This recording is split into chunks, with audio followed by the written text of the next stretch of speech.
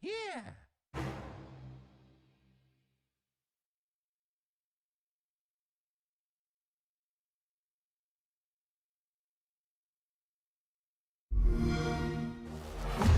Some people look out on the city and just see lights. I see lives, Agent, burning with hope for a better future. But what happens when evil comes out of the shadows? We do what we always do. We go to work. The team at Reagent Games is proud to bring you our vision of the ultimate sandbox. Explore the heights of a futuristic city. Race through the streets in a transforming vehicle. And use your powerful abilities to stop a ruthless criminal empire. Crackdown 3 delivers the classic gameplay in a brand new way. Crackdown 3 is set in a dangerous new city. A once glistening metropolis overrun by violent crime and corruption.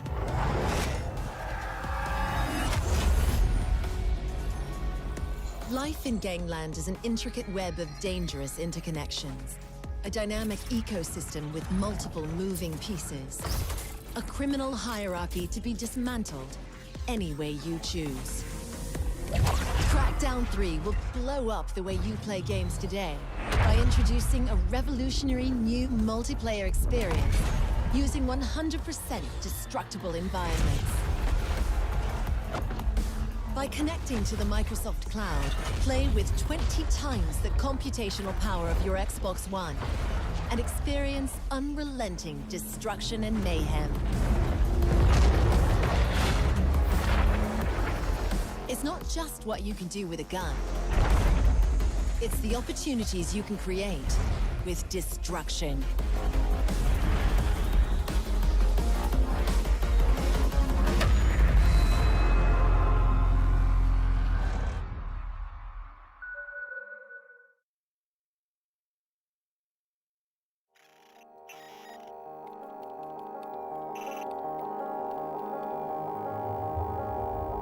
Come touch me like I'm an ordinary man. Have a look in my eyes. Underneath my skin there is a violence. It's got a gun in its hands. Ready to make sense of anyone, anything, anyone, anything, anyone, anything, anyone, anything, anyone, anything. Black holes living in the side of your face. Razor wire spinning around your around your around your around your around your around your around your around your around your around. Bullets are the beauty of the blistering sky. Bullets are the beauty and I don't know why. Bullets are the beauty of the blistering sky. Bullets are the beauty and I don't know why.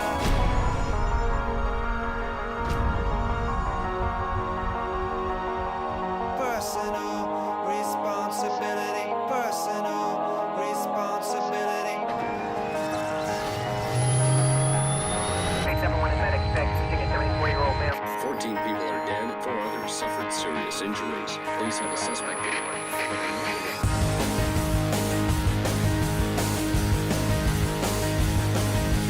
Personal responsibility. Personal responsibility. Personal responsibility. Personal responsibility.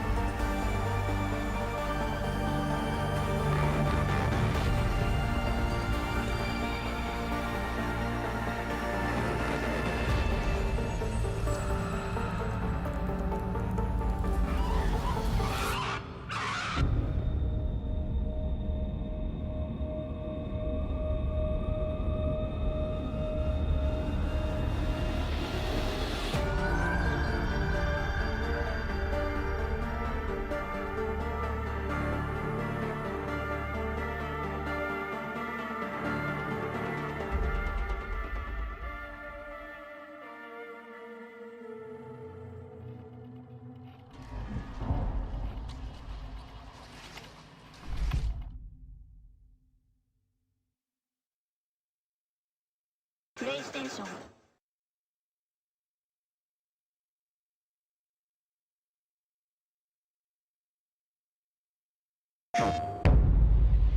We must atone!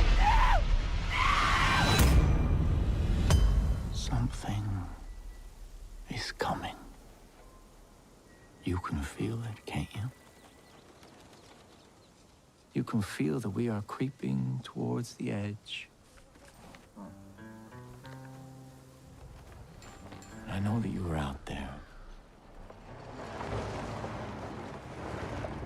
And I know that you are in pain. But my children, I'm here to tell you that suffering is a choice, and you can choose a better path. We want you. We accept you. And we will take you, willingly or not. And some of you may fight, but in the end, you will thank us. I am your father, and you are my children.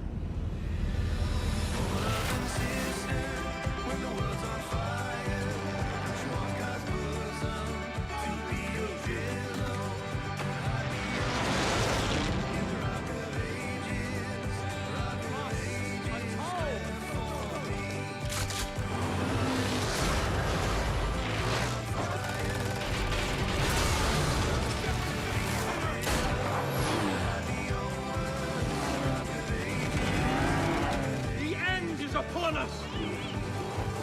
I shall lead you to the gate! For you are my children, and I am your father!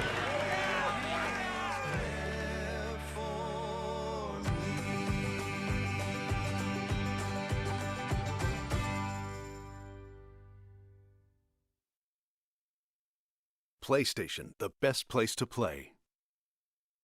PlayStation.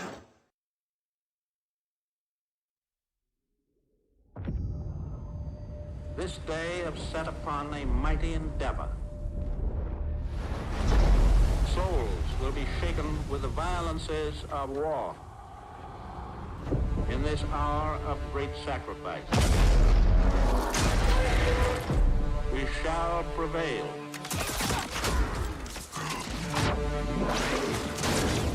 Get your head down and keep moving!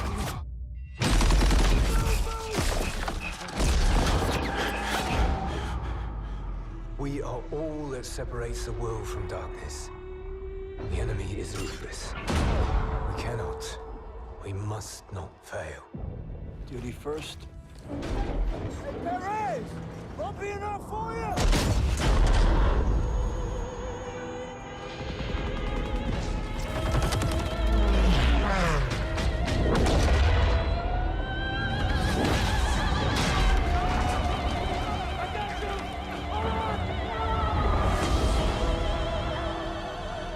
Casualties. We executed the mission. Get me the fuck out of here! How many? We had orders! Get to cover!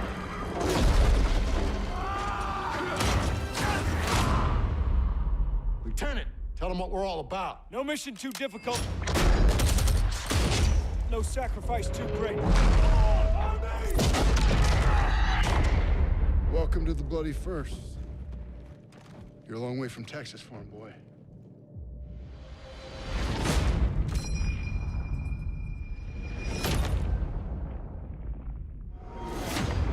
Pre-order now and get access to the private beta.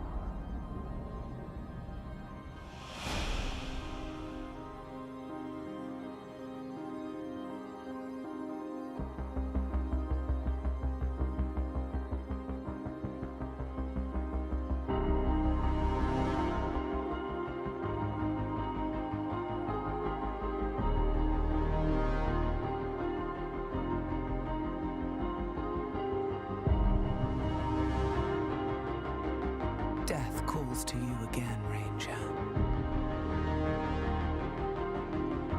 How do you answer? We bring this war to them.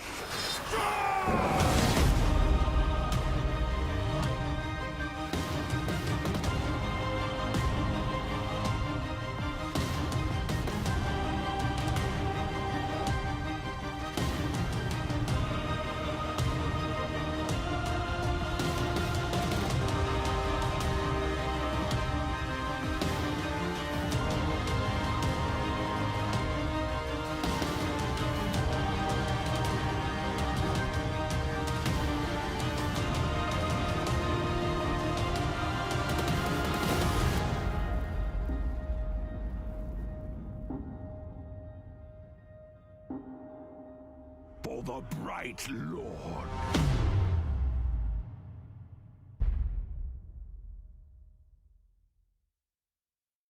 Peggy 18.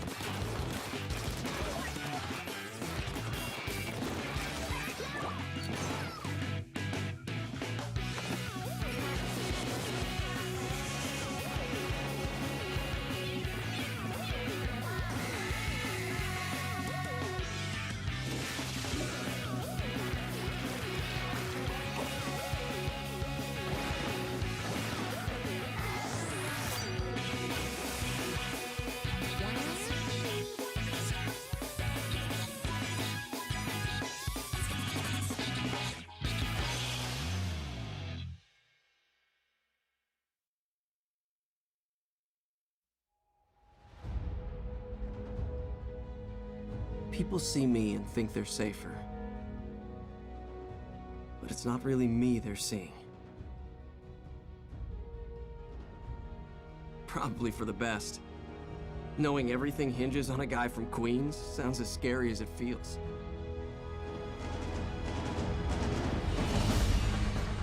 No pressure, right?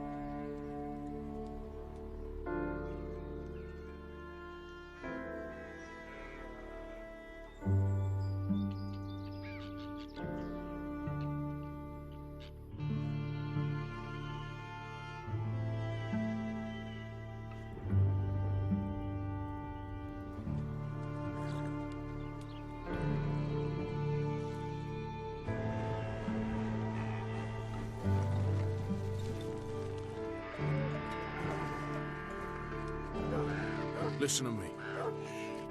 When the time comes, you gotta run and don't look back. This is over.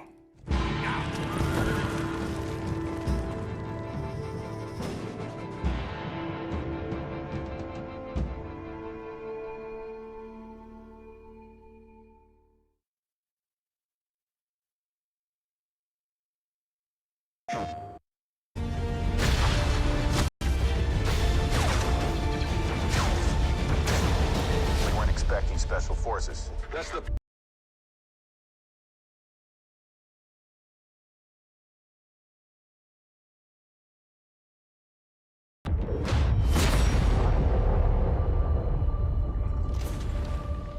Impossible. Commander, what do we do now?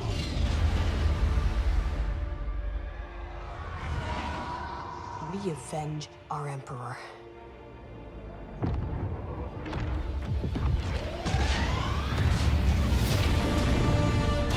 Resistance.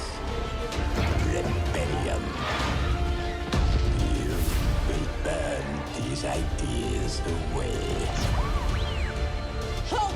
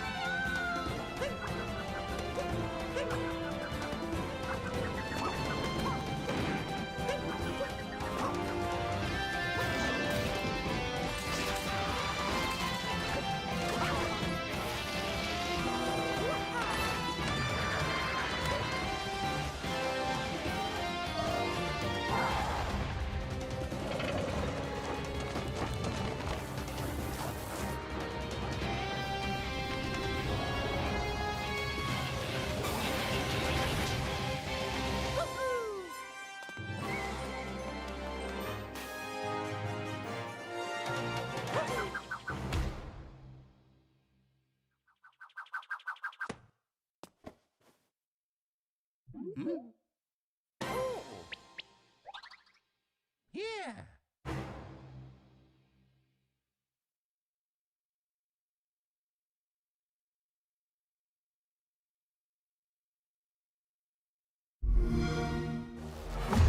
Some people look out on the city and just see lights. I see lives, Agent, burning with hope for a better future. But what happens when evil comes out of the shadows? We do what we always do. We go to work. The team at Reagent Games is proud to bring you our vision of the ultimate sandbox. Explore the heights of a futuristic city. Race through the streets in a transforming vehicle. And use your powerful abilities to stop a ruthless criminal empire. Crackdown 3 delivers the classic gameplay in a brand new way. Crackdown 3 is set in a dangerous new city. A once glistening metropolis overrun by violent crime and corruption.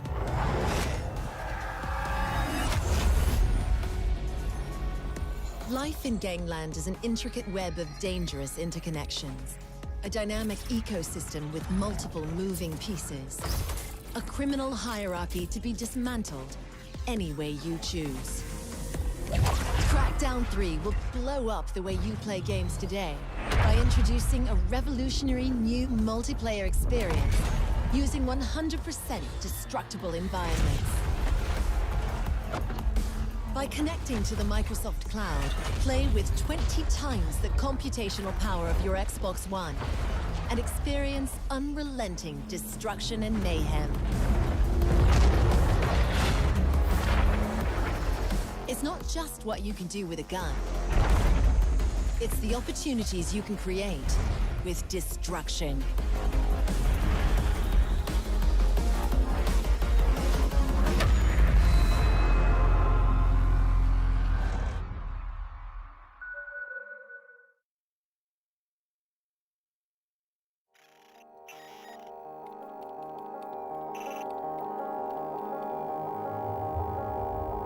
Come touch me like I'm an ordinary man. Have a look in my eyes. Underneath my skin there is a violence. It's got a gun in its hands. Ready to make sense of anyone, anything, anyone, anything, anyone, anything, anyone, anything, anyone, anything. Black holes living in the side of your face. Razor wire spinning around your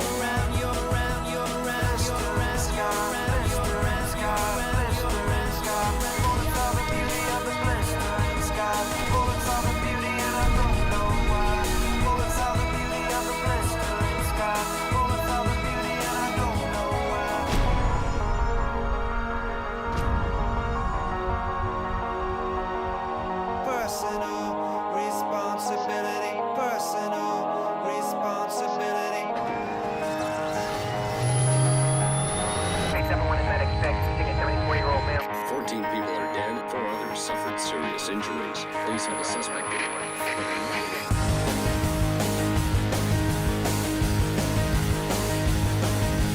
Personal responsibility, personal responsibility, personal responsibility, personal responsibility.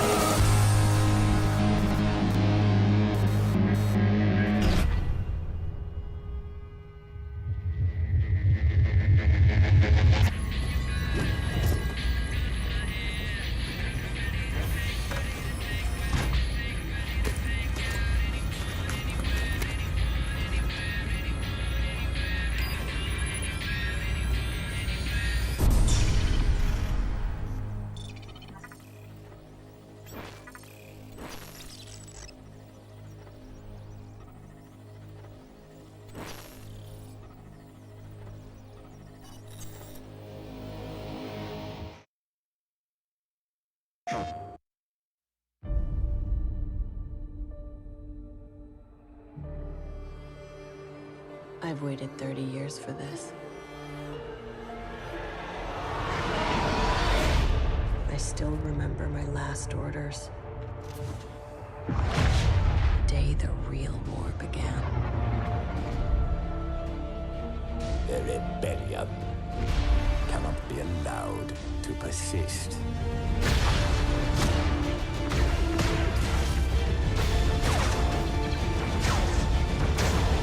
We weren't expecting special forces. That's the point, Sergeant.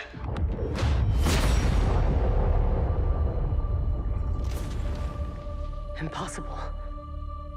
Commander, what do we do now?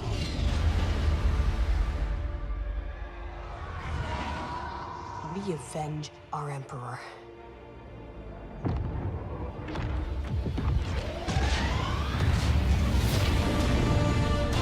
Resistance. Rebellion. You will burn these ideas away. Hope cannot save them!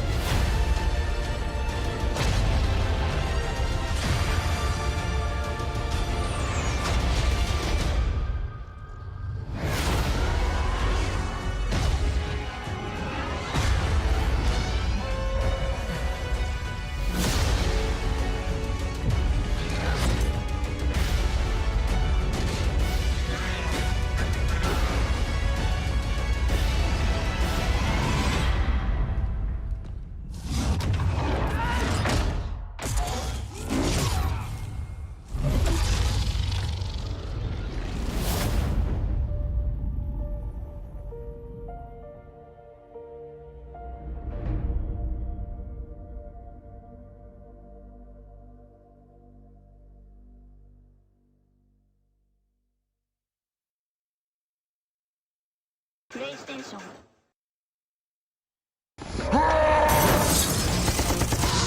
E3 2017 is the biggest video game event of the year. Hello, everyone! The show is sold out, but don't worry, because we've got your ticket inside. I've never seen anything like this at E3. IGN has it all with exclusive first access.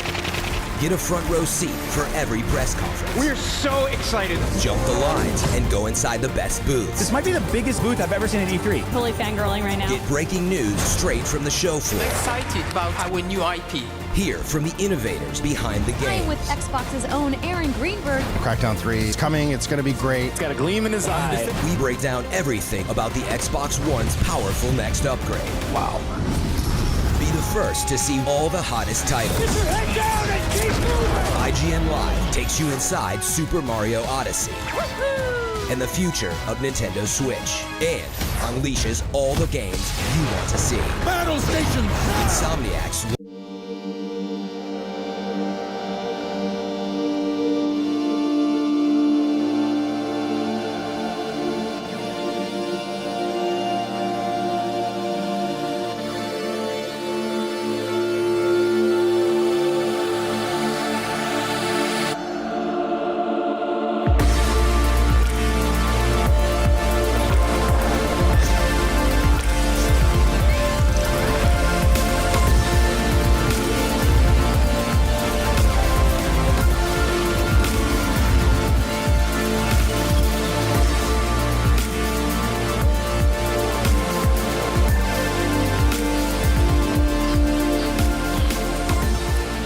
Hello and welcome to IGN Live at E3 2017. I'm David Hatfield, and we're coming to you from Los Angeles, where in just a bit, Electronic Arts will kick off E3 with its press conference.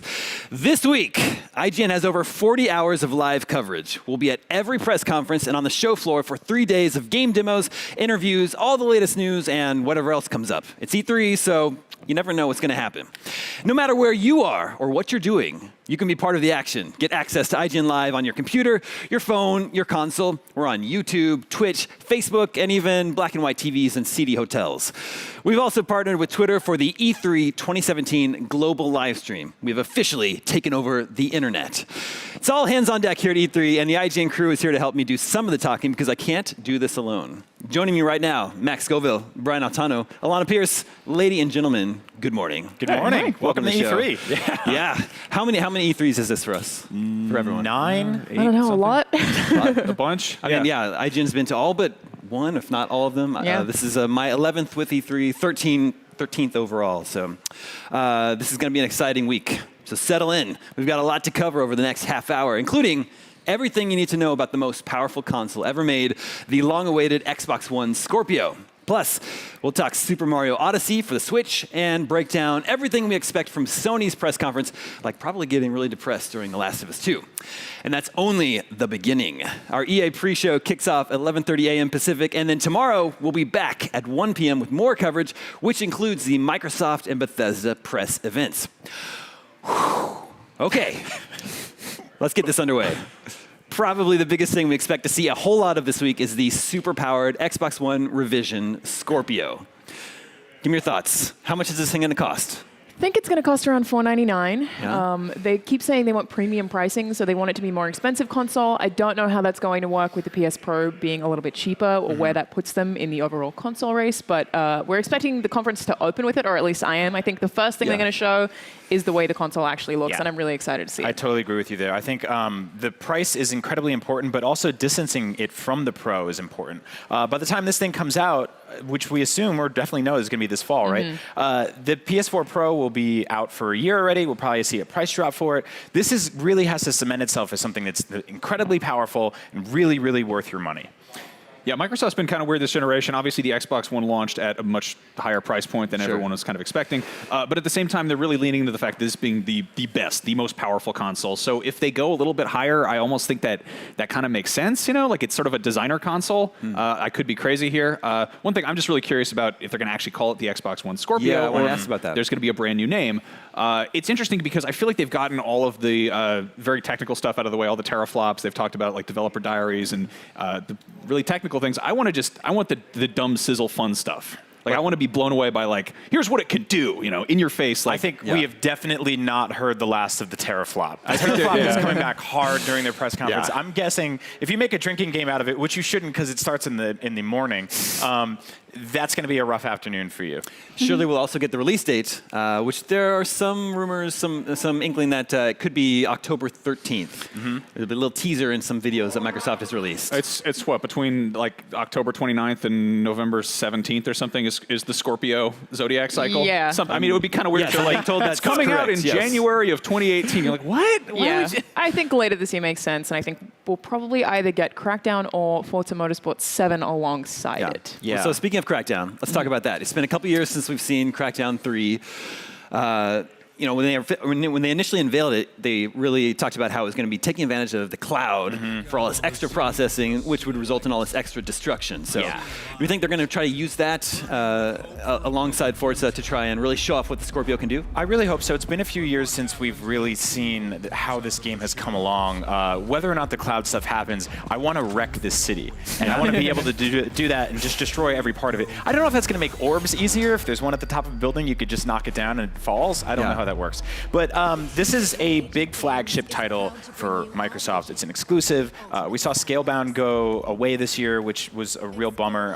And I think it's important to have a game like this. And if this can really show off how powerful the Scorpio is, then yeah, make it a flagship launch title. Yeah. It pretty much has to come out this year, and I think Sea of Thieves and Forza should as well. We have no idea yet, so I guess we'll find out. But yeah, we haven't seen Crackdown in a really long time. Some people got to play it at Gamescom like 3 years ago, so I feel like it's going to be a completely different game this E3 than what we've seen in the past. Max, what's your read on Crackdown? I mean, it's one of those things where I kind of stopped getting too excited about it because they kept us hanging for too long. You know, it's kind of a bummer when that happens. I want to see what they do. I want to be, you know, blown away. I think the destructible environment stuff is really cool. The cloud computing has always seemed sort of like proof of concept rather than an actual mechanic or anything. I'd like to see what this does differently to set it apart from the massive amount of open world games we've gotten over the past few years. I mean, it's kind of similar to Prototype or Infamous or even Saints Row 4, and those games have all kind of been gone for a while. So I'm happy to just jump and glide around the city, honestly. Yeah. I mean, the other platforms have their exclusive open world games, Horizon and Zelda. This could be that for Xbox Scorpio, hopefully, but all we've seen so far is just this one urban environment, the city environment, right? So I'd like to see a little bit more variation in like where we're going to be running around. You want to wreck a forest. I want to just burn it to the ground. Another game we're likely to see possibly at the Xbox conference tomorrow is Middle-earth: Shadow of War, which was the first title announced with full Scorpio support. That game, its release date is now October 10th, and if The Xbox Scorpio is out October 13th. That would make it a nice little launch title for the new system. Yeah, seems like a safe bet. Obviously, the big thing that made Middle-earth awesome in the first place was the Nemesis system, where you have procedurally generated enemies, and that was one of those mechanics that was so complex under the hood. It was a really good game, obviously, just to play, but that's one of those systems we kept expecting to show up in more and more places, and I'm excited to see what they do with more power. Like if they've got, it's going to be cool to see this game looking gorgeous and beautiful with realistic trees and orcs and slime and all that, but does this mean we're going to have more complex nemesis or just smarter AI? Like, I want to see, the Scorpio kind of coupled with something that is both visually impressive, but also mechanically has something interesting going on. Yeah. And Brian, you're a big Lord of the Rings fan. The biggest Lord of the Rings fan at IGN. No, actually, I'm not a Lord of the Rings fan at all. I'm more of a Star Wars guy. I know you can love both, but I did love Shadow of Mordor because by skipping the cutscenes, I just had a badass action game where you could ride weird nightmare dogs and throw bees at people, which everybody needs. Yeah. Also, did you play the first game? Yeah, and I loved it. I love the combination of Batman Arkham combat, which is some of my favorite melee combat in anything, and then sort of Assassin's Creed climbing, and having that in a Lord of the Rings lore. I really like that game, and if they expand on it by making it slightly prettier and a little more colorful, I think is one thing it'll really benefit from. The first game was pretty bleak. I mean, it was Mordor, but still. So I'm excited to see what they do with that. Yeah, I mean, it was bleak and a little monotone, too. There wasn't a lot of variation in the environment, so yeah, hopefully they can take us to a few more different locales. There's a lot of wet mud. Yeah, yeah. The orcs love the mud. They roll around in there. It's very nice. Where they came from. Yeah. Also, after a year, taking a year off, after a number of leaks, also, Assassin's Creed is returning. Ubisoft has said that Assassin's Creed will be here at E3, even though they haven't officially unveiled it yet. I wonder if it will be unveiled at the Microsoft conference. I think it'll be unveiled before, because everything about this game has leaked so far. I think the entire video presentation will leak. No, this is a good time for Assassin's Creed to return. It's taken some time off. I think people, even the biggest fans of the series, sort of felt a little bit of fatigue where that was going. Year after year of kind of this sort of samey feeling with minor advancements and improvements here and there. But what I really want to see is a game that looks just decidedly different than what we've seen in the past. Sure. I want to move away from the Animus. I want to move away from Desmond. I want to start a brand new story, and I want to slide down an Egyptian pyramid. And we should let people know, this is, of course, Syndicate, Assassin's Creed Syndicate that we're seeing here. Yep. One of the few things that hasn't leaked about the next Assassin's Creed is actually gameplay footage. Yeah, that's true. We've seen screens, Yeah. logo, T-shirt, pre-order bonuses, T-shirt, magazine gift covers. cards. Pre-order bonuses. Theme songs. Yeah, it's kind of ridiculous. At this rate, I feel like it's going to just get projected on the side of the convention center, and Ubisoft's going to be like, rats, out of the bag. I'm really excited about this because, again, Assassin's Creed is one of those series that it's almost like crumbled under its own weight. Like you had the first 5 games were telling one story, pretty much. I mean, with Desmond and everything. Story, and if this is sort of a chance for them to almost like soft reboot it, and I think Origins is kind of Origins. Do we know that? I don't. Anyway. Yeah, I think it's Origins. Okay. It's plural? Yeah, I think plural, that's a good chance to be like, hey, this is another jumping on point. This is the beginning of a story, and it's also they've had 2 years to work on it, so hopefully there's something really cool there. Yeah, sure. Yeah, I'm excited about it. I was a hardcore Assassin's Creed fan at the start. I even liked Assassin's Creed 1. Not a lot of people did.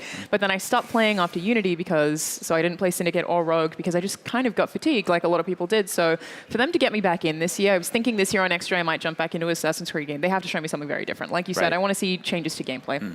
Things that I'm not expecting. What do we think about the Egyptian setting? I love it. Yeah. I almost feel like they've been kind of having this as like an ace up their sleeve.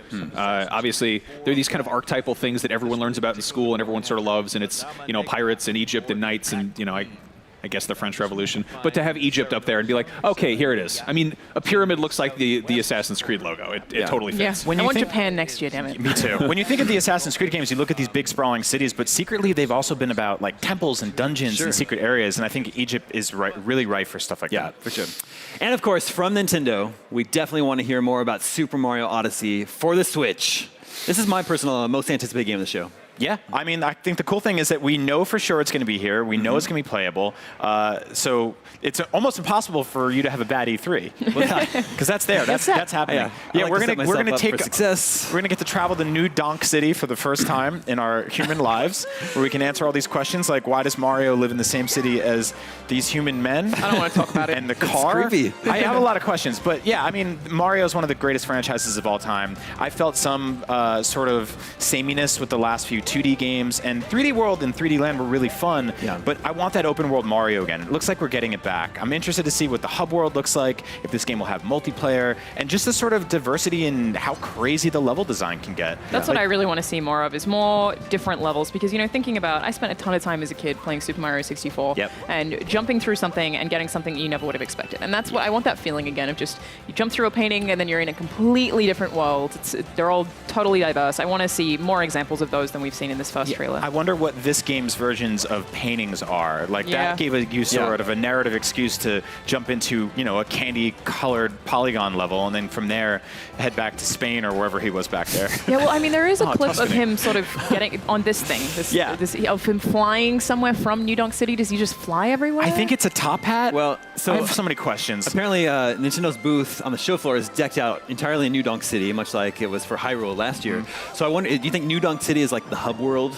I hope so. As a former New Yorker, I want to spend as much time. Jump into different manholes. I'll know exactly how to. Yeah, that's the best way to get around New York is the manholes. I'm really excited about just the moment-to-moment of the gameplay. Like, obviously, I think Nintendo just they took a breather with Breath of the Wild. No pun intended. Why did I do that? But like, they sat back and they looked at what other games were doing, and they paid attention, and they took notes, and they made an incredible game that completely changed, like, what games are going to be like from now. It's going to be hard to play other games after that Zelda. I want to see the same thing applied to Mario. Like, I want to jump into a Mario game that feels entirely new, but at the same time, like, it's drawing from all the tenets of what makes Mario great to begin with. Yeah. The interesting thing is we've seen so many open world games, so Zelda had a lot to sort of learn from. But in terms of 3D platformers, like, Nintendo's kind of still king. So they have to pretty much iterate and advance on their own expertise and keep it going from there. Think we'll get a release date? Oh yeah, for sure. And will it be this year? Yeah, I think this has to be their big fall game. They've got a lot of hype on Switch right now. Their job at E3 is to keep that momentum going. Yeah. If you look at Sony, there's questions about what they do next and what Microsoft does next. Nintendo just launched a console. Keep us happy for the rest of the year. They do tend to release new games like kind of just before Thanksgiving, so that's the window I'm expecting, sometime in November. Well, speaking of Sony, in a few days, Sony is holding its press conference, and there's a lot we're looking forward to there. Right off the top, a new take on God of War. Right, that's what they opened with last year. Yeah, definitely one of the biggest surprises of their E3 press conference last year. I don't know if we'll get anything specific in terms of release date. I would hope for a window, at least a year. Yeah. But there are people saying we might get this game this year. I'd be shocked if that happens. It seems like there's a lot going on under the hood over here. But that would be great news. Yeah, this looks awesome to me. It looks so much more heartfelt than anything else I've seen from God of War. And there's definitely a weird trend with Sony games having a kind of single father figure that leads the game, but I'm totally cool with it. Yeah. It's sweet. I wonder what that stems from specifically at Sony. I think Shuhei Yoshida has a lot of issues that he's working through. Well, I think it's the fact that a lot of developers have kids, and they kind of grow up from being these like angry, like heavy metal dude bros who are like, let's fight something, to being like, oh, like let's also take care of something. And it all started with Crash Bandicoot, who had a single father. Right. Yeah. He had some weird stuff Came going from a broken home. I'm really excited to see what this game does to set it apart from so many other games. Right. At a glance, isn't this Horizon? Is it Horizon? Is it The Witcher? Like, it looks like so many other games we've been playing recently, and that's not bad. But I want to see what it does that really just kind of sets it aside. I mean, to totally counter that, I've always loved God of War combat. I love how fast it is. I love racking up insane combos, and that's the thing that I would like to see, but I can't imagine how it fits in this. Yeah, So I agree. I hope that the sort of minute-to-minute stuff is as fun as it is to take on a big boss. I really liked Horizon, like just hunting through like a field and then turning the corner and taking down a giant T-Rex. And I hope that fighting gods in this game are just as fun as it is to fight, I don't know, an elk. Yeah. Like that one. Yeah, I feel like it still has some trick up its sleeve. My biggest hope is that this is one continuous story in real time. Yeah. Like, if it goes from start to finish, like you start the game and there are no cuts, there's no fast travel, there's no, like, Uncharted 4 didn't really have any loading screens, and you'd kind of get a chunk of the way into that game and go, oh wait, I haven't seen a single loading screen, and that was cool, but you were still having like sort of, you know, be like, oh, Nate goes to bed, end of scene, you know. Nate turns 16. Right, it jumped around a bit, but like for something like this to be like, you walk out the door to go hunting with your kid, and then you go on this crazy epic fairy tale adventure, that could be insane. Yeah. You mentioned the combat. The first 3 games, or even the fourth, I guess, they were all combat. Like that's all it was. And it seems like they're maybe taking a little step back, allowing a little more breathing room for other game mechanics, crafting, and RPG elements. And dialogue and narrative. I mean, I think that's the cool thing here is that there's a very personal story between these two characters that we're going to learn about. And if they kill one of them, I'm going to cry. I'm really going to cry. It's definitely a big change, though. I mean, God of War has inspired other games to having that really fast hack and slash combat, and a lot of it's really challenging as well, which is super appealing. So I wonder if distancing itself from that too much would hurt fans of the franchise. Yeah. Well, another title we're hoping to get a closer look at is Insomniac's Spider-Man game. This is actually one of the most anticipated games with the IGN audience. People can't wait for this game. Same. Yeah? Yeah, I'm with you guys. Yeah. It's going to be great. I played through Insomniac's last game, Ratchet & Clank, and the whole time I was thinking, like, I kind of wish this was a Rocket Raccoon game. Yeah. And for that, I was just like, we haven't gotten a really good Marvel game in so long that's just about, a superhero. And Spider-Man's perfect for this. He's mechanically awesome. He's effectively, parkour Bionic Commando. We've had some great Spider-Man games in the past, and to see a wonderful studio with like a, history of fantastic games under their belt tackle something so beloved is wonderful. I'm really looking forward to this. Yeah, we talked earlier about, open world games and how there's so many of them and how they can differentiate themselves from each other. The sort of movement and fluidity and verticality of Spider-Man as a character, coupled with just how gorgeous this has potential to be, I think could create an open world game that's different than anything we've ever played before. Like, this looks nuts. It looks so good. It just looks nuts. Yeah. That's all I can say. I just get so excited watching how fast this moves. And I mean, it's cool to see New Donk City again. Yeah. If it's anything like Sunset Overdrive, which of course Insomniac made a few years back as an Xbox exclusive, it'll be really fast. And one of my favorite things about that game was that you could traverse the entire city without ever touching the ground. Yeah. I want to be able to do that as Spider-Man. That's exactly what I want. Also worth noting, it's bright and colorful. Yeah. It's Spider-Man, so he'll probably have quippy one-liners. We've had some wonderful superhero games. I mean, the Arkham games, for instance, are awesome, but they're also very brooding and dark and angry, and it'd be kind of nice to have a sort of a change of pace. Yeah. That said, I want to see what villains are in this game. I want to see Venom. I hope Carnage is here because he's weird. He's always fun. Some of the old Spider-Man games had like gang kind of stuff. You had to like take down gangs. It was very strange. They did a lot of really creative stuff. It was a ton of fun. Quick experiment. How many Spider-Man villains can Brian name? Go. Venom, Carnage, Black Cat, Kingpin.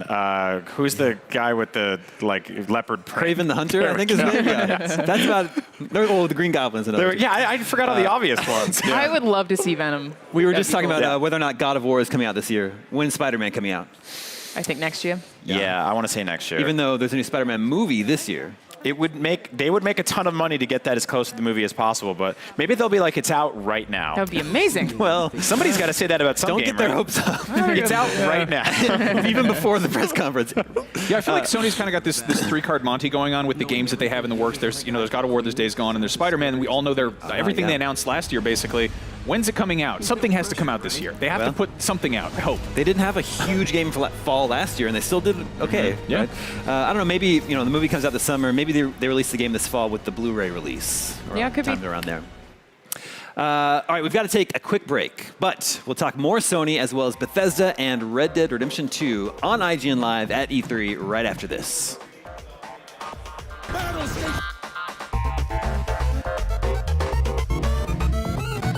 Talking. Yeah, we're doing it.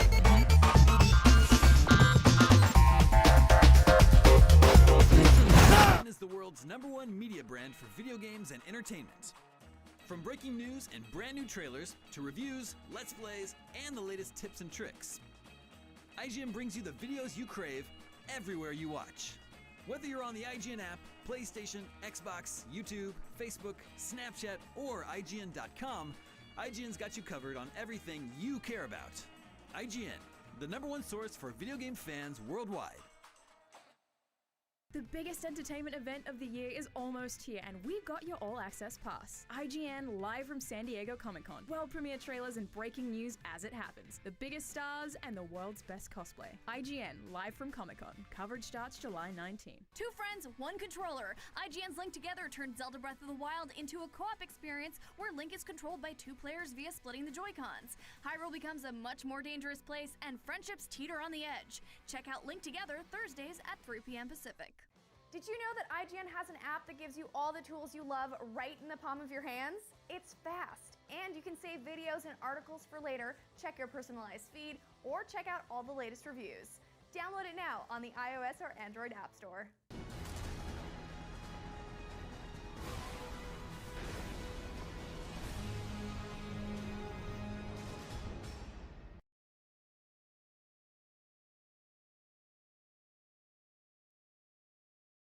The biggest entertainment event of the year is almost here, and we've got your all access. Here. Interesting. Welcome back to IGN Live at E3. We've still got our EA press conference pre-show on the way, and we'll take you to the event as soon as it starts. Now, before the break, we were talking about what else we expect to see this week, specifically at Sony's briefing. Sony is aligned with Destiny 2 for marketing purposes. I think we might hear more about Destiny 2, which just had its big reveal event recently. Yeah, that's why it's interesting. Just so close after the reveal event, after we've seen all of the story stuff, I'm excited to see what they show us. Yeah. I hope that we get some more looks into the new raids that we can expect with Destiny 2. Because that's something that I'm really excited about. And I always said with Destiny 1, I wish the whole game were like the raids.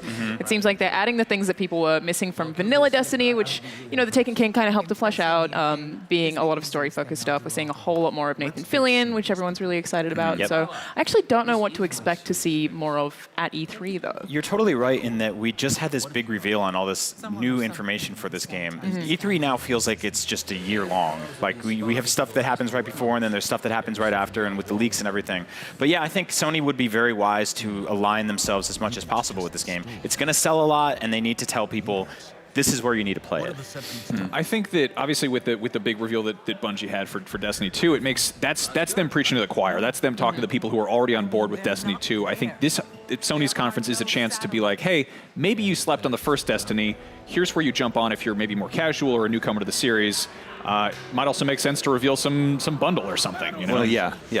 I know there's some sort of content that you get if you pre-order it on PS4, so maybe they'll want to reveal exactly what that is. What do you think they need to improve on the original to address the concerns that people had with the first game?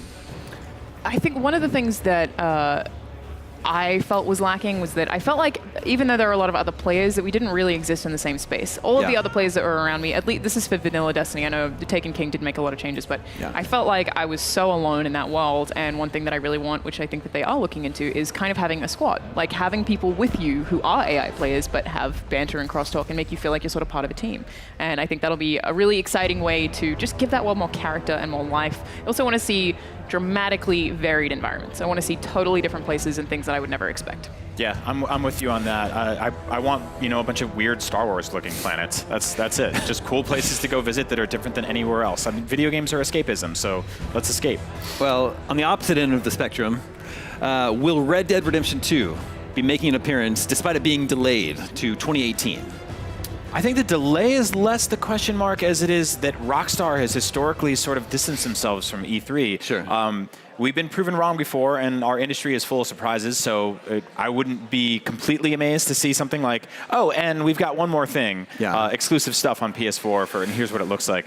But yeah, that would be a big showing here at E3. It's going to be the best-selling game of next year, hands down. If you could name another one, go for it, but I have a feeling you're wrong. I don't think that we'll see it at E3 this year, but it's funny you mentioned that. There were rumors that when Shadow of War got delayed, that it was so that it could actually exist in the latter half of the year where there wasn't an open world Red Dead game. Right. Because that's like a good way to get trampled, basically. Oh, yeah. So I don't think we'll see it, though. I think that delay made a lot of people breathe a sigh of relief, including us as gamers. You know, it sort of said, well, 2017 is a little more open for us. There won't be a 100-hour open world cowboy game at the end of it. But if you're a publisher putting out a game this fall, you're probably like, yeah. So going back to will we see it or not, I think we'll see something related to Red Dead. There'll be a mention of it. You know, somebody will allude to it being there's something better on PS4. I mean, they've aligned themselves with Sony. We saw with the reveal of, I think it was GTA 5 when it came to current gen consoles. They were like, we've added better headlights and cats and first person. And you're like, what?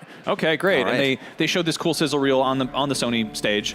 I imagine maybe something akin to that, but again, this is a brand new game completely, not something that came out last generation that they're, you know, upscaling. Yeah. Well, when Rockstar did announce the delay, they said they'll have more news to share this summer. They didn't say at E3. So even if it isn't here this week, I think we will be seeing more Red Dead Redemption 2 soon. But what about Kingdom Hearts 3? Kingdom Hearts 3 has been in the works for a while and is one of the IGN audience's most anticipated games. Is this the year we finally get the Keyblade? I hope so, but it's so hard to say. You know, we've seen really small chunks of Kingdom Hearts 3. And I think the gameplay looks great. Like, I'm very sold on the way that Kingdom Hearts 3 looks, but I I don't know where that game is in its development cycle right now. I don't know what their marketing strategy is right now. So I kind of would have expected them to start showing it more earlier in the year if it was coming out this year. Yeah. I think we probably will see a little bit more at E3, but I'm expecting next year to release, or maybe even later. Hard to say. Square Enix takes their time, Yeah. you know? And they just, it seems like with Final Fantasy 15 that paid off. You know, Yeah, people that's waited true. and waited and waited, and they were delivered a product that they loved that sold well. So the message there is, you will wait and you'll deal with it, and when we're ready, and we hope you love it. It's kind of crazy to think this is a sequel to a PS2 game. And obviously, there've been like other Kingdom Hearts games in the middle, but yeah, Kingdom Hearts 2 came out when I was in high school, I think. Like, that's kind of insane to think about. I think it's just really a double-edged sword or keyblade, whichever. If they show something and they don't have a release date or they don't have it soon, it's just kind of stringing people along at this point. But if they don't show anything, then it's just disappointing. So Disney as a company has changed dramatically since this game started development in terms of just sheer acquisitions alone. You look at Marvel, you look at stuff like Guardians of the Galaxy, which is now like the most popular ride at Disney. You look at Star Wars. Like, how much can all this stuff make its way into Kingdom Hearts? I guess we'll have to see. Yeah, as big Star Wars fans, having Star Wars characters in Kingdom Hearts 3, would that get you really excited? Excited is, I would say curious. I want to see Darth Maul fight Winnie the Pooh because I'm weird, but I can head on over to DeviantArt for that. I actually think Winnie the Pooh could be turned to the dark side. I can see that. I feel a little bit weird about it. You know, it's like it's not like that. It's not canon. It's more just like when somebody mixes up like Playmobil and Lego. It's just like it's. I personally am totally cool with it. Yeah. Throw all the Marvels into Kingdom Hearts 3. Go for Mix it all up. Well, Square Enix also recently announced that development on the Final Fantasy VII Remake is being brought in-house, and the game is still years away. Does that mean it is a no-show this year? We have to see something. It had this big E3 debut, 2 years ago when we first heard about it?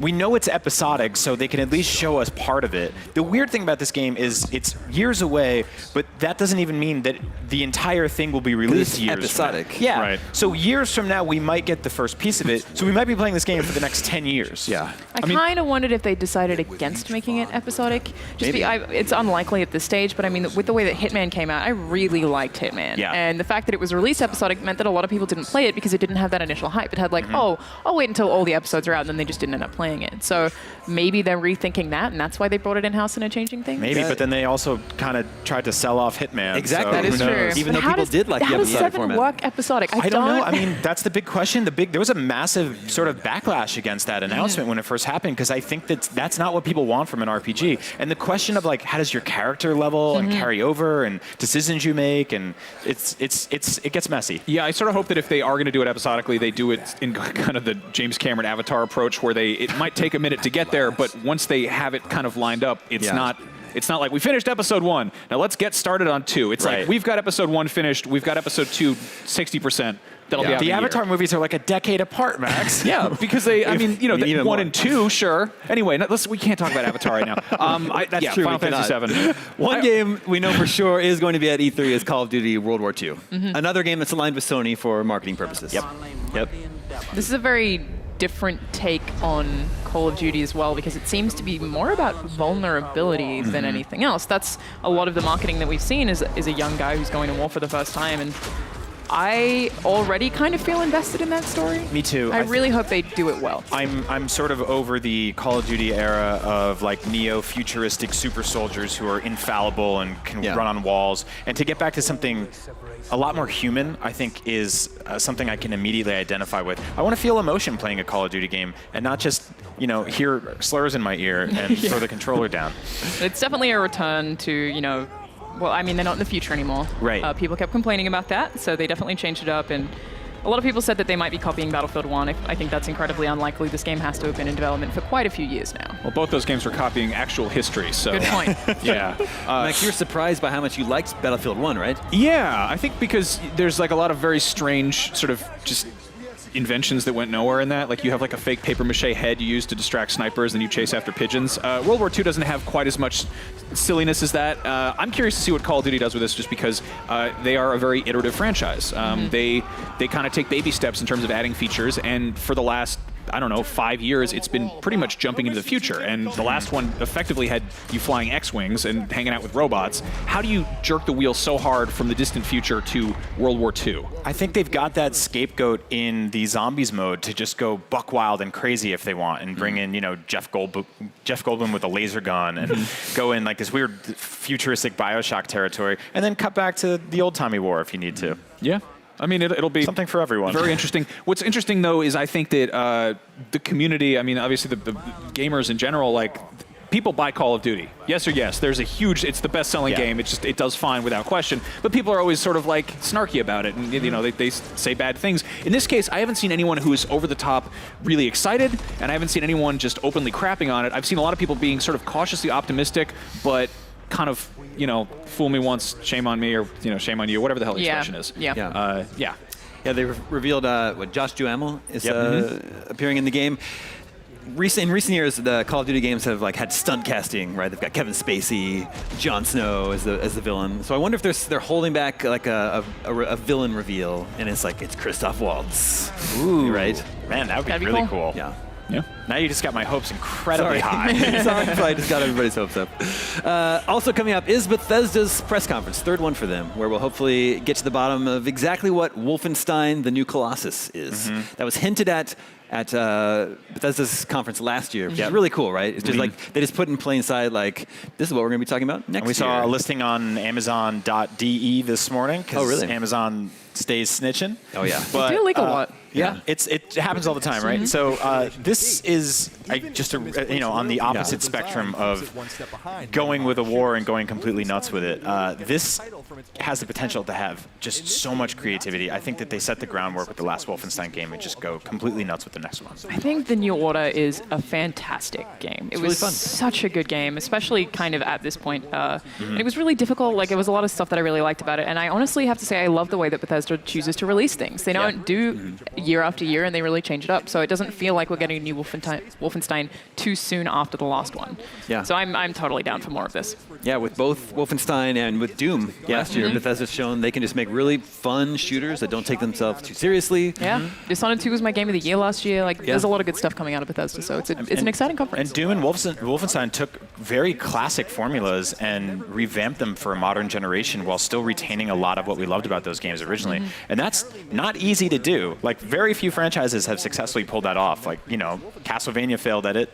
Donkey Kong's never been great in 3D. I mean, Zelda's Prey is good. very different. Yeah. Is one thing, but I mean, Prey's a great game too, especially when you get further into it. So, I feel like at this point, Bethesda's one of my favorite studios, and I will play almost anything they put out. If nothing else, they totally understand the pageantry of putting on an E3 presentation. Totally. Yeah. I think they built a theme park this year, so that's they're making it fun for everybody. Yeah. Yeah, well, I think when they announced their first press conference 3 years ago, everyone was a little skeptical. Does Bethesda really have enough to justify a press conference? And the last 2 years, they've really impressed everybody with their lineup. Yeah. All right, that is going to do it for this half hour. But don't go anywhere, because after this break, it is time for the EA pre-show. Stay with us.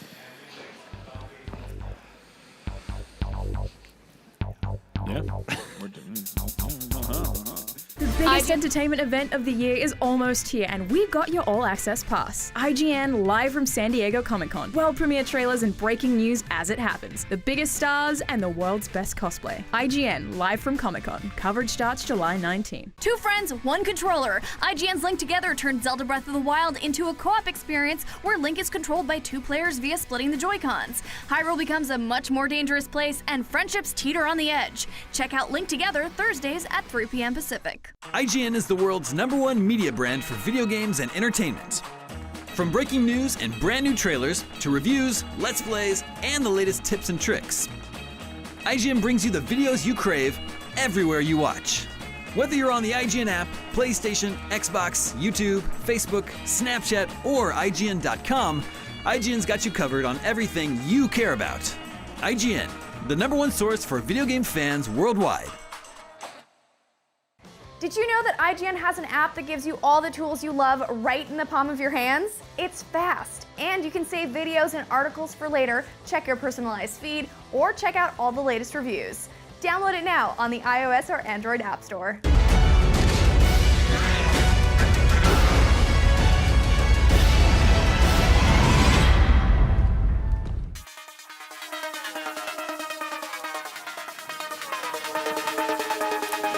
Welcome back to IGN Live at E3. I'm Damon Hatfield, and our first press conference of the week is about to get underway soon. We'll take you to the Electronic Arts event as soon as it starts, but first, let's talk about what we hope to see today.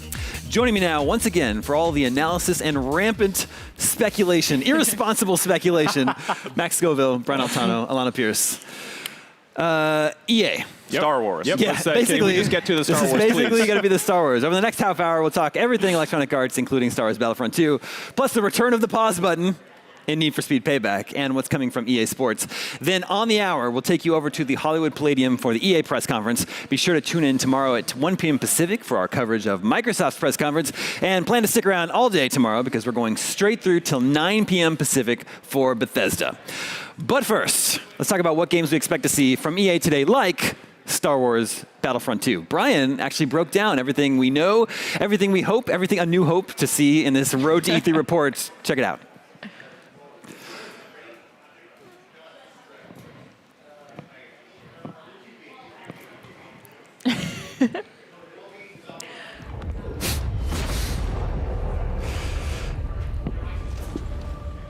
Impossible. Commander, what do we do now?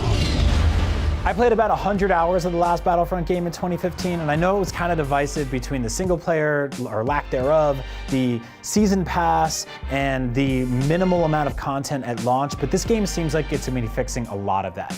It's got space battles, it's got prequel stuff, lets you play as everyone from Kylo Ren to Rey to prequel-era Yoda who's flipping around, and even Darth Maul. We first saw Star Wars Battlefront 2 at Star Wars Celebration 2017 with an official trailer. It was about 2 minutes long, and it showed us a good mix of single-player and multiplayer stuff. The multiplayer stuff seems to span all the movies and gives us some prequel stuff, but more importantly, the single-player campaign has us playing as a new female protagonist who's actually a bad guy.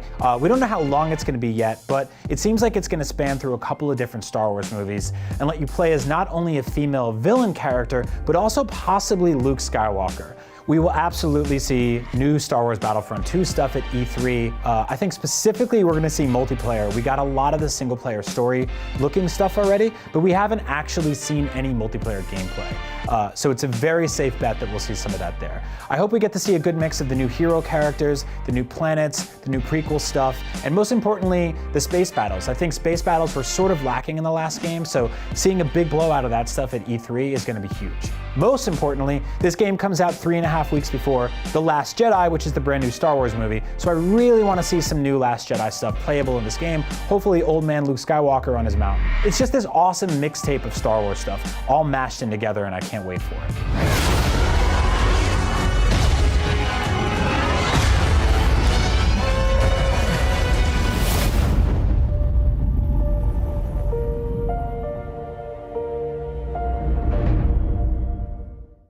IGN Live.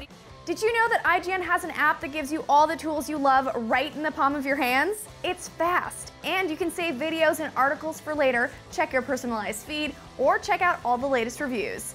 Download it now on the iOS or Android App Store. The biggest entertainment event of the year is almost here, and we've got your all-access pass. IGN live from San Diego Comic-Con. World premiere trailers and breaking news as it happens. The biggest stars and the world's best cosplay. IGN live from Comic-Con. Coverage starts July 19. Two friends, one controller. IGN's Link Together turned Zelda Breath of the Wild into a co-op experience where Link is controlled by two players via splitting the Joy-Cons. Hyrule becomes a much more dangerous place, and friendships teeter on the edge. Check out Link Together Thursdays at 3 p.m. Pacific. IGN is the world's #1 media brand for video games and entertainment.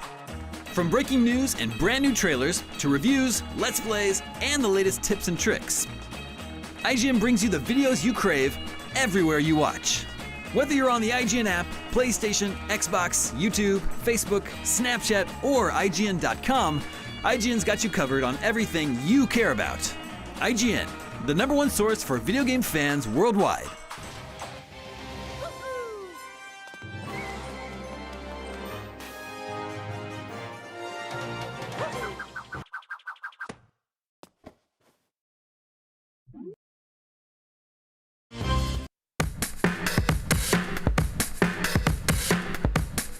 Welcome back, everybody. Star Wars Battlefront 2 is EA's big game this year. We expect a good chunk of its press conference to focus on it, but some multiplayer footage actually leaked out a little early this morning. Is that right? Yeah, there was a 12-minute multiplayer match. We got to see Darth Maul in action for the first time outside of the pre-rendered trailer that we got a couple weeks ago. Yeah. We got to see Rey. Both of them look awesome. We got to see Theed. We got to see battle droids. I don't even know where to start. I am so excited about this. So I'm almost disappointed by this the footage leaking because it's there's a bunch of YouTubers kind of playing here. The EA is going to do their usual thing with their big shooter where they have like 40 people playing at once and they jump around in the match and everything. But obviously they're going to have kind of a more kind of tailored experience that shows off all the bells and whistles. Yeah. The gameplay that leaked kind of just showed off somebody just playing the game. Darth Maul looks awesome to play as a hero, but the really cool thing here is the class system, which has like, it has officers, heavies, assault, and I think support or something like that.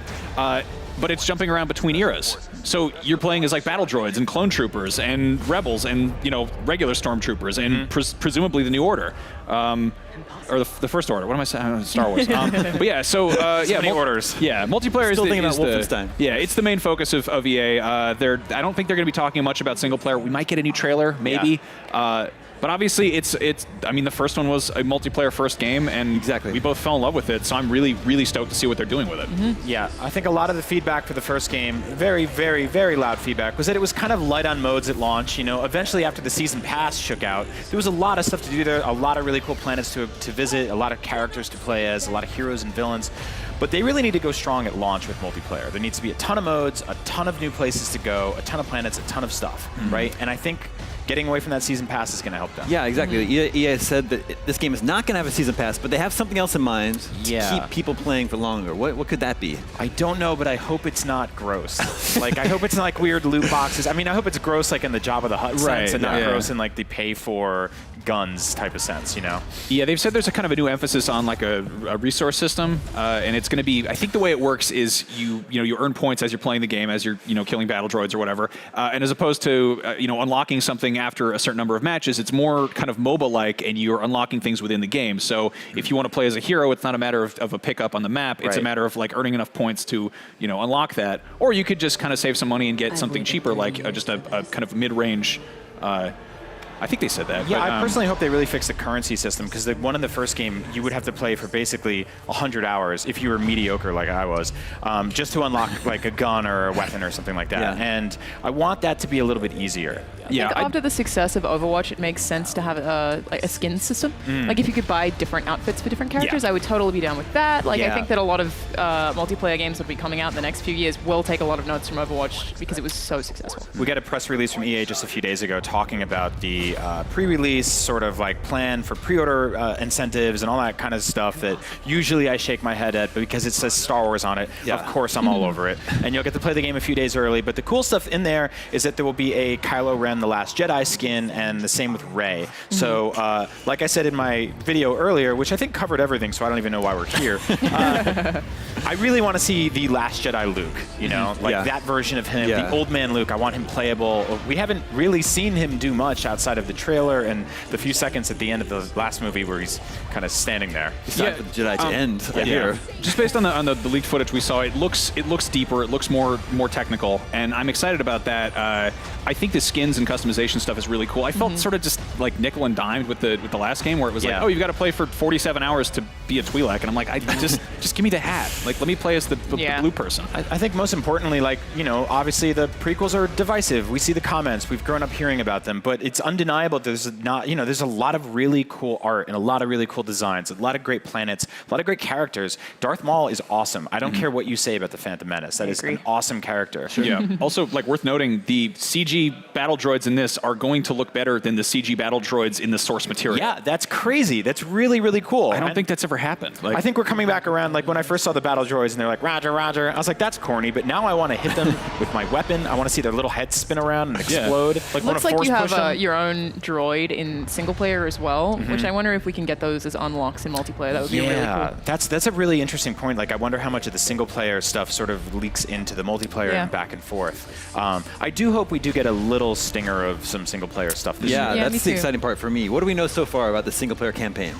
We know it's written by former IGN editor Mitch Dyer, which is, that's a cool game. And that's fine. Walt Williams, who wrote Spec Ops, that's absolutely incredible. Mitch is great, but really that's the part part you should be excited about because Spec Ops rules. Yeah. I think they're both writing different things. Sorry, it seems Mitch. like Mitch Dyer is writing sort of the emotional aspect and the relationships in the game, whereas Walt is better known for writing military. Yeah. So there are basically two people who are very good at writing things that are going to be teaming together for that. And I think that I'm really excited to see how they tackle you playing as someone from the dark side. Yeah, I've been the biggest fan of Return of the Jedi my entire life, and at the end of the Battle of Endor, that movie for the good guys is a party, and you know the Ewoks are playing on the skulls and stuff like that, and everyone's having a good time. And ghosts show up. And it's great. Yeah, but for the Empire, it's basically like Pearl Harbor. Yeah, it's like it's a disaster for them. And you're playing as Iden Versio, who's this. She's a daughter of I think a Grand Admiral, and she's grown up within the Empire, and she's had everything great. And it's not like stormtroopers killed her aunt and uncle. It's fine. She's happy. Yeah, and so we she's never like, see what happens to the Empire right after the rebellion succeeds. So we don't know what that's like for them without them having someone to lead them in that period of time, and that seems to be kind of where she's emerging. Yeah, we're getting introduced to this Inferno Squad, which is this sort of boots on the ground, sort of TIE Fighter, Death Trooper looking character design, and I want to see where they go with that. You know, like it went with the sort of Force Awakens thing of just take a pre-existing character and throw some red stripes on them. But I'm really interested in this squad and how they fold into the rest of the Empire. Well, one game we're definitely going to see more of today is Need for Speed Payback, the new racer that was just revealed recently. The last Need for Speed was 2015, I want to say, and that was another divisive game. There was an always online requirement, and you could literally you couldn't even pause the game, and it would sort of like take you out of the game and mess up what you were trying to accomplish. So I wonder where Need for Speed really fits into today's racing gamescape. You know, you've got Forza straddling the line of sim and arcade game with both Horizon and Motorsport. So I don't know, where does Need for Speed fit in today? I love Need for Speed, and I always have. I didn't like the last two games, though. I didn't like 2015's Need for Speed, and I didn't like Rivals. Yeah. And mostly because of the online focus. I mean, Forza Horizon does it really well in that you can kind of opt in. Basically, there'll be people populated in your world, and you can engage with them if you want to, or you can go to meetups so you can be with the online community. I think it needs to be integrated better. How Need for Speed competes against Forza Horizon is really hard to say. I want really cool customization. I want it to feel a lot more like OG Most Wanted, but I really don't know how they're going to make this feel super different, especially when Forza Horizon is so damn good. I think one of the coolest things about Forza is the customization, and seeing what the community has done with that over the years is phenomenal. And I think they have to pretty much give that same tool set or better to the community for Need for Speed and see if it sticks. Yeah, and I think where we're racing is a huge thing as well. To find out like what the streets actually look like in Need for Speed, like what are some of the iconic tracks that they're going to give us. That's a really big part of the personality of a racing game, so we need to see some of that. Well, I don't doubt it'll be pretty. Yeah, it's all sort of taking place around like fake Las Vegas. Fake Las Vegas is New Donk Vegas. New Donk Vegas. It's a desert town, casino town, and there's like a local criminal organization that you're either a part of or trying to escape from, something like that. Yeah. It's a cool setup, but every time we write about Need for Speed on IGN, the comments are all like, what about Burnout? Burnout. Right. You know, people want Burnout. This one doesn't have, it isn't Burnout, it doesn't have a crash mode. However, Need for Speed Hot Pursuit was a really fun game, and they are saying the cop chases are coming back from that, and so I'm definitely excited to see more of that. Yeah. Now, let's see, we talked about the Forza Horizon series. Next up from the EA presentation coming up will be EA Sports. What do we expect to see from EA Sports this year? Of course, they got Madden, FIFA. Yeah, I kind of wonder if they're all going to dive more into that kind of story mode that we saw last year, because I think that was a really interesting thing. So maybe we'll have more career modes out of even Madden this year as well. I really don't know how they're going to integrate that in a way that players actually play it, though, because apparently the statistics for people who actually engage in that mode is really low. So I'm interested to see how they evolve on that. It's an interesting concept. I guess that's a problem with first-person shooters as well, right? Yeah. If it's not in there, like with Battlefront II, everyone complains, but then they have the stats that show that no one completes the campaign. Well, I think they still have the campaign, but then they have a story mode, which is a separate thing. Right. So we'll have to see about that. But I mean, FIFA is hugely popular. People buy it every year, so it isn't even really necessary. We could get the same thing, just better graphics, updated physics, and I think people will be all for it. I think the FIFA segment might be the first time we hear the words Nintendo Switch. That's what I wanted to ask during this section. We know so far that the Switch version of FIFA may not necessarily be a direct port of FIFA 18 or possibly even FIFA 17. It seems like it's just its own thing, maybe possibly carrying some modes from even last gen, and maybe even some graphics from there. I mean, you're dealing with less powerful hardware than you are, especially with the PS4, you know, Scorpio and the Pro and all this kind of stuff. There's a lot going on there, and the Switch is kind of a last gen system, but in that way, maybe it doesn't really matter. If they can show us why this is a great place to play FIFA on the go, then, you know, pop off the Joy-Cons on the side and play multiplayer anywhere. Exactly. I mean, the Switch does a lot of stuff that other systems can't, in spite of being underpowered. But I want to see how that's applied. You know, do they scale back the whole way a game's designed and make it more about local multiplayer versus online? It's exciting to see. Yeah, that's been announced as being just called FIFA, right? It's not FIFA 17. I think that's an interesting choice. Yeah. Like that means it'll totally be a separate game, and I think it sort of immediately cuts off the expectations that it's going to have everything that 18 has. You 18, know? sorry. I don't think it'll be as feature complete, but like Max said, you know, there's a lot of sort of cool stuff there that the Switch can do that no one else can. Yeah, I'm honestly hope that EA has some more Switch stuff to show off in general. Yeah. So, you know, it's a new system. All right, we actually have a satellite feed from the EA event, which is just about to start in just over 5 minutes. So we want to take a look over there. As soon as this presentation begins, we will be throwing you over there. We'll watch the event live together, and then we'll all come back here and we'll talk about everything we just saw. Yeah. It'll be good. But first, we have to take a quick break. We will be back with more EA right after this.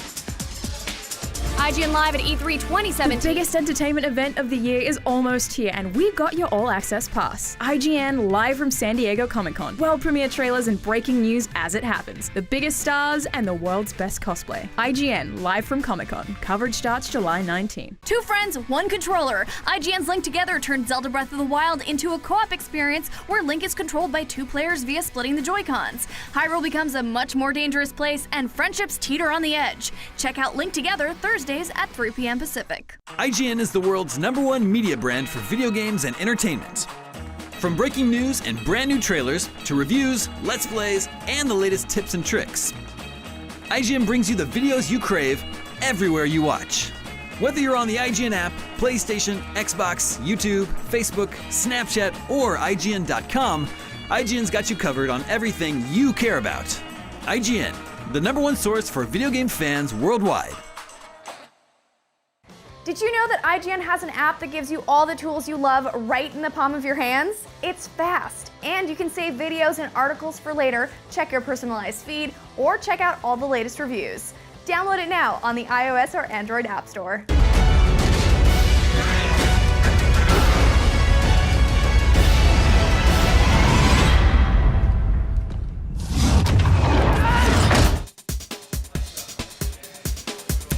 Welcome back, everybody. We're just a few minutes away from the first press conference of E3 2017. That'll be EA.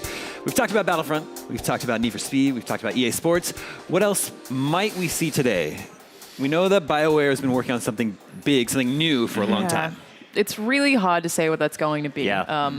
I have absolutely no guesses. Like, I was going to say, oh, maybe it's a fantasy game, but that doesn't make sense when EA already has Dragon Age, so I think if it's BioWare, I'll probably play almost anything that they make. I was hoping it's a Star Wars thing, but they've got Battlefront. I don't think they want to get that messaging out. You know, it confuses things. So have we heard anything about Andromeda DLC? Are they adding? I think they are distancing themselves from Andromeda. I think it's almost like that game's been sort of left in the dust. Yeah, at they this mentioned point. that they're kind of putting it back in the oven and that their Mass Effect's on hold for the time being. Yeah. So yeah, what next? We could get DLC, but I think that the best thing that they could do right now, after a lot of people were soured by Andromeda, is to pretty much pretend it doesn't exist. Yeah. Sure. Which is brutal because a lot of people did love it, but it's the with EA conferences, there's always the really obvious stuff we forget, like casual games. I mean, Plants vs. Zombies, or like the Minions go on vacation again, or whatever. Or the Minions versus Plants vs. Zombies. Yeah, there's a new Despicable Me movie out this summer, right? So yeah, that's what I came to E3 for. I mean, we might see some mobile games from EA as well. That wouldn't surprise me. I mean, I love The Sims. I think a lot of people really love The Sims, so I'm always down to see more expansions for that too. So all of the casual games, I feel like might get like really small showings, but I'm expecting. I've got a great idea: The Sims versus Titanfall.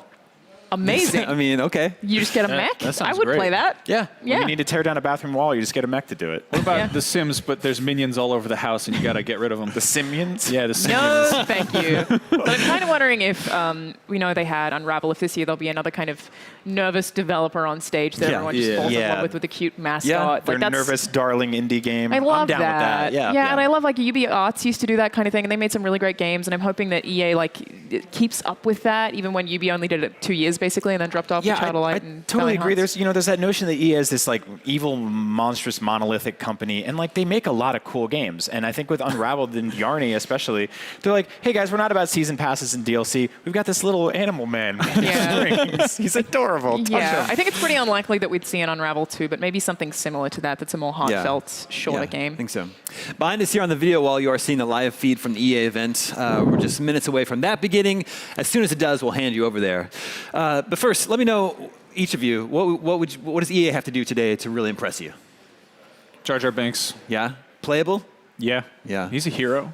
I mean, he's a senator too. He's my hero. He is You know, I'd love to see the Amy Hennig Star Wars game. I don't think we're going to when they're pushing Battlefront so much, but I would really like to see that. If it's anything like Uncharted meets Star Wars, like I for sure want to see that. I feel like we're going to see something we really want to see, but it's going to be like on someone's monitor in a dev diary. Yeah. Like they like that to do 3 those. seconds we saw of the Amy Hennig game and we're like, what? That's not how you reveal that. Like, give me some pomp, some pageantry. Yeah, I'm with Max. I want some surprise heroes, and villains in Battlefront 2. I want Jabba the Hutt. I want Bib Fortuna. Playable Jabba the Hutt. I want Obi-Wan. We never got him last time. Yeah. It seemed like the most obvious choice. It did an entire season of heroes and villains, and we never got Obi-Wan. It breaks the whole periods, right? Are you Ghost Obi-Wan? Yeah, I mean, you got Rey and Darth Maul fighting. It doesn't make any sense. I look at that game like the way the Lego movie is. It's basically like the Lego movie. It's a kid playing with toys. Yeah. That's all it is. Yeah, but that said, the fact that they are spanning all the different eras, you can have Ewan McGregor or Alec Guinness. I mean, that's the marketing word they keep using is battle fantasies is what they say for Battlefront. And when they say it a lot, and it's in an accent, it's battle fantasies. It's great. But they keep saying like they want to be able to relive, you playing with toys in your bedroom as a kid, and you didn't care if Rey was fighting Darth Maul. It's still, if you're Brian Altano. Excuse me, my fantasy battles were canon. They were all, I had the style guide there. Guide to the Galaxy. Yeah. But yeah, I think we'll probably see majority of the conference will be EA. It looks like we're beginning. Everybody enjoy the show. We'll see you afterwards for our post-show. EA press conference is about to start. We're going to take you over to the Hollywood Palladium, and we'll be back with IGN Live with analysis of everything as soon as it's over.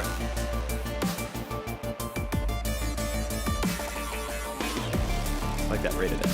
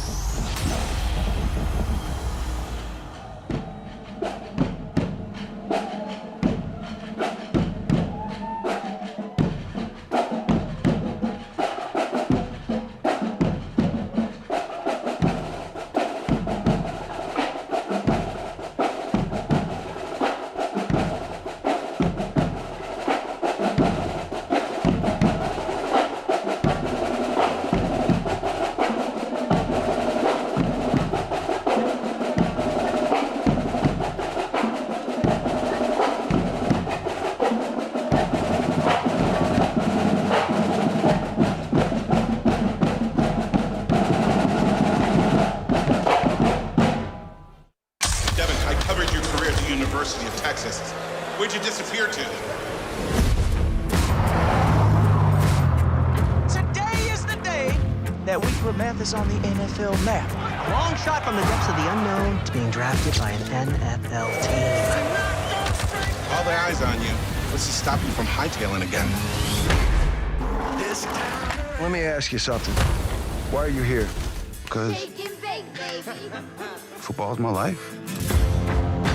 My father used to say, when the world knocks you down,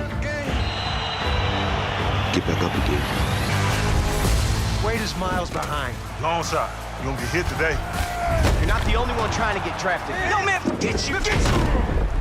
This time around. Devin Wade at the line for the final play of the game. It's the biggest moment of your life. Let's go out there and prove to the world that we belong.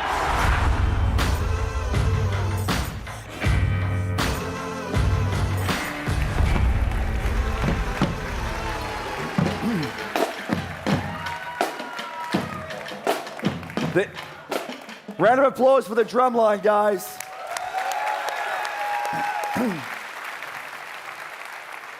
That's Madden like you've never seen it.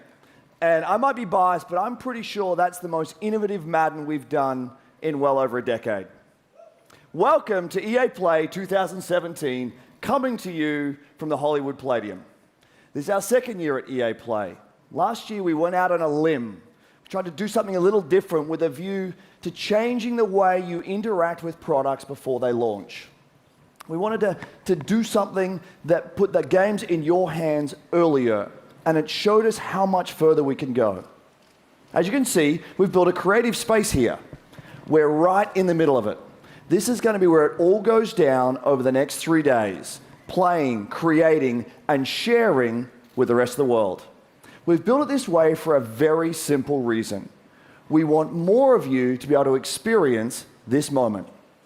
For thousands of you in Hollywood this week, we have hundreds of stations for hands-on gameplay. And for tens of millions of you out there joining online from across the world, you won't hear it just from us. You'll hear it from players, right here. They're here to see new things, to ask questions, to challenge us, to tell us what they like, and especially what they don't. They're going to connect with each other and create content. And of course, they're going to play as many games as they possibly can. So let's set the stage for what we'll do over the next hour and a bit.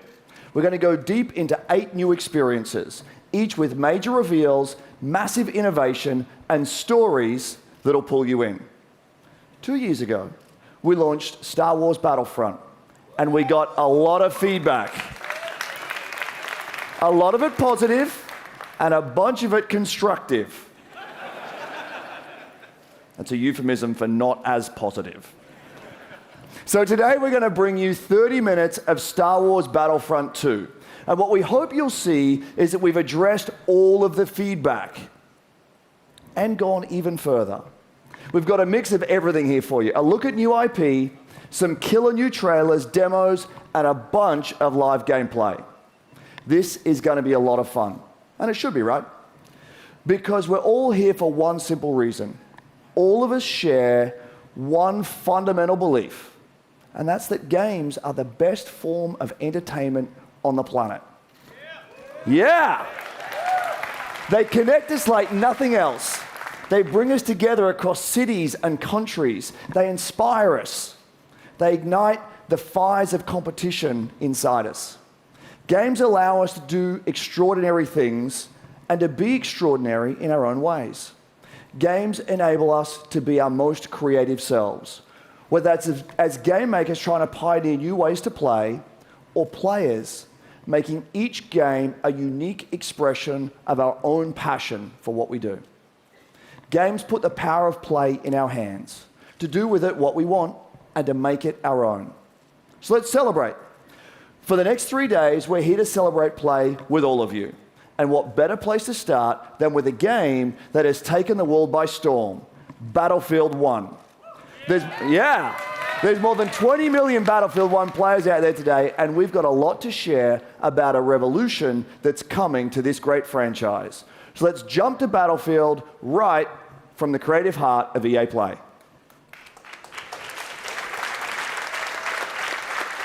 Hey everyone, I'm Andrew Galata, producer for Battlefield 1 at our DICE studio right here in LA. I'm standing inside the creator cave at EA Play, where our community is creating new content to share with players across the globe. It's unbelievably rewarding to see more than 20 million players embracing the game, crafting their own memorable moments, only possible in Battlefield 1. Let's take a look. Hey, Noob, I got some questions to ask you. Okay. What is it about the Battlefield franchise that's so special and appealing to you? The thing I find special about Battlefield is teamwork. I'm not good at shooting. Sometimes I like to repair, or heal, or hide.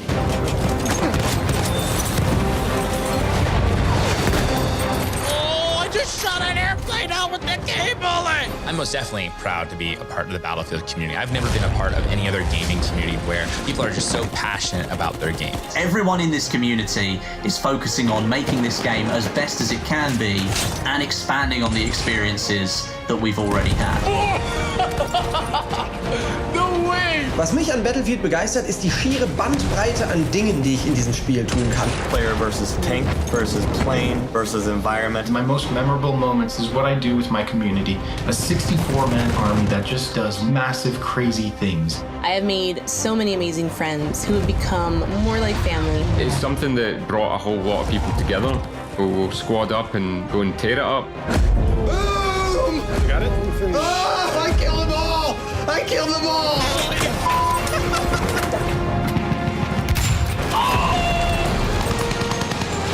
Oh, got a roadkill!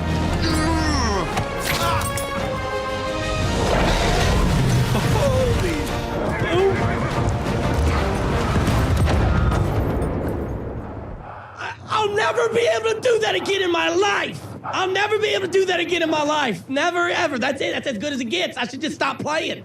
I should quit.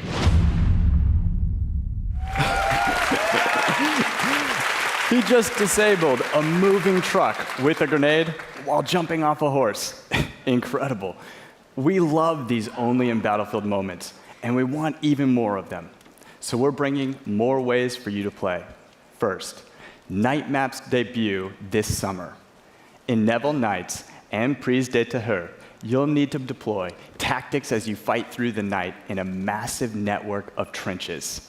Second, I'm excited to announce a major revolution in Battlefield 1.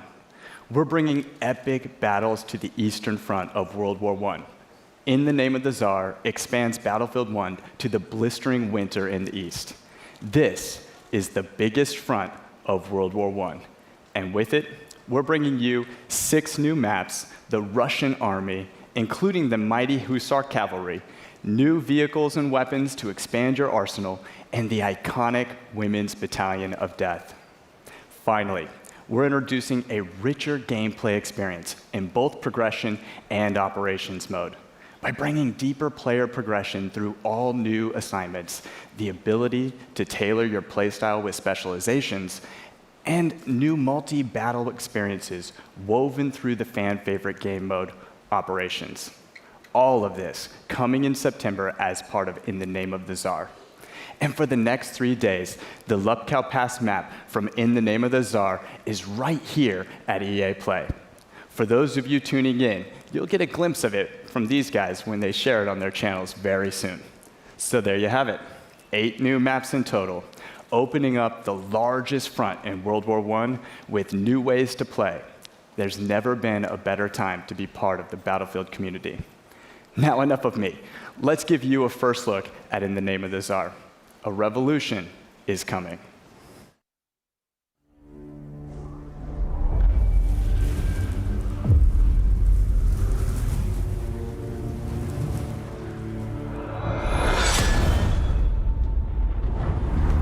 Услышишь гром и вспомнишь обо мне.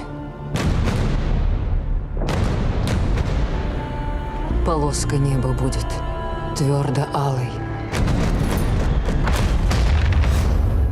а сердце будет, как тогда.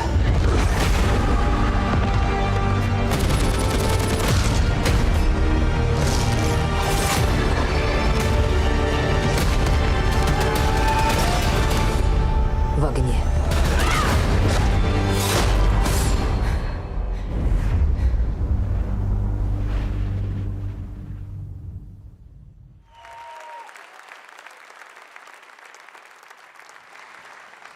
Hi, everyone.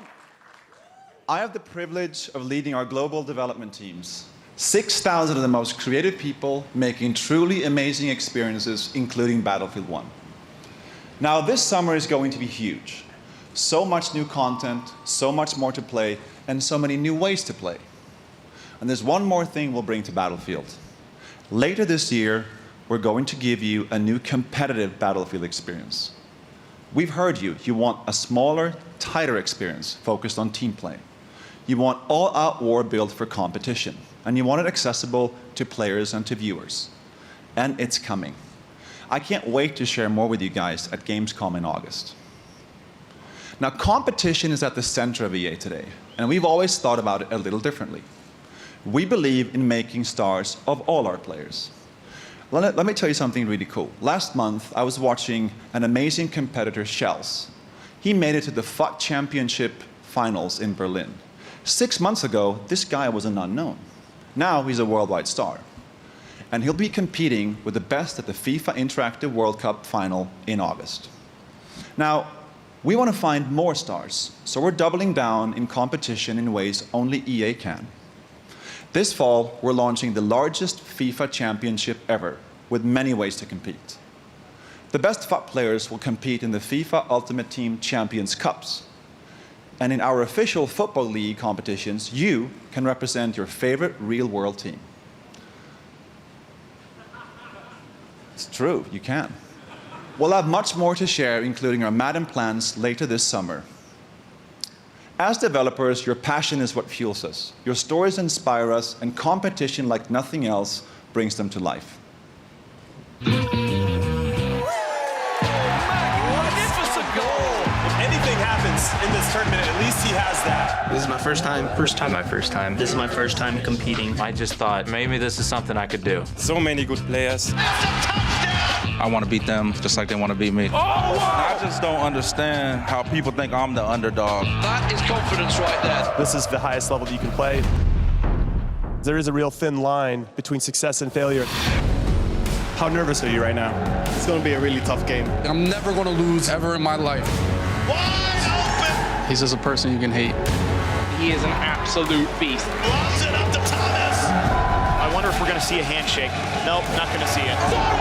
He's come up in second place time and time again. And we have again! Rocky scored it! Now's the time to stand up. Skimbo is moving on! This is what competitive gaming's all about.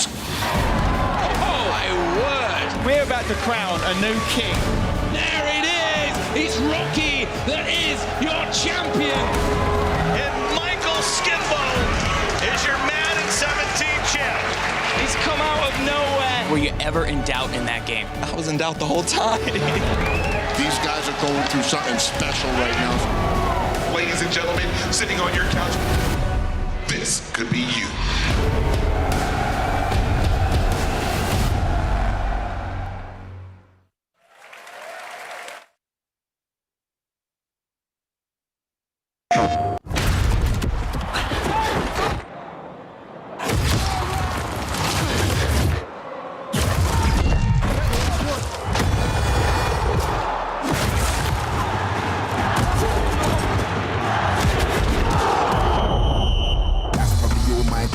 There's no I in it, I bring it on my team.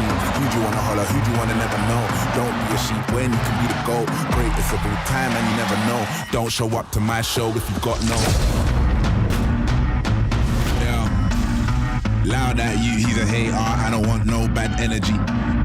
Man get views but I rage hard cause I can't see my enemy. I like all types of girls, melanins and melanies. She wants a man from London, she wants a fellow with felonies. That's probably all my team. There's no I in it, I bring in all my team. That's when they saw my team. Even the bouncers bounce when they saw my team. Who'd you wanna holler, who'd you wanna never know? Don't be a sheep when you can be the GOAT. Greatest of all time and you never know. Don't show up to my show if you've got no energy. Energy.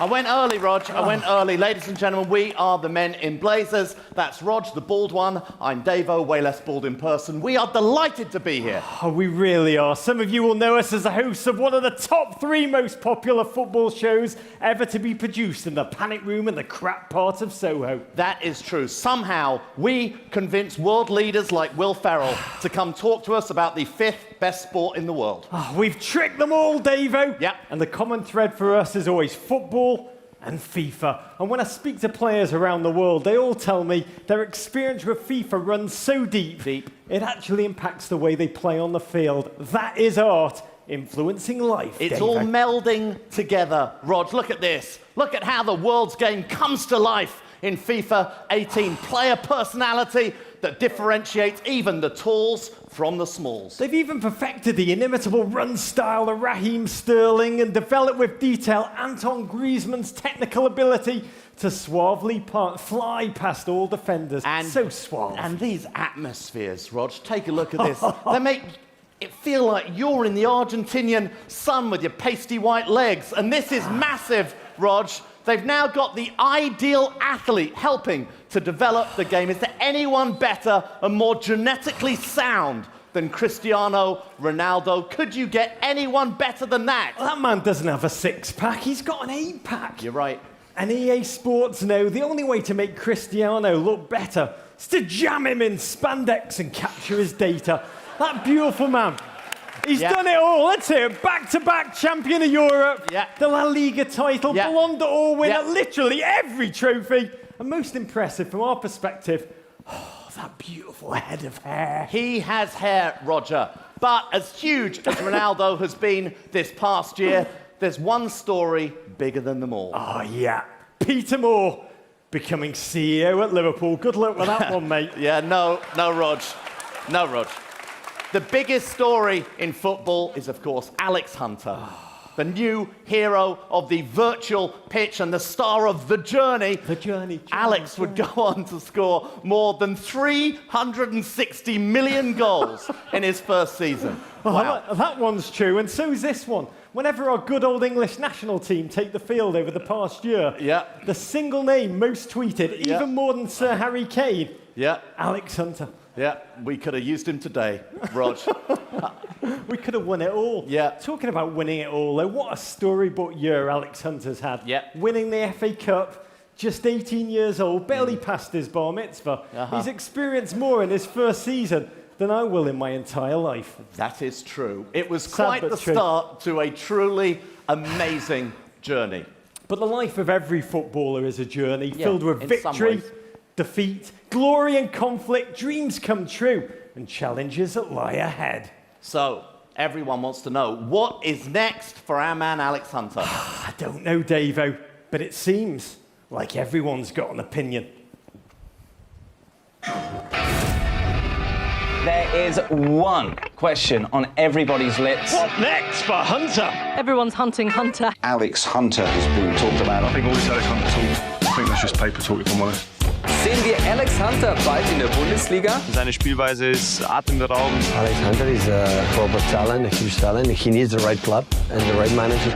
Any club will be lucky to have him. Alex Hunter is in the media every day and it's getting annoying, to be fair. Oh, it's so irritating. What kind of club would let Alex Hunter go? I'm not really sure that a move is the right thing for him. J'espère qu'il va venir chez nous. But this guy's getting too big for his boots, bloke. Alex Hunter is a great player. He's a beast. He actually is. He's very quick. He's got skill. Amazing skills. Hunter è un attaccante fenomenale. Hopefully he's got good people around him. Hunter's bombed his bridge. He has to look after himself. Go!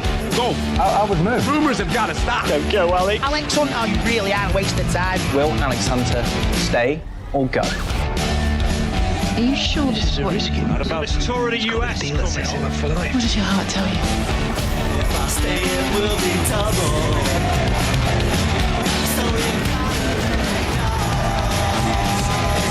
Should I stay or should I go? What up, guys? Thank you for having me, EA. If you guys don't know who I am, my name is Jesse Wellens, and I am a YouTube creator. So I am here to talk about Need for Speed, Payback. if you guys didn't know, Need for Speed Payback,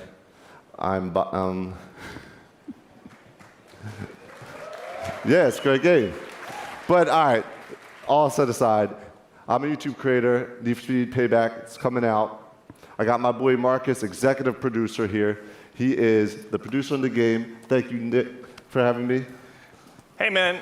Thanks, Jesse. Obviously, we're really excited to tell everyone about Need for Speed Payback here today, but more importantly, show it. In Payback, you are on a revenge mission to take down the House. House is a cartel that rules the city's casinos, criminals, and cops, and that is we're delivering a brand new experience with wild heist missions, intense cop pursuits, grueling car battles, and jaw-dropping action moments. No longer is this just about being first across the finish line. We are putting you behind the wheel of an action-driving fantasy. So Need for Speed has been around for a long time. There's been a lot of new things coming to the game and a lot of old things that people are familiar with the franchise. Exactly. You know, we're putting a new narrative into the game where you drive 3 different characters, Tyler, Jess, and Mac, all bringing their own unique playstyle to the game. You drive across city, mountains, deserts, and canyons in the most diverse open world ever made for a Need for Speed game. There's a lot of great new elements in this game, but also obviously a lot of fundamentals like customization.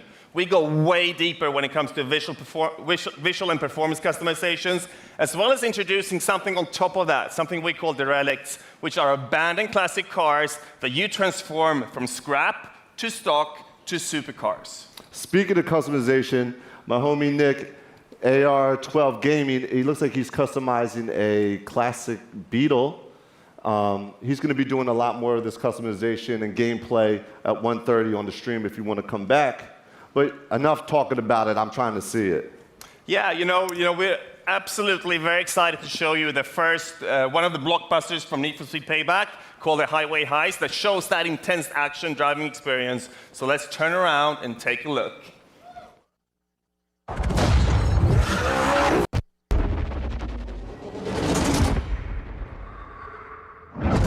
Koenigsegg Regera. 0 to 60 in 2.7 seconds. We intercept, then grab the cargo. It'll be part of a convoy. What are you thinking? Quick hit and run. Get me close to the truck and I'll take care of the rest.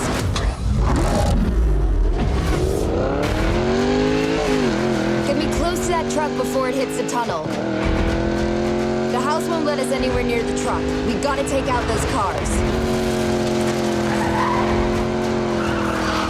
Get rid of these guys.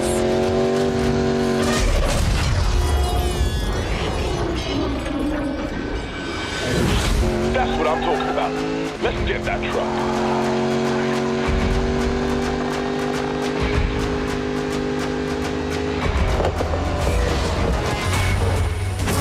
Look out! Shit! Damn it!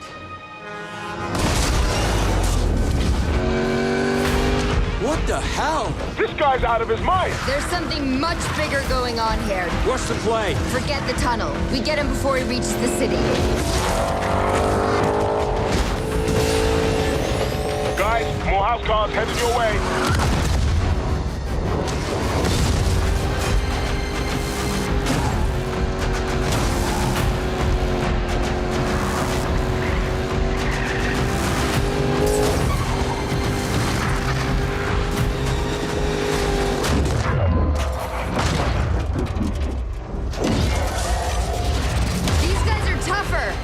Tanks is what they are. They're going down either way.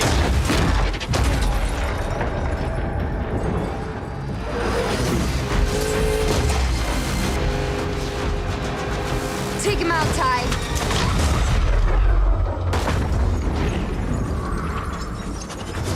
Guys, city's coming up fast. Jess, I've got a really bad idea. Mac?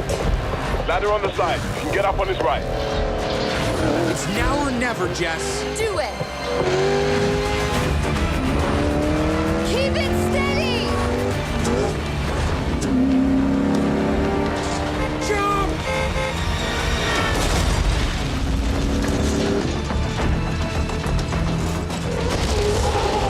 Jess! Jess? You got this? Jess!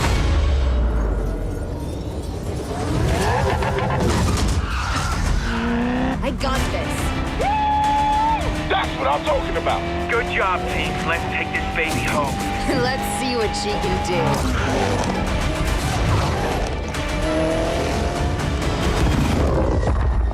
Okay, boys. Let's even the odds.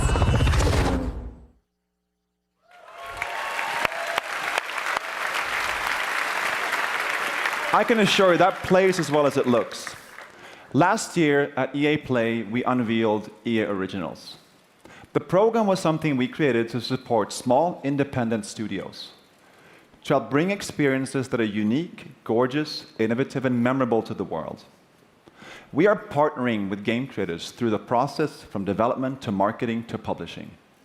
But EA Originals is also about funding, about offering a level of security. The profits from these games go back to the hands of the developers.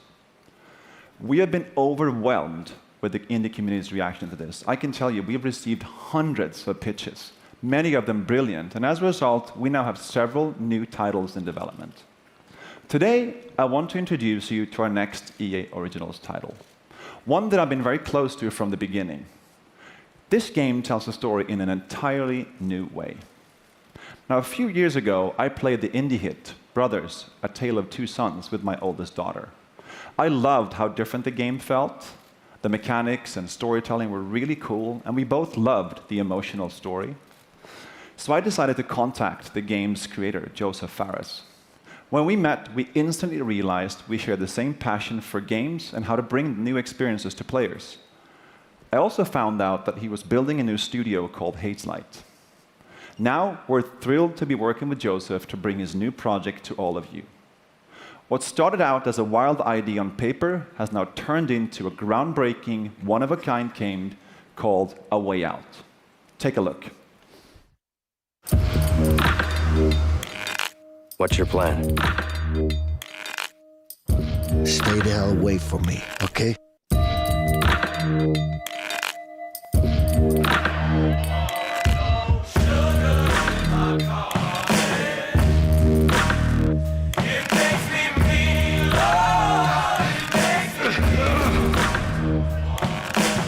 I'm sure you have good reasons to bust out of here, but I need to get out of here too.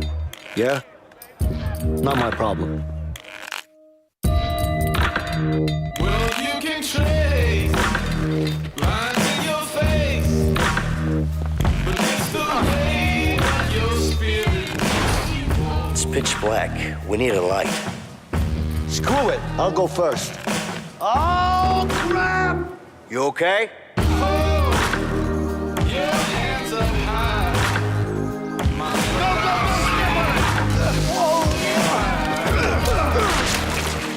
You have a problem? Yeah, I got a problem with you. I love you, buddy.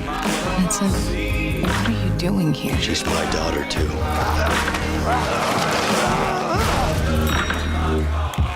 See? Problem solved. Come on, Leo!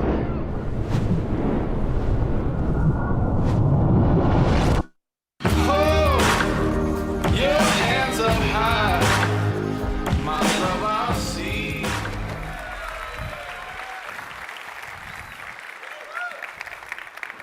Hey, my name is Joseph Fares, and I'm the writer-director of A Way Out. I'm so excited to be here and show you the game. So, after I finished Brothers, I wanted to make another game that pushed the boundaries on how to tell stories without compromising on gameplay. And this is the reason why I started Hazelight Studios together with the team behind Brothers. And working with EA's Originals was perfect for this, because we have the full creative freedom and trust from EA to deliver the game we truly believe in. And that is very important for Hazelight, let me tell you that. So, the idea for A Way Out came to me when me and a friend trying to find a co-op game that wasn't just a drop-in, drop-out experience. I wanted to play a game where the characters had unique personalities and goals. A game where me and a friend can embark on an emotional journey together. And this is exactly what A Way Out is. The game is designed for split-screen co-op only, and I mean only. So you will be able to play it online, but to get the full experience and feel, we want you and your friend to play it in your couch. And gameplay-wise, yeah, couch, nice, right? Action. Finally. Yeah. And what was I going to say? Yeah, let me tell you. Okay, wait, it's coming to me. Come on. Gameplay-wise, it's going to be crazy. There's going to be a huge amount of variation. You're going to be able to play everything. I mean, not everything, but a lot of stuff. There's going to be exploration, driving, action. Also, you won't get tired of this game, I'm telling you. So, but let me tell you this. After you finish playing A Way Out, I will tell you, you will play a co-op game like never before. I know, I mean, I can guarantee that. I know I sound very cocky, but I can't help it because it's true. I'm so pumped up, it's crazy. You don't know, I live, breathe this game. I'm telling you, it's like, it's gonna kick ass, it's gonna kick ass. So right now, I will show you a gameplay video that's gonna show you just a small part of the game, but still, you're gonna get blown away. And I also wanna say that I'm so proud and happy to be part of this industry. It's crazy how fun it is to be here and do these games. It's so much fun. And also, one last thing. I want to say hello to my Hazelight team watching live from Sweden. Thank you, goodbye, hop shaky, boom, come on.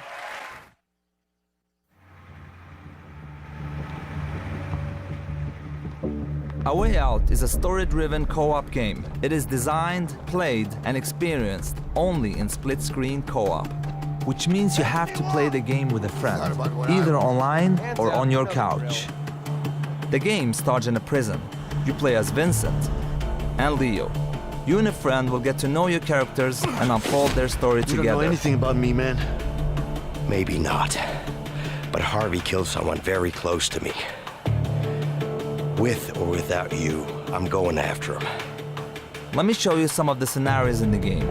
On the right side, you see Leo was already in prison. On the left, you see Vincent, who just arrived. Now, if you look to the right again, you can see that Leo can be controlled, while Vincent is in a cutscene. Here is another one. Vincent and Leo are now in the laundry room. Your goal is to smuggle sheets using a laundry cart. You can approach the scenario in different ways. Either get the cart with Vincent. No, I got a good pack right here. I think it's got your name on it. It's broken. I don't know. Or with Leo. Get over here, you idiot! Yeah, but I think those two guys are just about to fight. What the? What? Who's him? In A Way Out, you will experience something new all the time. Everything you do in the game is unique for that scene. We want you and your friend to be focused and engaged throughout the entire story. But let me tell you, this is just the beginning of what you will be experiencing in A Way Out.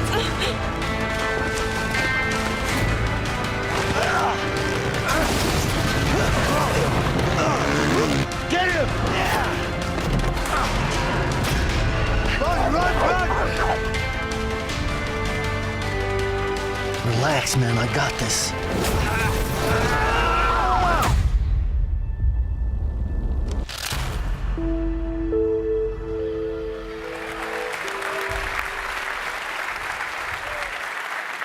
I know, me again. Thank you, Joseph. That game is absolutely stunning, and I can't wait for you guys to get your hands on it. Now let's switch gears for just a minute. It's great to be here showing you the games you'll play this year. But at the same time, we are inspired to look farther ahead. Creative ideas combined with new technologies become an unstoppable force. We have teams today taking technologies that are changing the world and using them to change the way we play. These are the futurists, the incubators, our talented artists, designers, and engineers within our studios, our Frostbite team, our digital platform team, and a new research division called Seed. What motivates me every day is the responsibility we have to push our industry forward. That's one reason we created this new division. Seed is a small, stealthy team that I work with on a daily basis, exploring some of our most visionary concepts, like deep learning or neural networks, creating a world for you to define, to interact with, and share as you wish, or virtual humans with deeply sophisticated artificial intelligence. So instead of one main character shared by millions, we can have millions of main characters shaped by you. That's just the beginning of how we can blur reality and the digital world. Go anywhere, share your discoveries, be anyone. The games become yours. Now, what we know today is that interactive entertainment will change more in the next 5 years than it has in the last 45. Together, we are building that future, one that disrupts, empowers, and is full of play. And to do that, we also need innovative new platform technology. So when we were thrilled when we got our first project Scorpio dev kits from Microsoft, 6 teraflops and true 4K graphical fidelity. Now, these Madden NFL 18 visuals are just a taste of what can be accomplished combining Frostbite with Project Scorpio. And already, we are creating the most detailed, high-resolution environments you've ever seen on a console. Madden looks absolutely stunning, but as game makers, awesome graphics and effects are just the beginning. The game has to feel amazing as well. Project Scorpio is a powerful platform, and it's coming at the right time. Now, I have one more thing before I go. New IP is one of the purest forms of innovation in our industry. A brand new idea combined with the latest tech and a vision for something extraordinary. The next game will push every boundary for you. It is vast, dangerous, beautiful, and unexpected. So this is just the first tease that we're showing you today. Then we will have so much more in the Microsoft press conference tomorrow, so don't miss that. But for now, here's the first glimpse of our brand new IP from BioWare.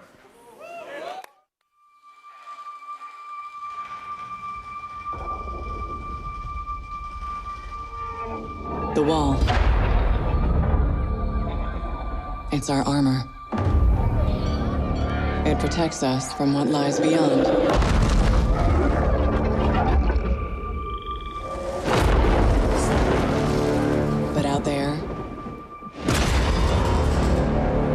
Live with the choices you make, or die trying to change them.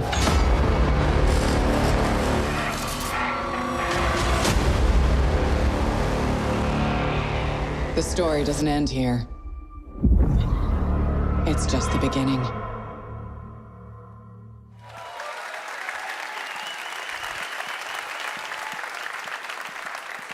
Hey everybody, I'm Sean O'Brien. And I'm here today to share the latest about NBA Live 18 with you. But instead of talking about it, I'd like to show you. We've spent the last 2 years completely overhauling virtually every aspect of gameplay. Now we're going to go outside to a hands-on station out in FanFest so you can check out some of those improvements. And then we're going to come back in here and give you more details about how NBA Live 18 introduces an entirely new way to play a basketball game. We call it the One. Gibbs, Connor, over to you. Thank you, Sean. You look fantastic every single time I see you. We are here out at FanFest, EA Play. I want to see everyone on social. Use that hashtag EA Play. Tell me what games you're excited to see. I am telling you right now, I am excited to see a first look at NBA Live 18, and no one better in the business than my guy right here, creative director Connor Dugan. Connor, let's take first look, NBA Live 18. Yeah, what's up? I mean, I'm super excited that people finally get to get their hands on NBA Live. We're going to take a look at a replay we just got. Q and I were playing. I'm controlling LeBron. Q's controlling KD. Let's take a look. Get all these angles in here. I want to see the sweat. All right, so what we're looking at here is I'm using my right stick dribble control, and I'm performing any combination of moves I want. So I can go behind the back, between the legs, and now I'm trying to attack the basket. But KD, or Q, cuts me off with a flick of his left stick, and then I try to go back at him again. This time I'm going to go middle, but Q's late. He doesn't hit his left stick. He misses a timing window, and now I have an open lane to the hoop. So we see Zaza coming over. Tell me he finishes strong. He does. Tell me he finishes strong. I use my right stick to finish with the left hand, as you can see here, right over top of Zaza, finish in the lane. And then there we have it. LeBron's looking like LeBron. Nice tight shot. Classic LeBron, baby. That's what it's all about right there. I appreciate this first look at NBA Live 18. Sean, back to you. Thanks, fellas. Thank you. We're excited for all of you to get your hands on NBA Live 18.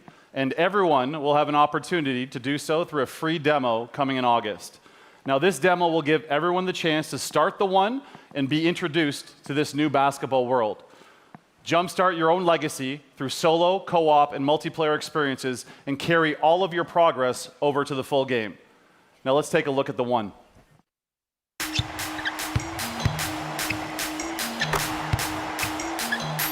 NBA Live 18 is an all-new way to pursue your legacy.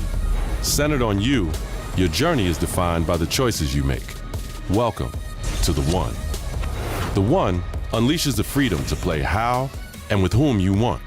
Here, the respect you earn on the streets matters just as much as the rings you earn in the league. Rise through the ranks in the league, an authentic NBA experience where you dominate the hardwood on your way to winning championships. But the new NBA Live goes beyond the league, taking you into the streets, where the rules and how you earn respect are different. Team up with friends to take down NBA legends at historic courts like Venice Beach.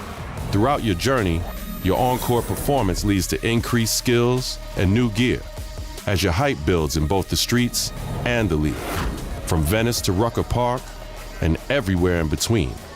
Join the community with 5-on-5 pickup games at iconic, real-world courts. Hit the Drew League and continue to build your legacy in the Pro-Am Tour. Earn the right to go head-to-head with the very best and show off your signature style.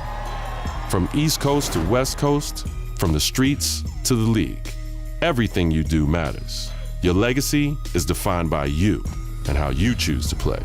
This is your world. It's time for you to be the one.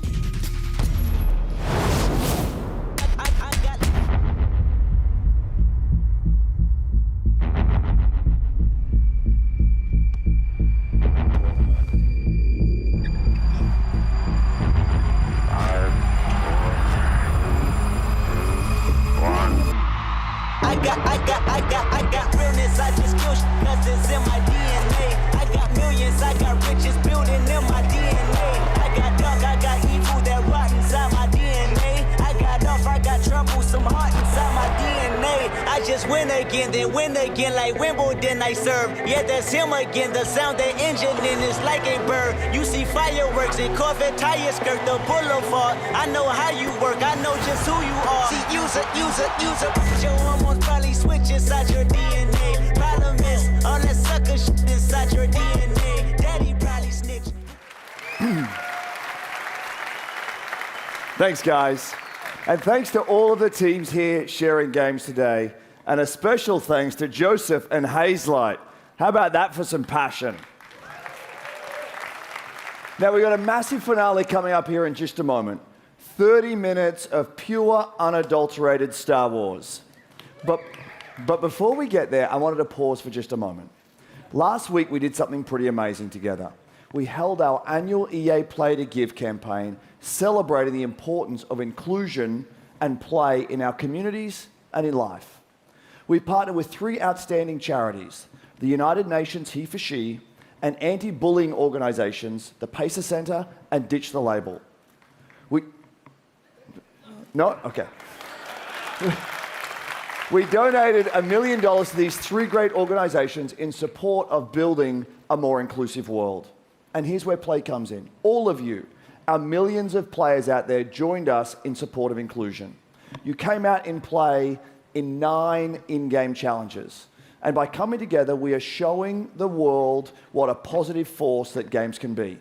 And to thank you for that, we're opening ways for you to play a bunch of great games for free.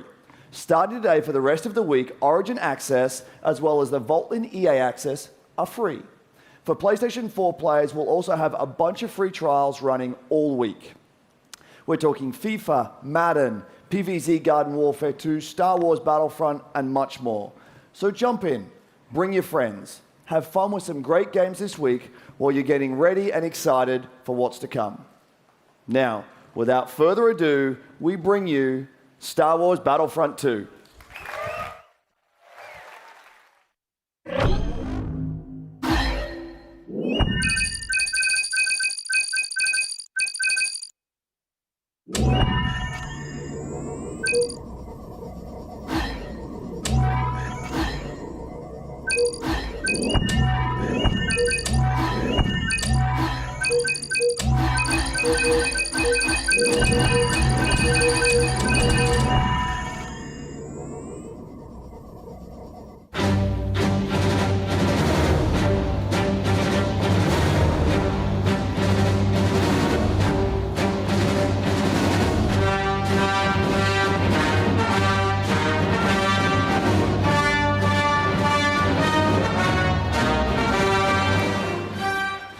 Hello.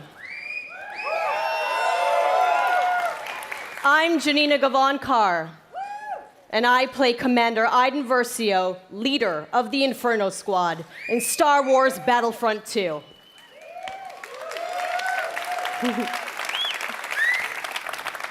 I'm also an advocate for in-depth cinema caliber story in games. That tweet from John Boyega was like the tweet heard around the world. It spoke for all of us. When can we play a Star Wars story?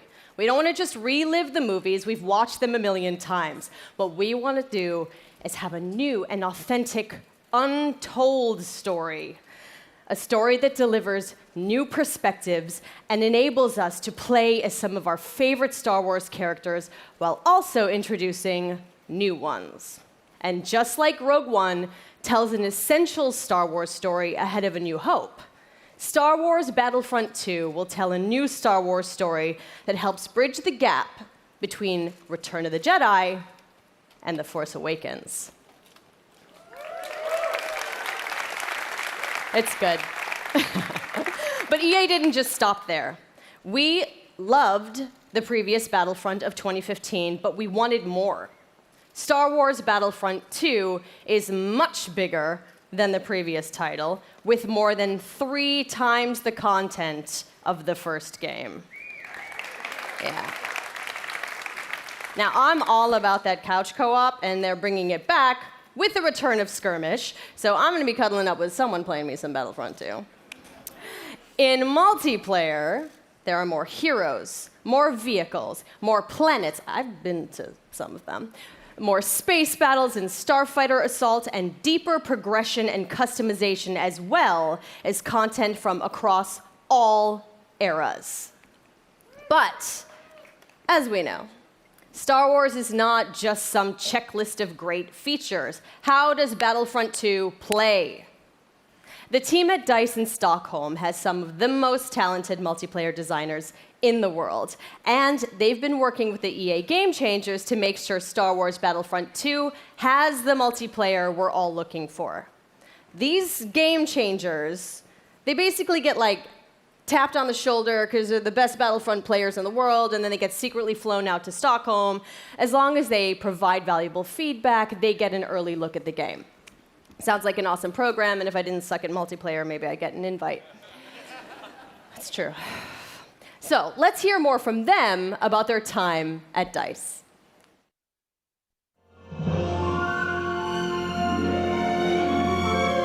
After the release of Star Wars Battlefront 1, the community thought there should have been more. And the good news is this, the developers have been listening. I'm really excited to let the Game Changers get their hands on the game. This is going to stay, right? Sorry? The clean UI look is going to stay? There's still time to change something if it's not working.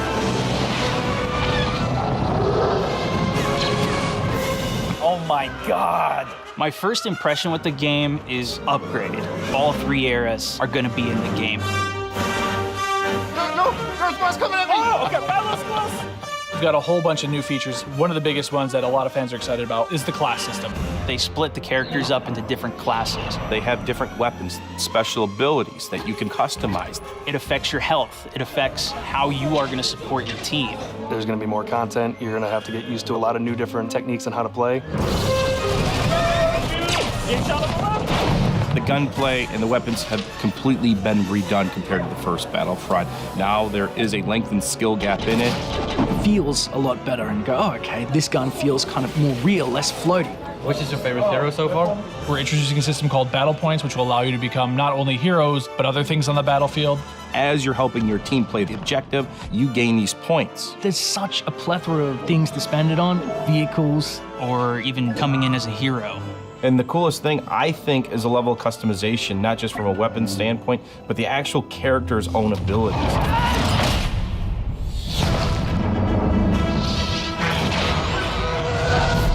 Collaborating with the Game Changers is always a really great working environment when you're trying to figure things out. I mean, to know that you're giving key feedback to make it a better experience for everybody, it's like putting your footprint out there and saying, look, I'm part of this. Is everyone in position? Yeah. Ready. Everyone ready? So I'm going to participate in making the trailer. It's a whole different level of fantasy. All right, recording. So in 3, 2, 1. And now, on behalf of the EA Game Changers and DICE, this is the world premiere of Star Wars Battlefront II Multiplayer gameplay.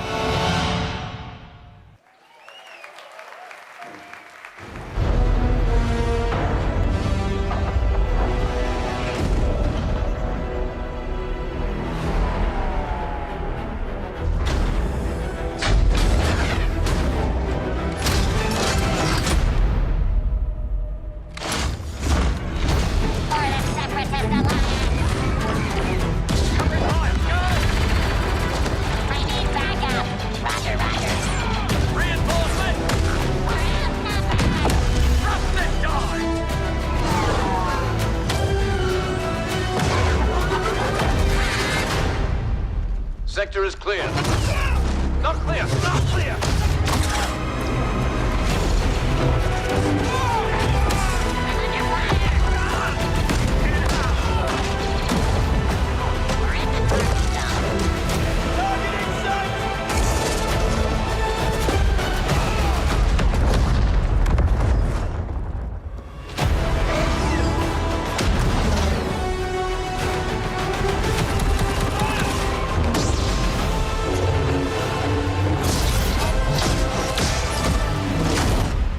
All wings. We're coming up on the Star Destroyer, but we need to clear that escort. Let's give him everything we got.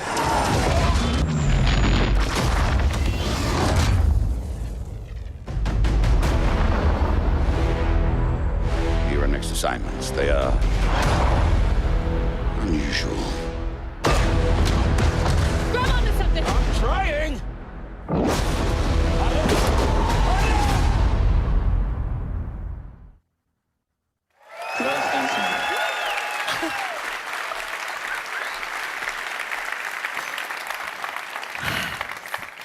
Yoda, Darth Maul, Wookiees, Kylo Ren versus Rey.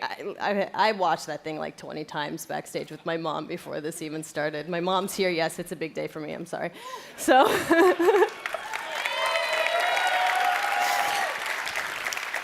okay, so we have even more exciting things for you. In just a moment, YouTube personality iJustine, shoutcaster Alex Goldenboy Mendez, and DICE developer Paul Kesslin will showcase Assault on Theed, the world premiere of Star Wars Battlefront II's multiplayer.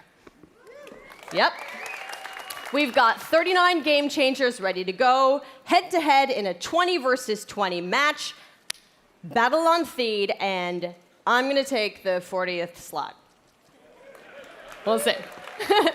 Okay, but you're not going to want to miss this because, like, maybe you've seen some teasers, but this is the real thing, okay? All the bells and whistles, all the newness. But before we take you there, another big Star Wars Battlefront fan has some exciting news. Hi guys, it's John Boyega here. You thought I wasn't going to turn up? Yes, I was. But I'm sorry I can't be there with you because I'm doing a play in London. But I do have some great news. Obviously, you know I'm a massive fan of Star Wars Battlefront 1. And now we're going into the next chapter with Star Wars Battlefront 2. And I'm very, very excited to share this news with you. We've seen Yoda, we've seen Luke, we've seen all the other characters, but where's Finn? Finn will definitely be a part of Star Wars Battlefront 2 alongside with Captain Phasma as part of the first season of free content. And there's more. On top of that, we also get to play on the new planet Crate that you saw on the Last Jedi teaser trailer in April. So this is going to be an exciting time. I'm going to be playing. If you see Finn running around whooping some ass, it's me. So I'm getting ready, getting set for you guys to play with me on Star Wars Battlefront 2. And I'm excited. Let's play. Okay, but did you listen? Finn and Phasma are headed to Star Wars Battlefront 2 this holiday, and it will be free. Yes. The team at DICE heard our feedback loud and clear on the previous Battlefront and are committed to keeping this community together with themed seasons of content post-launch for all players at no additional charge. So, the first season, inspired by Star Wars The Last Jedi, is only the beginning of the additional content coming to this game. All post-launch heroes, maps, weapons, and vehicles will be free for everyone who owns Star Wars Battlefront II. Yes. And yesterday, EA announced that players who pre-order will get early access to multiplayer beta and Yoda's epic lightsaber mastery star card. So, let us recap. New essential Star Wars story. Multiplayer across all 3 Star Wars eras, space battles, split-screen co-op, and free content that will keep us playing together for years to come. Yes, right? Yes. Yes. I am so honored to be just a tiny little part of this team making this amazing game. I can't believe they let me do this today. And I can't wait to play the game in its entirety in November. And I get to start right now. So I'm going to go pick up my controller, and I'm going to throw it over to Justine and Golden Boy and Paul to take us to Assault on Theed, the world premiere of Star Wars Battlefront II's Multiplayer. Thanks so much. Hey guys, welcome to the world premiere of Star Wars Battlefront II's multiplayer gameplay, Assault on Theed. We're ready to show you guys the live gameplay for the first time. I'm your host, Justine, and with me here today, we've got Golden Boy and Paul Kesslin, producer from DICE. What have we got going on here today, guys? We got a lot going on today. First of all, what we're going to see today is a 3-stage mode. It's our new gameplay. We'll be showing people going. The droids are attacking Theed. They'll be going all the way up the main pathway towards the Royal Palace. They need to escort the MTT tank. From there, if we progress to stage 2, the droids need to try to bypass security, make their way into the palace itself. If they're successful, they'll be able to take on the throne room, and there the droids will ideally try to capture that from the clone army. Unfortunately, the clone army's still there, needs to try to push them out and make that last stand. Can we just take a moment here and appreciate the fact that we get to be droids in Star Wars? This is going to be awesome. I can't wait. Are you guys excited? Man, you guys got to come alive over here because we're going to see some great gameplay. We have some great game changers who are going to be competing here. And I use competing as a term because these guys are holding nothing back just yet. Yeah, no, it's been super exciting, and we got a chance to play yesterday, and it's just really fun to sort of get into this environment. You know, it's something that we've seen in the movies, but we're actually in the gameplay, and with somebody here who has actually worked on the game. So let's talk more about what we're seeing here and getting into this, because there's 3 phases to this. So currently, we're in phase 1. That's right, and also we have some great game changers. You saw one of them pop up in just a little while. It was VF Updates, Pool Shark, Moosel. We also have my boy Darkness, aka Dankness. He will be playing as well. We have Westy, Master G, Star Wars HQ, and some NBA Live, just cuz. Why not? You know, just do your thing. But anyway, here you go. So, Star Wars Battlefront II, folks. Now this is awesome because essentially phase 1, you get to escort an MTT down the street of Theed here, and the pressure is on for the clones. They have to hold back the assault here, Paul. They do, definitely. The droids are sitting there trying to escort that MTT up the main pathway. If they're successful, we go on to that phase 2. But right now, what we're seeing is some specialist gameplay from, I think, Battlefront updates. Yeah, let's actually talk about the specialists, and also you're going to see a couple different classes here. This class in particular that Massive G is using is the heavy class. Specialist, kind of your sniper, right? But the heavy class, what do they do here? So the heavy class is great. They got a bit more health than your average trooper. They're also able to pop that combat shield, try to push into areas. So you can see those guys as pushers or defenders in some areas.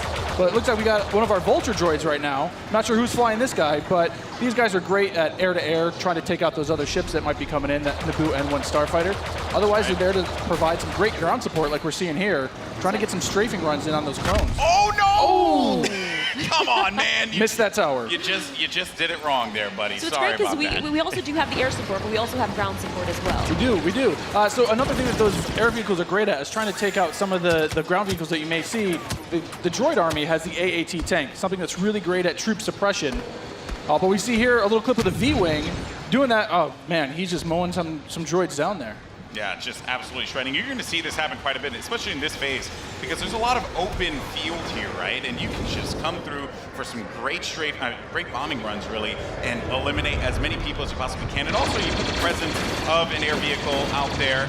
Players will fear the skies, and they will, look for cover in this map where it's already difficult to find cover to begin with in this phase in particular. Absolutely, and you can see right now that there is an AAT tank sitting around on the battlefield. He is probably taking out those clone troopers, but this Vulture droid is really stepping it up. What I love about this is everyone's like, oh, look at this great open map. And then when you start phase 2, it's like everything starts coming in and coming way closer together. And we were talking a little bit more about the Assault class. So for somebody who has just started playing this, never played any previous versions, do you feel like the Assault class might be something perfect for them to pick up? I think the Assault class is yes, absolutely. It's something that is, that's painful. The Assault class is something that a lot of players will be able to jump right into. They're your frontline flanker attacker. I think they're going to be fairly easy. You can get right in and just start having your typical run and gun action. Their signature ability, you see here at the top of the screen, your number 2 ability, that switches you over to a shotgun. You get a little bit faster, and you're able to really get in there and kind of break through those front lines. Oh, I love it. I love using the shotgun, man. It is so good. And it's actually, when I first used it, it really caught me off guard. I wasn't expecting it. And I said, wait a minute. I could destroy people with this. So I just charged into the room and just absolutely shredded everyone. It was so fun to play with here. We're also seeing some great dogfighting here between the clones and the separatists. This is certainly what a lot of folks love in Star Wars, and just really in any game that DICE makes, right? They just always do a good job with the air combat. He's really trying to track him down. This Vulture's not really having much luck. No, yeah, that Vulture cannot shake him. Oh, so we got Star Wars HQ here. He's playing the Assault class again, and you saw here he has the signature thermal detonator that he'll be able to kind of suppress some of those guys with as he rushes in. And there are different weapons as well. Like one of the guns that I would oftentimes use was the semi-automatic gun. It fired a lot slower, but you can get some great shots with it. And then there's also this nice compact SMG style blaster that really shreds through people in close range. I was using it a little. We want to give you a little bit more weapon variety this time around. Yeah. Also some AAT tank action here, and this is that doing what it does best. It's suppressing that point, trying to keep those clones out of the way. They're trying to make their way forward as the objective continues to march down. He has to get away from that. He's trying to, I don't know, is he trying to flank the tank? That's not smart. I don't know, man. Maybe he will. Maybe you saw a little combat roll there. Got to give you some escape options in case you get into some hairy action. Uh-oh, we didn't get to see this one before. Finally, we haven't. Some ATRTs, yes. So these are great for taking out those AATs. So these guys are a little quick. They have an ion charge ability. That way they'll be able to do a little bit more extra damage against the tank should they see it. So you can imagine like 3 or 4 of these on the battlefield really rushing around points. Like, look at this. He's just Can you stop someone out? What can you do with this? You can run someone over if you want. I was actually going to say, could I get shot off of it if I'm on top of it because my body's exposed? That question was answered, instantly. Almost immediately. Yeah, almost immediately. Oh man. So Mr. Muselk here. Look for this guy to be on a tear a little bit later as well. And also, I did want to highlight, we had an officer, as a matter of fact, right in front of Star Wars. We did, one of my favorite classes. What is it about the officer that makes it so unique? My Twitch skills aren't where they used to be. I'm a bit slower nowadays, but I'm able to really buff up my class, or buff up my teammates, try to let them get some extra health, let them push through the points faster. And, what happened there? Finally some good dogfighting going in there. Okay, so all right. What's great about some of these starfighters is these are accessed through our new battle point system. So instead of finding a pickup token on the map like we used to in the last game, you're now able to, depending on how well you do, whether you're scoring points via kills, via team play assists, or you're playing the objective like we really want players to do, you're earning points continuously that will allow you to spend those on whether it be a special character, whether it be a vehicle, or even a hero. And the battle points that allows you to unlock all of those things. All those things, definitely. And also something to look out for too. When we get into phase 2, that's when battle points are really going to play a role there, right? Right now, definitely you see a lot more. It's an open space. You have time for this air combat, there's some vehicle gameplay. But once we get inside, it's going to be a different story. That's right. Things are definitely going to heat up. And what is this happening, right? This is a lock-on just trying to shake him out? Yep. Yeah, they better enjoy their air combat here, because that's not going to be happening for much longer. Oh, Master G is just destroying him. Oh, no, he got picked off. Nice job. But he was doing what he needed to do, support his team, right? It's that combined arms fire. You want to make sure that somebody's trying to cover you from the air. Oh boy. So, and you can see after every respawn as well, you get those. How many points you're earning? Right? So That's you right. can use those later on. Got some specialist gameplay here as well. Maybe you can take off a couple faces, perhaps. That And would so be in the pretty specialist good. class, you can also deploy different types of traps as Yeah, well. absolutely. So they have access to a trip mine. So if you want to sit there and you want to be, that true sniper character, you set up some trip mines behind yourself, make sure nobody can flank you. But really, you're there to provide some of that cover fire for your troops downrange. And it's especially potent in this area because it is such a big open area. So that specialist will really shine in phase 1. Some more bombing runs here and just absolutely tearing them up. I have to say, man, Musok is killing it in this world. Again, he's doing great. Oh, and we see there one of the officer classes right next to one of the clones. Officer, fantastic for pushing, right? You want to be able to push the objective. Definitely. Support your team. Like, if you are playing with your buddies, you want to be able to have at least one officer available because he keeps you going in the fight. At least. I mean, they really help push, when those heavies are trying to drive towards a point, you got your officers behind you, giving you some extra health, making sure that you're still able to complete that push. Or on the opposite side, if you're one of the droids and you really need to lock down a point, the officers have access to a turret that they can place on the ground and, give a little bit more fire support for that area. Trying to see if Massive G here is, he's really focused on the bombing runs, right? He's not trying to go into combat with Musok, who's up there. There's Darkness 429. Just shredding everyone up here. Maybe he can get a couple kills in the corner. He just went into siege mode? Yeah, this is happening. Oh, yeah, so tell us about the siege mode. How does this play out? In siege mode, for a limited time, you're able to just blow up some huge area effect shots. You lock down your position, but you're able to have a lot more firepower.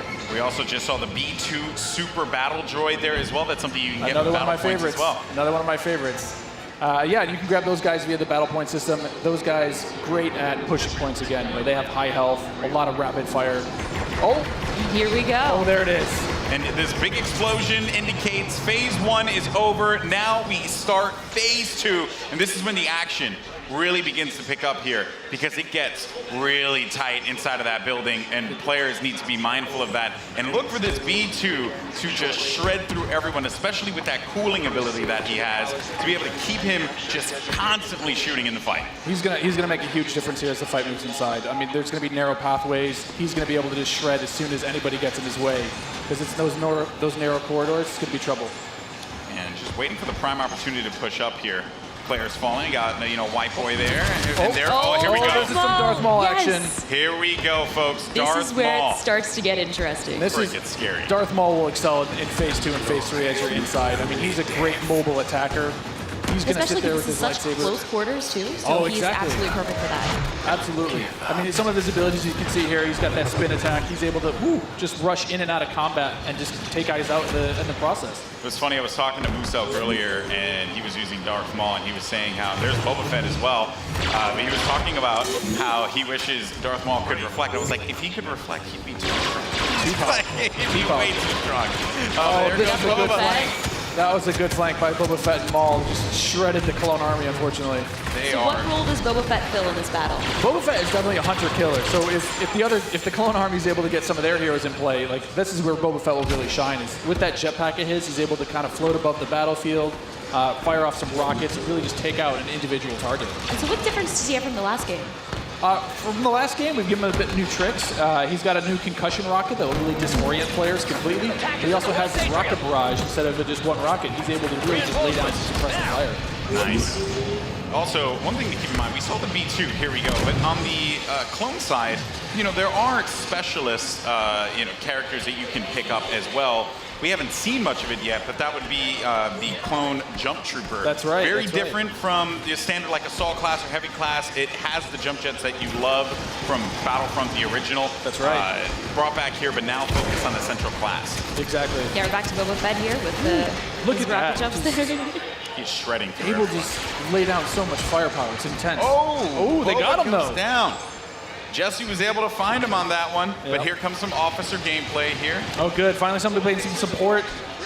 Support people matter too. They do. You gotta give them some love. We're the linchpin of the team, Yeah, exactly. Now, what is his 2 exactly? His 2 is the healing His ability? 2 ability is that, yeah, exactly. It's that healing ability. It gives you a little bit of buff for your little over health, but it also heals you back up. So it's, here we got some of the jump troopers. Oh boy, and here we go. It's getting ready for phase E3 in just a little bit. There's a Jump Trooper. We talked about him before. Jump Trooper's super fun to play, but again, you know, it's attached to a specialist now, so not everyone's going to have it equipped, although it was really fun in the original Battlefront. That's right. But I am going to be excited to hop in the Jump Trooper and shred people myself. I mean, I know a lot of people love the jump pack. Oh, now geez. we've got Ray. Oh. Not gonna lie, I'm super excited to play as her. She's quite a powerful character. Don't run. There's some of her She got, abilities. you know, she got out of that one really quickly, but they got her. The droid fallen by a Finished simple her off. droid. No, but So Ray how has, does Ray her has mind abilities. trick affect enemies? Absolutely. So Ray's mind trick is something that against all enemies, they'll be confused for a little bit, and your controls will kind of, you know, work against you, making you a little bit more vulnerable to attack. Just so you guys know, this is when it gets insane. Because there's so much going on here, and was that a little Han? We saw a little Han, yeah. Are we gonna get some Han? I hope so. I hope so. But I mean, you saw it earlier. So every time you finish a life, we'll show you how many battle points you have, and some people have enough points to get those reinforcements. And especially this late in the game, you'll see a lot more of these special classes coming out, a lot more of the heroes coming out. So again, this Jump Trooper here, you know, with his rocket launcher and his jump pack, trying to be mobile, trying to fly into that last zone and capture a point. This is really where heavies are going to thrive as well, because my goodness, you just see laying down tearing fire through the doorway, just absolutely dominating the clones. They need to push out. They need to fight this one out here. There are so many lives left that the Separatists have to their team. They could really run through this. The clones have to start acting fast, because if they cap it, that will be it. The Separatists will win this game. It's not looking so good for my boys in the clone army. I'm a Separatist fan, so I'm excited. I'm just gonna go on whichever team wins. Oh, okay. So I'm not gonna be too picky here. Okay, you just jump and ship. I understand that. You know, no loyalties. Maybe you are Sith after all. Maybe I am. Oh, who knows? Shots fired. Shots fired. Yeah, so in this third phase though, in the droids are trying to capture that throne room. So you can see here, if you remember, it's just this is the main throne. And this is such super close quarters. Do you have any like sort of strategies that you would? Absolutely. I mean, if you're the clones, you're hoping that. Oh, geez. Han Solo was just getting torn up. This is gonna be trouble. It's like too soon, man. I can't relive Force Awakens again. You know, like don't do it. Darth Maul is just destroying absolutely everything. I mean, is there any tips to like taking him down? I mean, you want to try to combined arms fire. Oh. The tip is blasters. Run away. Maybe run away. Run away and just shoot the crap out of Darth Maul. Oh man. He was our MVP. Look at that. Nice stuff. Moose out. Just Congratulations. destroying. 36 kills he ended up picking up there, man. My goodness. Well, guys, that was it. What did you guys think? Intense. Not bad. I'm lying. It was freaking awesome. I love it. It's so good. It's like, I love the class-based gameplay personally, because again, you can really get your squad, your friends to get together and say like, hey, I want to, run the officer, and we're running through some highlights here. Maybe not wasn't the best highlight. Not the best highlight. Because although maybe it was. Let's take a look at some of these highlights. Actually, I think it's just a crash montage. I think that's what we're gonna do at this point. It's just all crashing all the time. I'm down with that. But it was Musak. I mean, he's sitting there, getting as many battle points as he can before his next life. I mean, that's what you want to try to see with this battle point system. You want to either snowball your points, keep earning them, keep building, getting more and more things. Yeah, that's right. And again, just the game. One thing I do want to compliment the team on, EA and DICE, just the way the game looks. It's so beautiful, especially seeing this part of the Star Wars universe brought to life. The way that you guys really managed to do so. I mean, kudos on that one. Once again, just dropping jaws everywhere. We try. I mean, the team back home is amazing. They do incredible things. I mean, you can see it. It looks so pretty. Just look at this laser fire. It's intense, and it looks beautiful. It really does look incredible. So good. I was just gushing right now. Like we get it. The game looks good. Definitely. Oh man, well that was awesome. And overall, I mean, I have to say, I can't wait to get my hands on it. I can't wait to coordinate with my friends. And destroy the clone scum. I can't wait for that. Yeah, exactly. Separatists all day.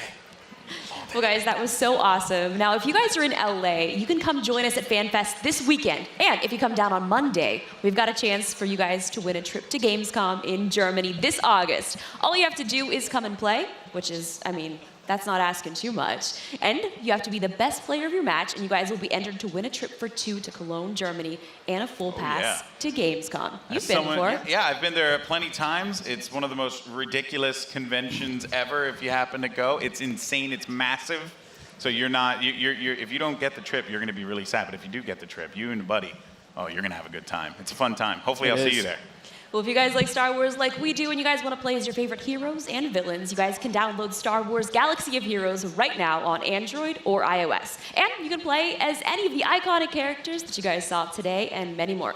Paul, I also heard that you're making Battlefront 2 because you've been playing a lot of Galaxy of Heroes. I play a ton of Galaxy of Heroes. I've played that game every day since it launched. I think I've actually spent about $1,000 in that game. You have a problem, I do have a problem. Yeah. But there's just so much Star You're Wars that guy. goodness. I can't help it. I got to pick it up. I have to play You should try it. Yeah, I know my brother, he's going nuts about it, so I guess I have to make it happen. Yeah, I started playing in December, so around the holidays, that's pretty much all I did. Good. It was great. At Christmas, just all right, away, sorry, just I'm going busy. nuts.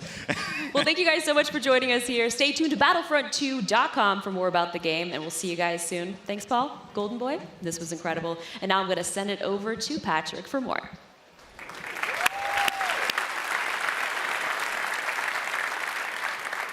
Thank you, everyone, and thank you to the real rock stars of this show, the development teams inside EA.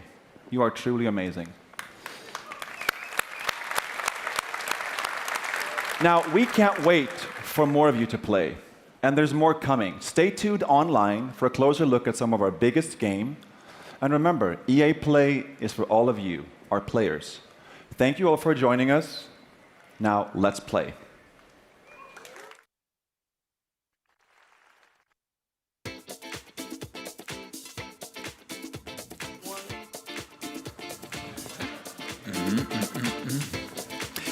There you have it. That is our first press conference of E3 2017 in the books. EA finished their show, and it is time to talk about what we just saw. Is there an echo in here?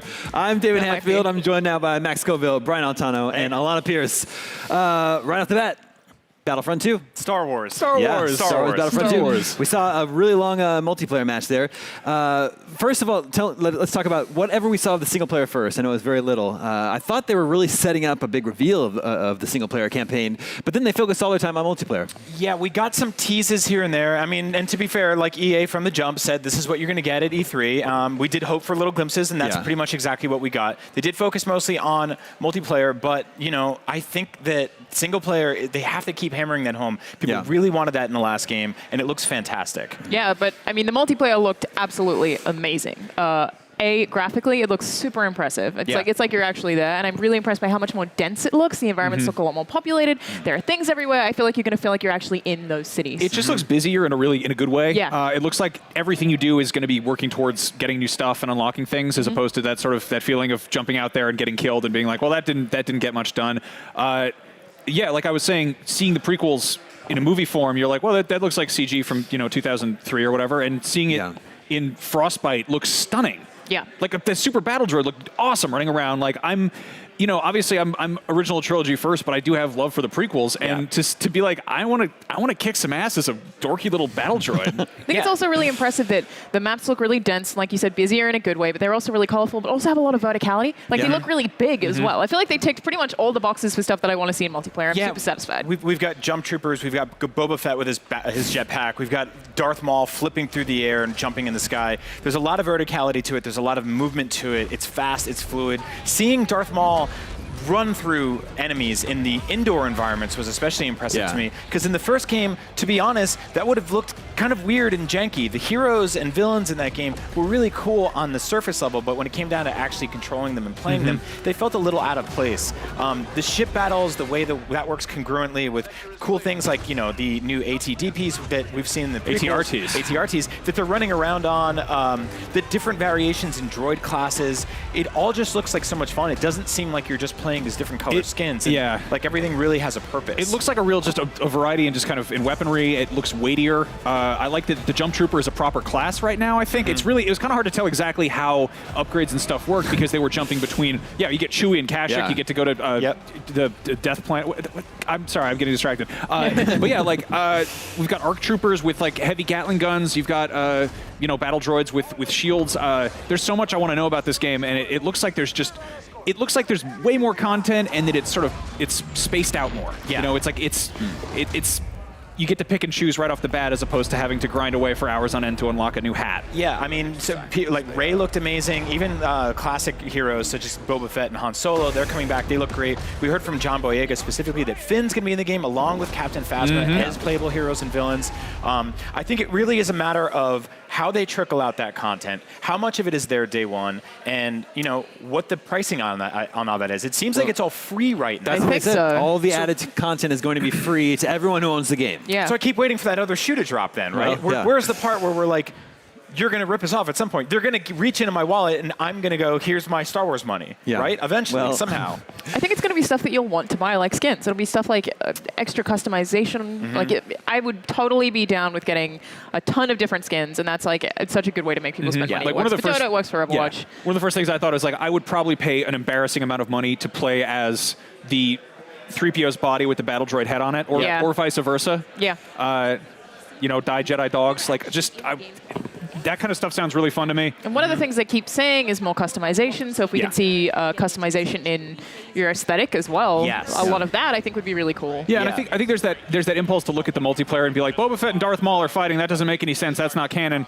But this is people playing with toys on the playground. We still also get there's I love to cut away just for a second. That is definitely not canon. But I love it. Like speaking of customization, we've got this new canonical story, and it's gonna deliver some stuff. It's gonna be about. It's gonna be in Star Wars. It's gonna actually move the saga forward. And then at the same time, you're like, I'm gonna run around and fight Darth Maul with Han Solo.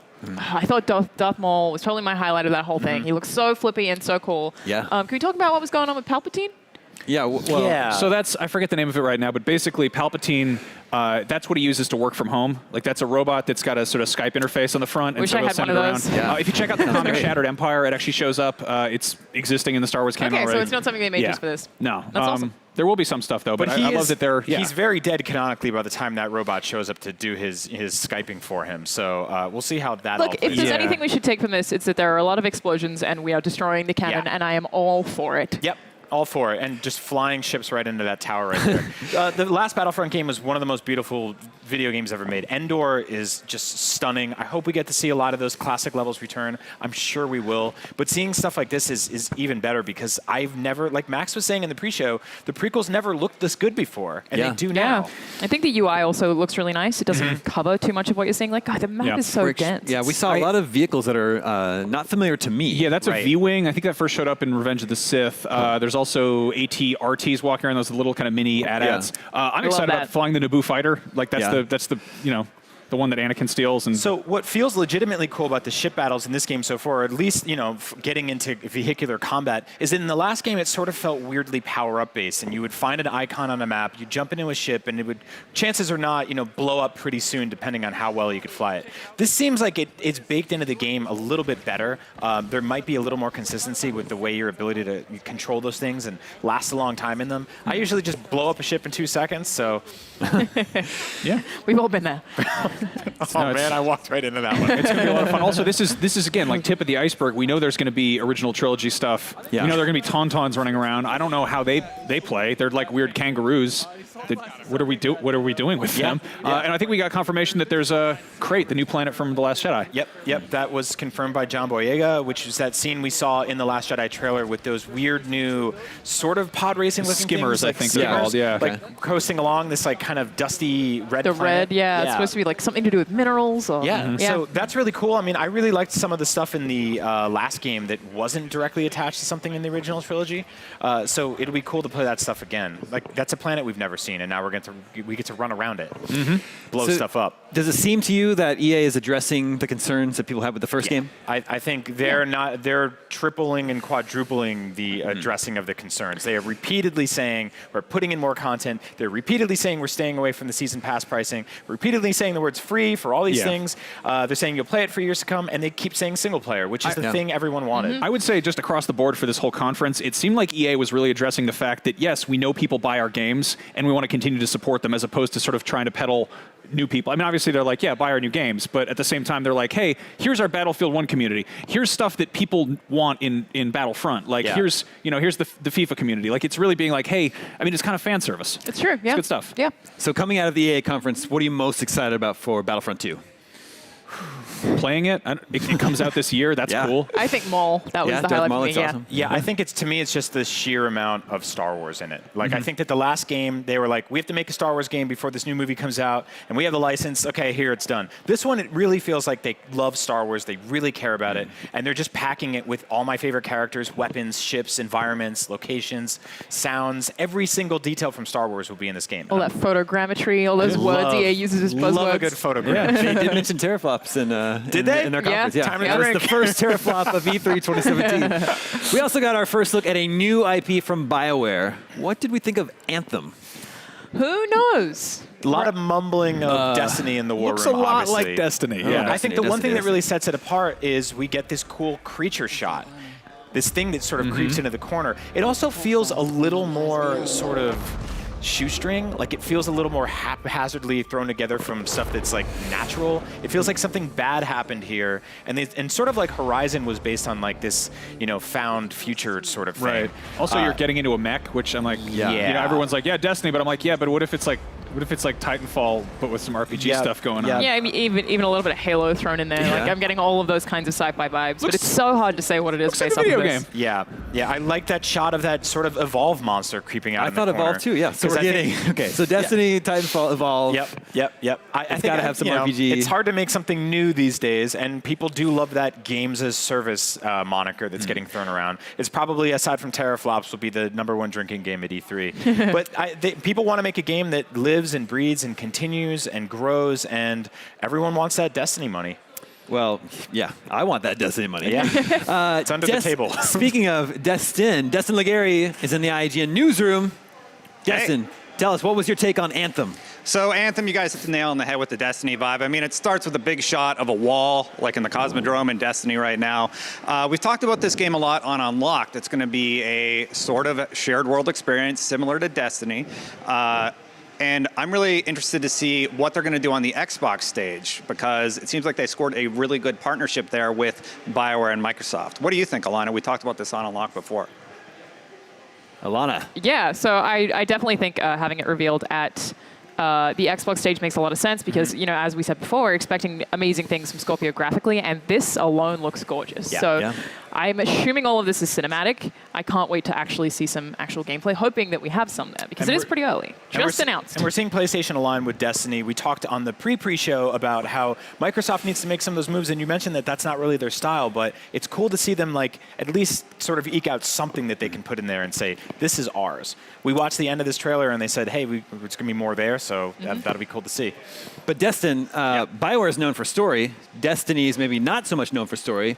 How do you think that they're going to reconcile that at BioWare then? So I would love it if they came out and actually showed Bungie how to tell a fantastic story in a share world shooter experience. Now, Destiny has done well with the Taken King, and it looks like they're going that way with Destiny 2. But what are they going to do with Anthem here? I mean, BioWare, this is BioWare Edmonton, not any of the other BioWare teams, the king of storytelling with that division. And I want to give them a chance. It looks like it's going to be 4-player co-op. They updated their Twitter. They have a game website now that's out there. So we have seen some hints about what the experience is going to be like. And really, it's just so little to go off of. There's a monster, there's a wall, and there's some dude in some badass-looking armor. I need to see more gameplay. All right, thanks, Destin. That was just a little teaser of Anthem. We'll apparently learn much more tomorrow at the Microsoft conference, which you'll be able to watch right here with us live. Now, we also got to see a lot of Need for Speed Payback. which actually looked really fun to me. Oh, I don't know about you guys? Yeah, I got immediate vibes of Sleeping Dogs, which is sort of now a dead franchise that was made by United Front Games, which was people who had worked on Need for Speed. But the idea of like ramming cars off the road and having like a sort of a turbo boost and then trying to jump onto a car and all this kind of being vaguely cinematic. I think of Need for Speed usually as a racing game, but this seems like it's got like a cool action movie story going on. Yeah, this game is stunning. I was particularly enthused by the pacing in which this trailer unfolded because it seemed to sort of jump between gameplay and cinematic cutscenes almost like perfectly fluidly. You would see a car crash and it would pull out. It looked like someone was controlling it, and there'd be a cutscene with VO and then cut right back into the race. Really gorgeous stuff. I think when we were goofing before about like Las Vegas or some sort of fake version of Las Vegas, I didn't think about how vast and beautiful that can get once you get outside of the Strip. There's a lot of really cool environments here. The lighting looks incredible. What do you think, Alana? I was really impressed by how explosive it is. Yeah. Like, there's a lot of takedowns here and there's slow-mo, but it feels like you see every single frame. Like, they're gorgeous. The explosions are really cool. I think it's going to be a lot of fun just bashing people off the road, which is, you know, leading into this, I was like, how do you beat Forza Horizon? Which is, like, Forza Horizon 3 is such a good arcade car game, and then it's like, oh, you make it completely different. You make it in ways that I violent. didn't expect. You make it incredibly violent. Forza Horizon is like chill. They're like, let's go for a nice cruise and have some tunes. These guys are like, we're gonna blow up some cars. Look at this road. Like, there's just like parts of Explosions car everywhere. flying into the sky. Yeah, it looks like probably the most cinematic thing I think I've ever seen from a racer, so I'm totally for that. Looks like he's got some nitrous there as well. That's a thing that we haven't seen in a game in a while. I'm wondering if they're gonna borrow the kind of the GTA like going into bullet time with a car mechanic, because that's a lot of fun to go around turns and everything. This looks really interesting. I'm getting Burnout and also Split Second vibes. Do you guys remember that game? Split Second is kind of a deep cut, actually. Yeah. But that game is kind of a cult favorite. You know, we were talking about Need for Speed Hot Pursuit. This totally sort of reminds me of that game. Yeah, I'm interested to see how the story works. If you're in cars the entire time, we're going to see a lot of cutscenes with people. Yeah. I saw a woman At the jump out of the car. Yeah. And you switch to controlling her vehicle. Right? Yeah. It's always weird when that happens in a game where it doesn't normally happen, like when Tony Hawk gets off his board. But what are you doing? What are you doing? Get back on that board. Yeah, I don't know. I'm torn on that, but I have confidence that they'll be able to pull this off. I'm a little worried that the story's going to be very cheesy. Well, but it does look like it's going to be fun to play. It's about cars. It's going to be great. But no, like I think it's cool. I mean, again, not to keep reminding people of GTA, but like the fact that you're jumping between characters and controlling different actions is a really smart way of keeping the story fresh while not kind of pulling over to just go into a cutscene. Yeah. You're jumping between cars doing different things. Yeah, it's true. It'll give you a lot of variety, and that is a customized GT we're seeing there. That's not the stock model, so we assume that the player gets to customize them. They didn't confirm that, but it's almost guaranteed. Well, they've said it'll have the deepest customization the series has ever seen. So that game is coming out this year. Definitely has my attention. I look forward to seeing more. So everything we've talked about so far, what's been the real takeaway from EA's press conference this year? I think.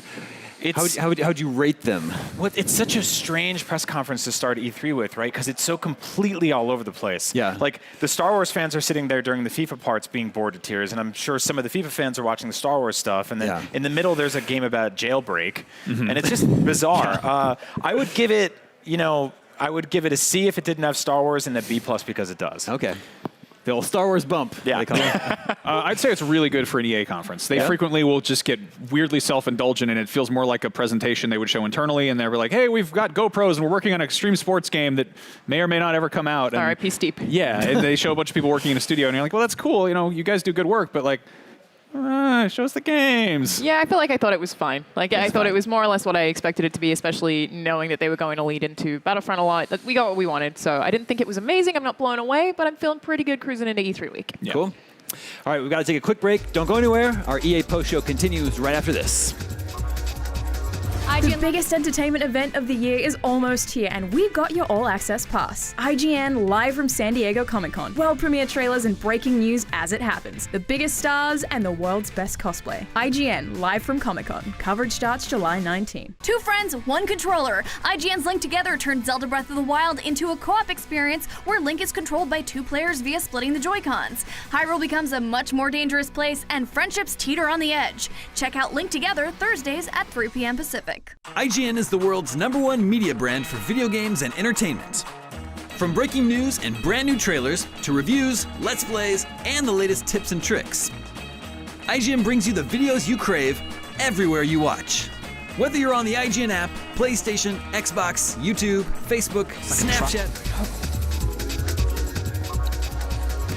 Welcome back to IGN Live at E3. We just saw the EA press conference, and you can't have one of those events without a few games from EA Sports. They're really taking the angle that they're going to be leveraging Xbox Scorpio this year. Yeah. Yeah, they want those elbow pads to look just really, really realistic. It's kind of an interesting place for devs and publishers to be, where, of course, you want your game shown on whichever console is going to make it look best, but then Sony obviously has the majority market. So it's going to be an interesting year, I think, seeing who people align with. It's also, we couldn't specifically see it running on Xbox One Scorpio stuff because that hasn't happened Don't even know yet. what that looks like right now. Chronologically in E3, so it's very odd. I do think you guys are onto something, though. They will animate individual blades of grass in FIFA. You will get to see down to the ant sitting on the tip of the That's grass. what I want in a soccer game. Me too. It's what I try to think about mostly. You know what we didn't get was FIFA on Switch. Yeah, so if you saw me checking my phone like a rude boy just as the camera came in, it's because we just got a press release on the Switch version of FIFA, which actually sounds a lot more feature complete than I think many of us had sort of hypothesized. That's the word. That's the whole way to say that word. Hypothesized. Hypothesized, I think is the way we're doing it this year. It's actually called FIFA 18, so they are putting the number in there, but it seems like what it is missing is the FIFA Journey single-player campaign stuff. But you will be able to split off Joy-Cons and play 2 players on one screen. They're saying all these wonderful things about animation. They did not mention any teraflops, unfortunately, but it sounds like a mostly feature-complete version of FIFA 18. I'm so happy to hear that. Yeah, that's really cool. I'm really glad. Yeah, that's awesome. Does the press release mention release date? I did not see that far, but I will say that we are one press conference down, and we still have not heard the word Nintendo Switch yet. Yeah, that's So- true. Yeah. We've heard Scorpio, we've heard Teraflop. We're still on watch for Nintendo Switch. And that would be the place to have it. I guess Ubisoft on Monday would probably be the next possible place, unless Bethesda wants to talk about Skyrim. yeah. But, I digress. What did you think about the NBA demo that they showed? Where you're using both sticks on your controller to manipulate the player's hands. I thought that looked pretty cool. Like I want to try that, especially as someone who doesn't know much about NBA. Like I definitely want to try that. Also, they used a Kendrick Lamar song, so that was definitely a highlight of that for me. Yeah, I was pretty stoked about that. It made me want another skate game.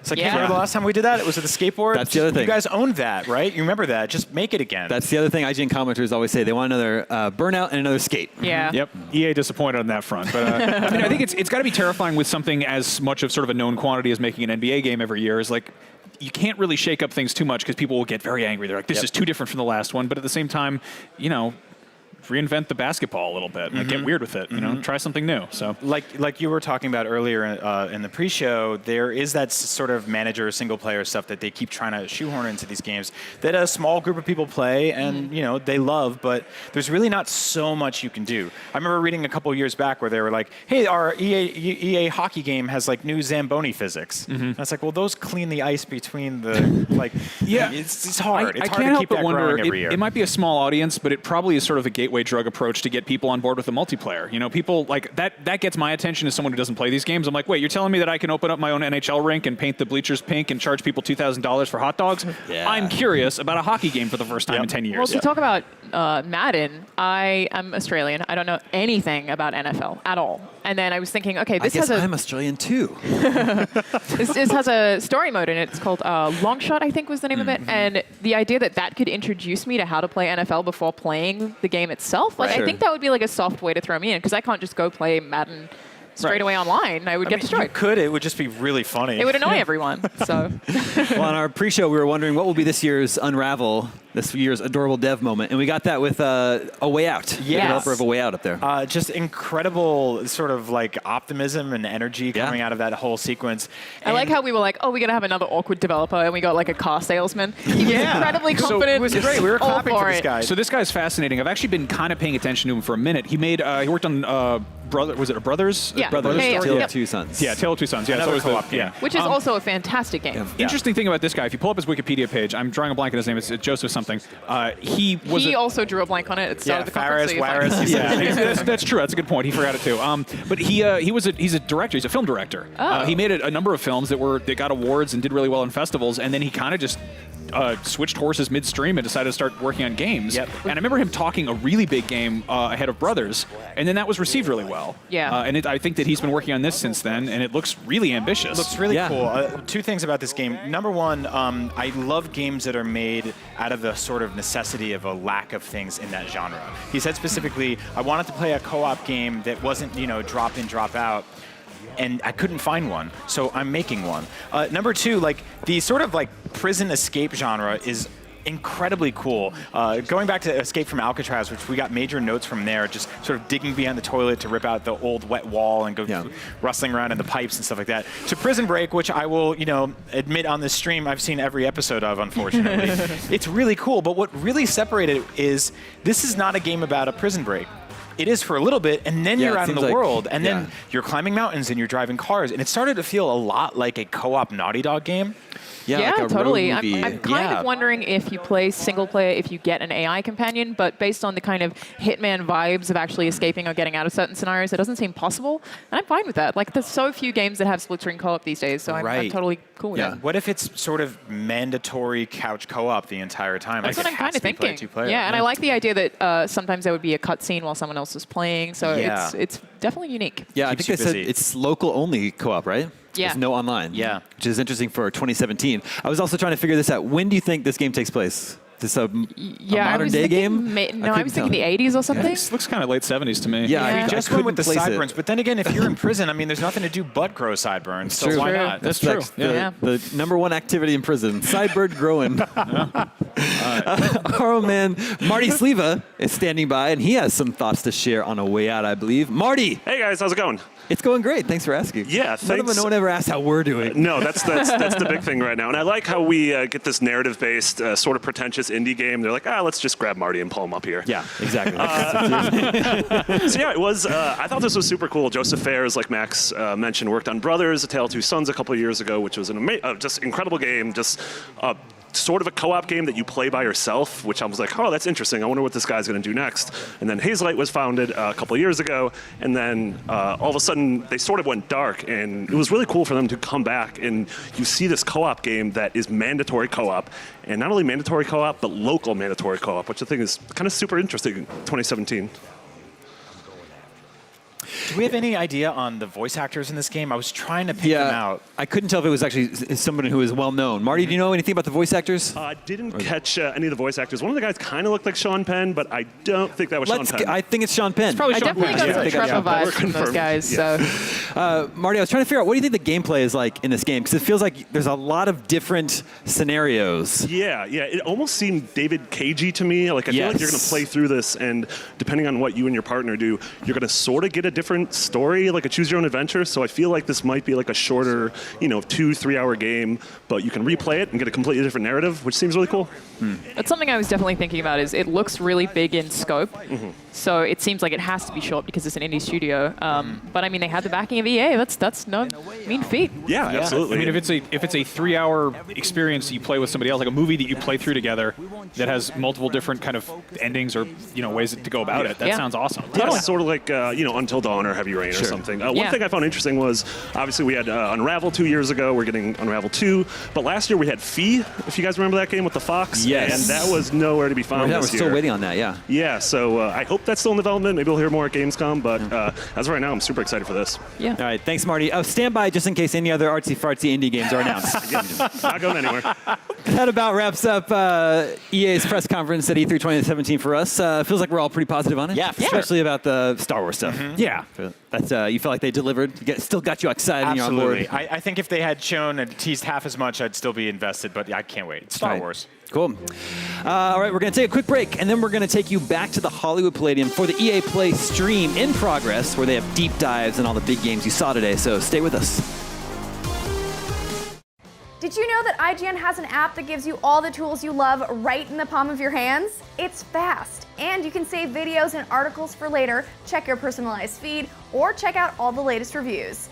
Download it now on the iOS or Android App Store. The biggest entertainment event of the year is almost here, and we've got your all-access pass. IGN live from San Diego Comic-Con. World premiere trailers and breaking news as it happens. The biggest stars and the world's best cosplay. IGN live from Comic-Con. Coverage starts July 19. Two friends, one controller. IGN's Link Together turned Zelda Breath of the Wild into a co-op experience where Link is controlled by two players via splitting the Joy-Cons. Hyrule becomes a much more dangerous place, and friendships teeter on the edge. Check out Link Together Thursdays at 3 p.m. Pacific. IGN is the world's #1 media brand for video games and entertainment.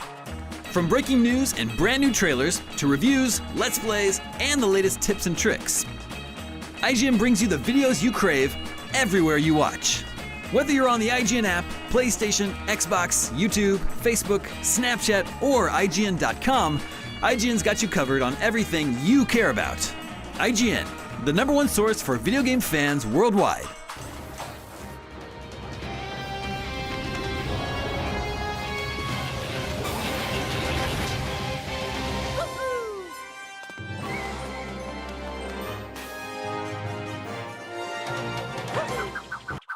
Year from these two gentlemen. Well, I think from our side too, like you created an environment that really supported that. I felt like we felt really comfortable just creating and playing and knowing that you would listen if we had ideas or anything like that. And I mean, collaborating, what, 2-3 years down the line, just throughout the process with the script and just thoughts, seeing those ideas show up in the script. So I mean, that does something itself, you know, we talk about the work. I got a phone call 4 years ago, and I think one of the smartest things that Mike did was say, I want good actors, but I want good actors who are also have either played football or are huge fans of football, so we can just get that all on the side. There's no technical stuff that JR and I had to learn. I played football in high school and college. JR played football in high school and college. We understand, and up into the NFL too, and we understand. Minutes. Minutes. 5 minutes. But we understand the game, so we were able to put all that aside and not even worry about all that. All that language is not foreign to us, which allowed us just to really hone in on just the relationship that you have here. It had to be authentic. Yeah. So and then you get an Oscar winner, Mahershala Ali, who says, you know what, I want to be a part of your game. Right. That's how you know, world, that this script is legit. Mahershala Ali is in our game. It's crazy. That was surreal. Yeah. Like, okay. I remember when he walked on set, people were like, not bad. Yeah, it was him and Dan Marino there the same day. You've got an NFL Hall of Famer who wants to be a part of this, and you got an Oscar winner who want to be a part of this. And that just speaks volumes to how it plays on both sides of the That was fence. the first day of shooting, so I was so nervous walking into there. Like, it's so limited with time when you're shooting these things. And so you have a half a day with Mahershala Ali with kids, so kids make it so much more complicated because they're just having fun and there's a football on set and they're trying to break the lights. But classic kids, just talking smack like they do. If it was going to blow up, it was going to blow up on day one. The most expensive day. Well, I'm glad it didn't. Okay, that's fantastic. But you know, it's for you, Scott. You know, obviously Friday Night Lights, that's where people will see you and recognize you from numerous other things as well. Right. But what was the experience? How does it compare to what you did on Friday Night Lights to what you did with Long Shot? You know, I've never worked on a project that had as many parallels for me to Friday Night Lights. I've worked on a bunch of other stuff, but nothing had that kind of grounded, small, conversational storytelling that Friday Night Lights had throughout the rest of my career, and so kind of until Long Shot. I mean, to be honest with you, you know, there was so much collaboration, and when I was on Friday Night Lights, I felt like I had ownership of that show because they empowered us to do this. And JR said this earlier, but while doing Long Shot, we also felt very empowered to be a part of the storytelling. We weren't just puppets for words that somebody was very precious with on the page. Mike had brilliant ideas and lovely dialogue, but then also was malleable and wanted to we all wanted the same thing, which is to have the greatest story. And that's what we did on Friday Night Lights. I always say it's tough to catch lightning in a bottle twice, but I think that we might have done it with this. I've already done it with Friday Night Lights. And at the heart of Friday Night Lights, it's about interpersonal relationships, about friendships. Like with Jason Street and Riggins, their tragedy changes their relationship. The same thing happens with Devin and with Colt.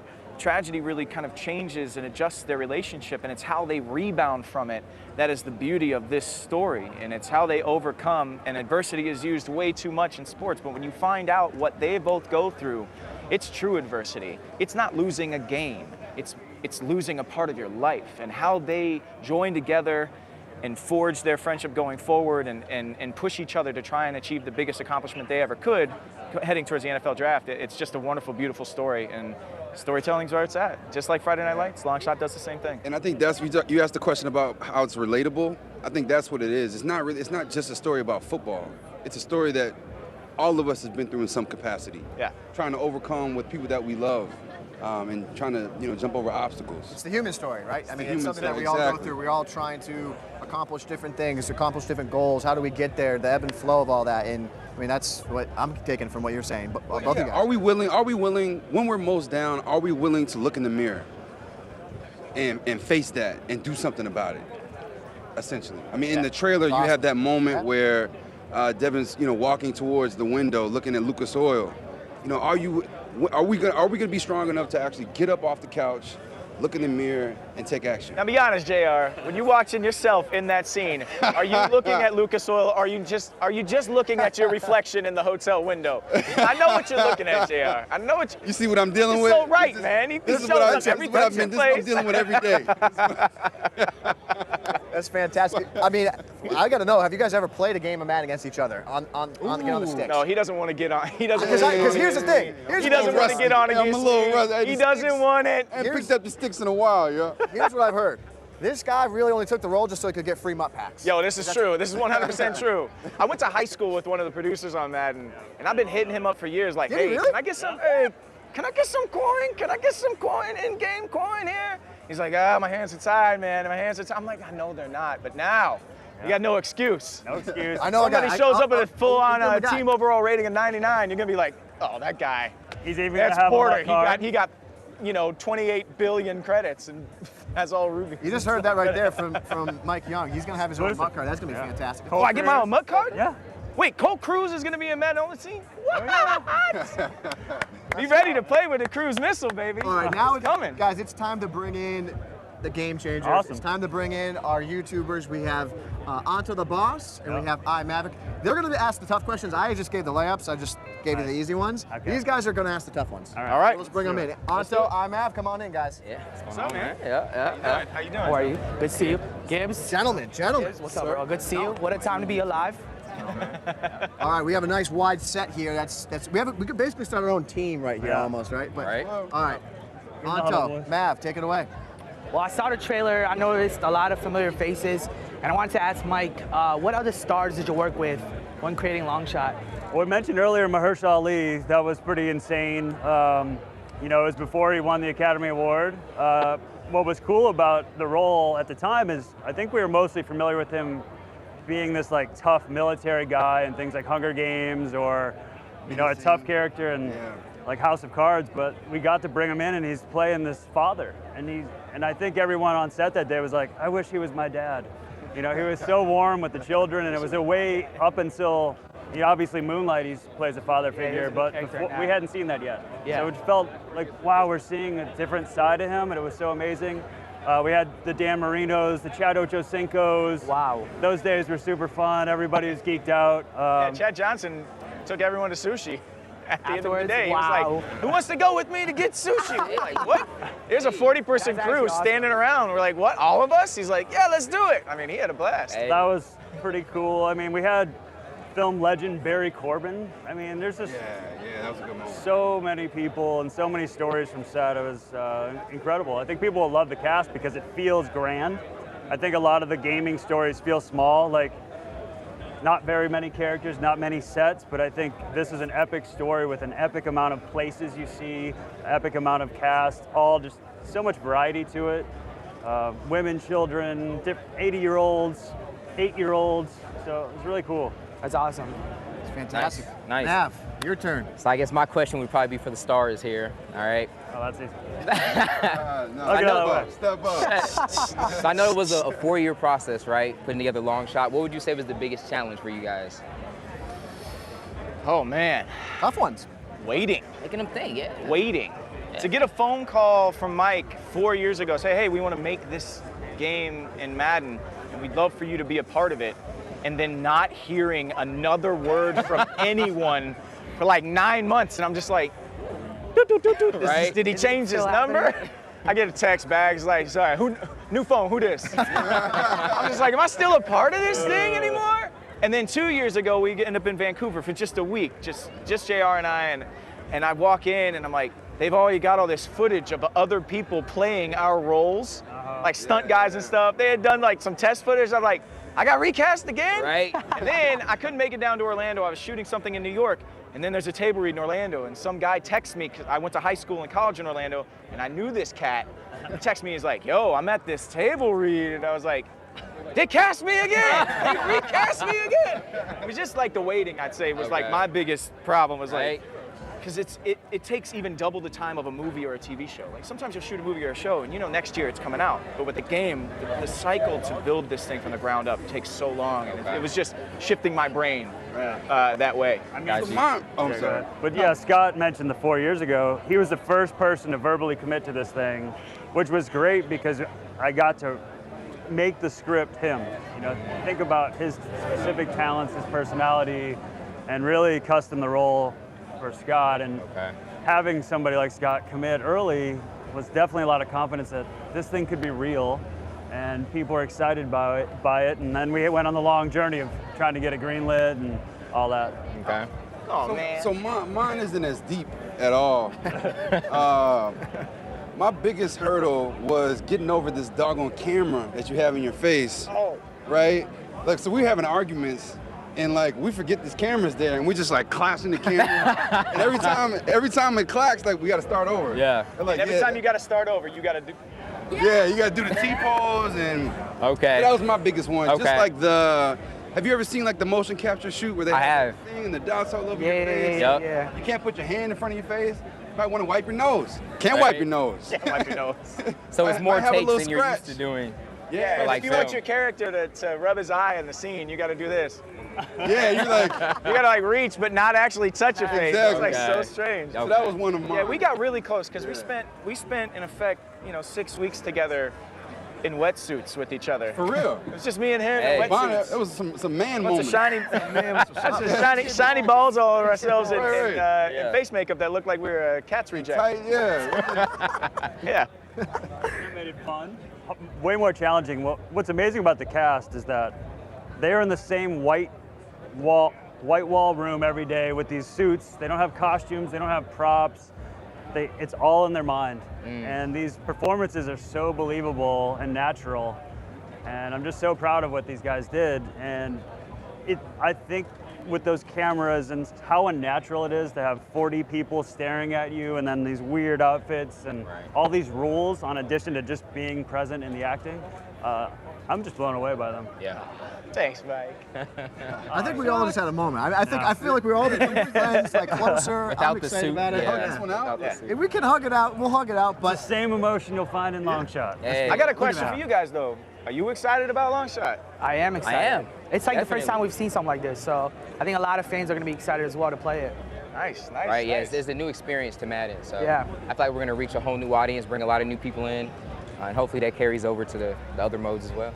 you know, the crazy thing is about that is a lot of guys like you YouTubers and that create content online, you guys would like making your own story mode, right? But now you got one. Now we got it. you got one, right? Now we And got so it. Now you actually have a true, authentic story. Exactly. A lot goes to these guys. There's a lot of guys behind the scenes that you got to give a shout out to as well. But you know, overall great experience. I got two things for you though. He's got I one. do have one thing to say. I just got one thing to say, and it's important for everybody out there. When you see this and you know that Devin is a character that you're going to play, not everybody's Devin is going to be the same. And it's important that we get the point across. Everybody's going to be able to play Devin differently. There's branching dialogue. There's different choices. The outcome of this game, you think everybody's going to get drafted? That ain't the case, man. Not necessarily. That ain't the case. So everybody's going to have a different path with Devin. It's not just, oh, I got to play as Devin and Colt. No. You play Devin how you want to play Devin. You play Colt how you want to play. That's it. So you still have all of that opportunity to make your own choices. Right. It's fantastic stuff, guys. I appreciate all of you for Scott, Mav, Mike, JR, Anto. I appreciate it. I got one request, and you're Okay. going to have to help me make it happen. All right. We have to find the behind the scenes of them smacking into each other with the. We absolutely. got to get them in the wetsuits. I got to see it because we're going to put all that online. I mean, we're gonna find a way to do it. We're going to find a way. Expose them. We'll make sure you look good. Don't you worry. Yeah, let's get Oh, one. Let's get one. do this. Another one here for the fans. Get in. Oh. That's right. Yeah. He's on video. Oh, yeah. Man, for a guy First who's timer. never seen himself in pictures, he takes a while. There we go. All right, guys, that is going to do it for Long Shot Madden NFL 18, a story mode you can play. And right now, we're going to kick it over to the other football game, little football. Send it. Football. Football.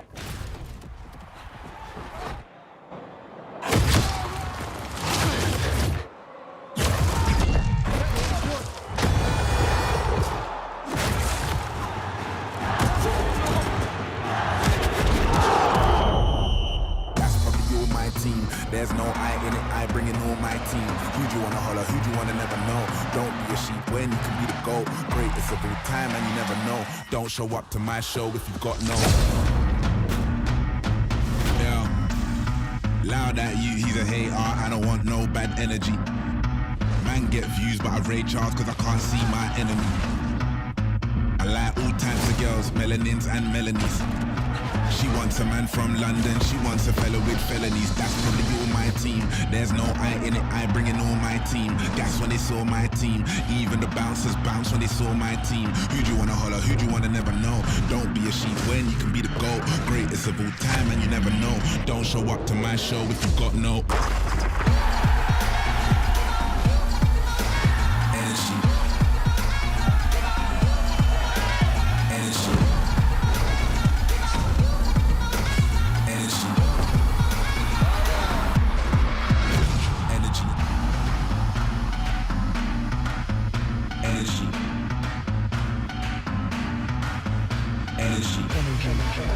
That is right. We are going from football to football. It's the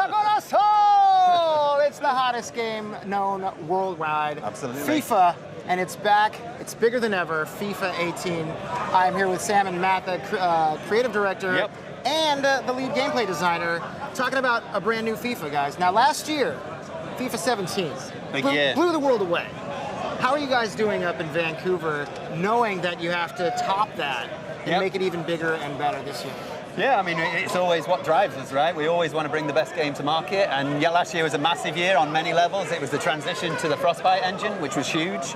It sold over 21 million copies, so a record year across the board. Not bad. Not bad. 21 not bad. mil, you know. And then obviously one of the bigger things was the introduction of the Journey and Alex Hunter, who in just 1 year has become one of the most famous names in all of football. So an incredible year all round. I mean, we had the Men in Blazers on stage. We We're did. so hyped about Alex Hunter. What's he up to? What's he doing? But it's not just about Alex Hunter, obviously. I mean, when you guys announced the cover star for FIFA 18, everybody was like, "Whoa, that looks way better than that statue that was at that airport. That looks actually like Cristiano Ronaldo." But bringing in Cristiano Ronaldo, what is that experience just to kickstarting that experience and making it happen? How did that feel once it all culminated into what it became in FIFA 18? Jose, well, first of all, it was an awesome experience working with the best football player in the world. We went to Madrid a few months ago to motion capture Ronaldo, and we're putting his animations in the game. So he's basically helping us create what it is the biggest leap in the history of gameplay. So that's quite important for us, special attention in gameplay this year. So there's so many new features that I want to tell you about gameplay. There's 4 pillars: the player, the teams, the atmospheres, and the dramatic moments. And let me start with the player. First of all, we have a brand new animation engine. It's called the Real Player Motion Technology. It's a system that allows us to pick animations every single frame. In the past, we used to do every step the player takes. That's an animation, and then we would just chain different animations, different steps. Now, because it's every single frame, for the human eye, just looks like one fluid motion. The movement of the players is very fluid. And this engine also gives us responsiveness, fluidity, and personality. So you will see how the entire feature set is about those 3 things: responsiveness, fluidity, and personality. For personality, as I mentioned, we're putting Ronaldo animations in the game, and now if you look at him, he runs exactly like Ronaldo. From any camera, you will recognize him right away. We also have the tools that allows us to personalize the movement of players, like Sterling, you saw in the video, how his hands are a little bit... Sterling with a goal! Oh yeah, Sterling, his hands like that. Robin, the hands more like in this position. Jordi Alba, the chest up. You will see all those characteristics in the game, and we have also 6 new archetypes for more personality for every single player in the game. So before, all the players would share the same animations for running. Now there is the short, medium, and tall player with the skinny and stocky options. So everybody is going to have more personality in the way they move. Then there is the dribbling overhaul. This is my favorite. Dribbling is so much fun, so responsive. And you will see a lot of personality. So you will see the players avoiding doing all those fancy things with dribbling, just with the left stick, just by jogging, for example. And if you pass the ball to somebody like Messi, he's going to be so explosive. You're going to see how he stretches to get to the ball. He leans. It's looks very cool. The visuals are very improved from previous years. And also, if you pass the ball to somebody like Iniesta, he's going to be so good at hiding the ball, but he's not that explosive. So you need the combination of things. And there's also features for the team. There's a brand new positioning system that allows players to coordinate between each other to provide different types of support all the time. There's always going to be somebody doing safe support, so you can keep possession with a safe pass. There's going to be people doing diagonal runs, trying to unmark themselves, attacking runs, and they're going to be playing closer to the sidelines, so wider, in order to create better spaces. And you can now read football like professionals do in real life all the time, trying to read the situation. You can do now that in FIFA. So we also have a lot of play styles. For example, when you play career mode, you will have a different experience, so team personality, depending on what playstyle they do in real life. So for example, we have the tiki-taka, a lot of first-time passes, long balls. If you have players that are very good at dribbling, you will see them trying to beat on defenders, different options. And also for the defensive side, there's quite options like catenaccio, harass, there's many of them. Then there is the next part, which is the dramatic moments. We are changing our crossing mechanics, so now crosses are more dangerous, more driven, and the actual controls also change a little bit as well. We are improving our through balls, the shooting system. Now that the trajectories are closer to the goal to give you more realistic outcomes, but doesn't mean every single shot is going to the net. And finally, we have the atmospheres, which is very important as well. And there's regionalization, so basically depending on where you're playing in the world, you're going to have a different experience. The lighting is different, the position of the sun is very authentic, so you have the same experience as you get in real TV. There's a lot of props around the field, like even cars or commercial things, banners, flags, like in South America, for example. And there's a lot of work on the crowds. There's a lot of new chants, so you have a better audio experience, as well as the crowds now behave individually, so you will see them reacting very different than before. When there's a goal, for example, they will try to jump a couple of rows down, and you can actually celebrate with the crowd. You can hug them. You can do many different things. The gameplay is very, very fun this year. There's a lot. Yeah, so, I was gonna say, so you guys didn't really do much, right? It's not very good. We put our feet up for a year. So. Yeah. But I mean, when channeling all of that newness within a game like FIFA, especially when people have grown to expect it to play a certain way. Do you guys ever, is it a challenge for you guys to make it new, but still make it seem like the players who are good at FIFA can jump in and know exactly what they're doing and notice the differences that you guys made? For sure, it's always a challenge. The game has to be very deep. So people that are new to FIFA, that's true.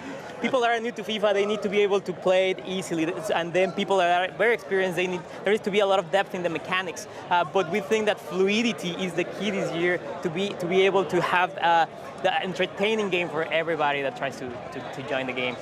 Nice. And I also understand we have a clip, a little gameplay trailer that we saw inside that we're going to take a look at right now. Show that beautiful footage. Loud at you, he's a hater, I don't want no bad energy. Man get views, but I rage hard cause I can't see my enemy. I like all types of girls, melanins and melanies. She wants a man from London, she wants a fella with felonies. That's when they all my team. There's no I in it, I bring in all my team. That's when they saw my team. Even the bouncers bounce when they saw my team. Who do you wanna holler, who do you wanna never know? Don't be a sheep when you can be the GOAT. Greatest of all time and you never know. Don't show up to my show if you got no energy.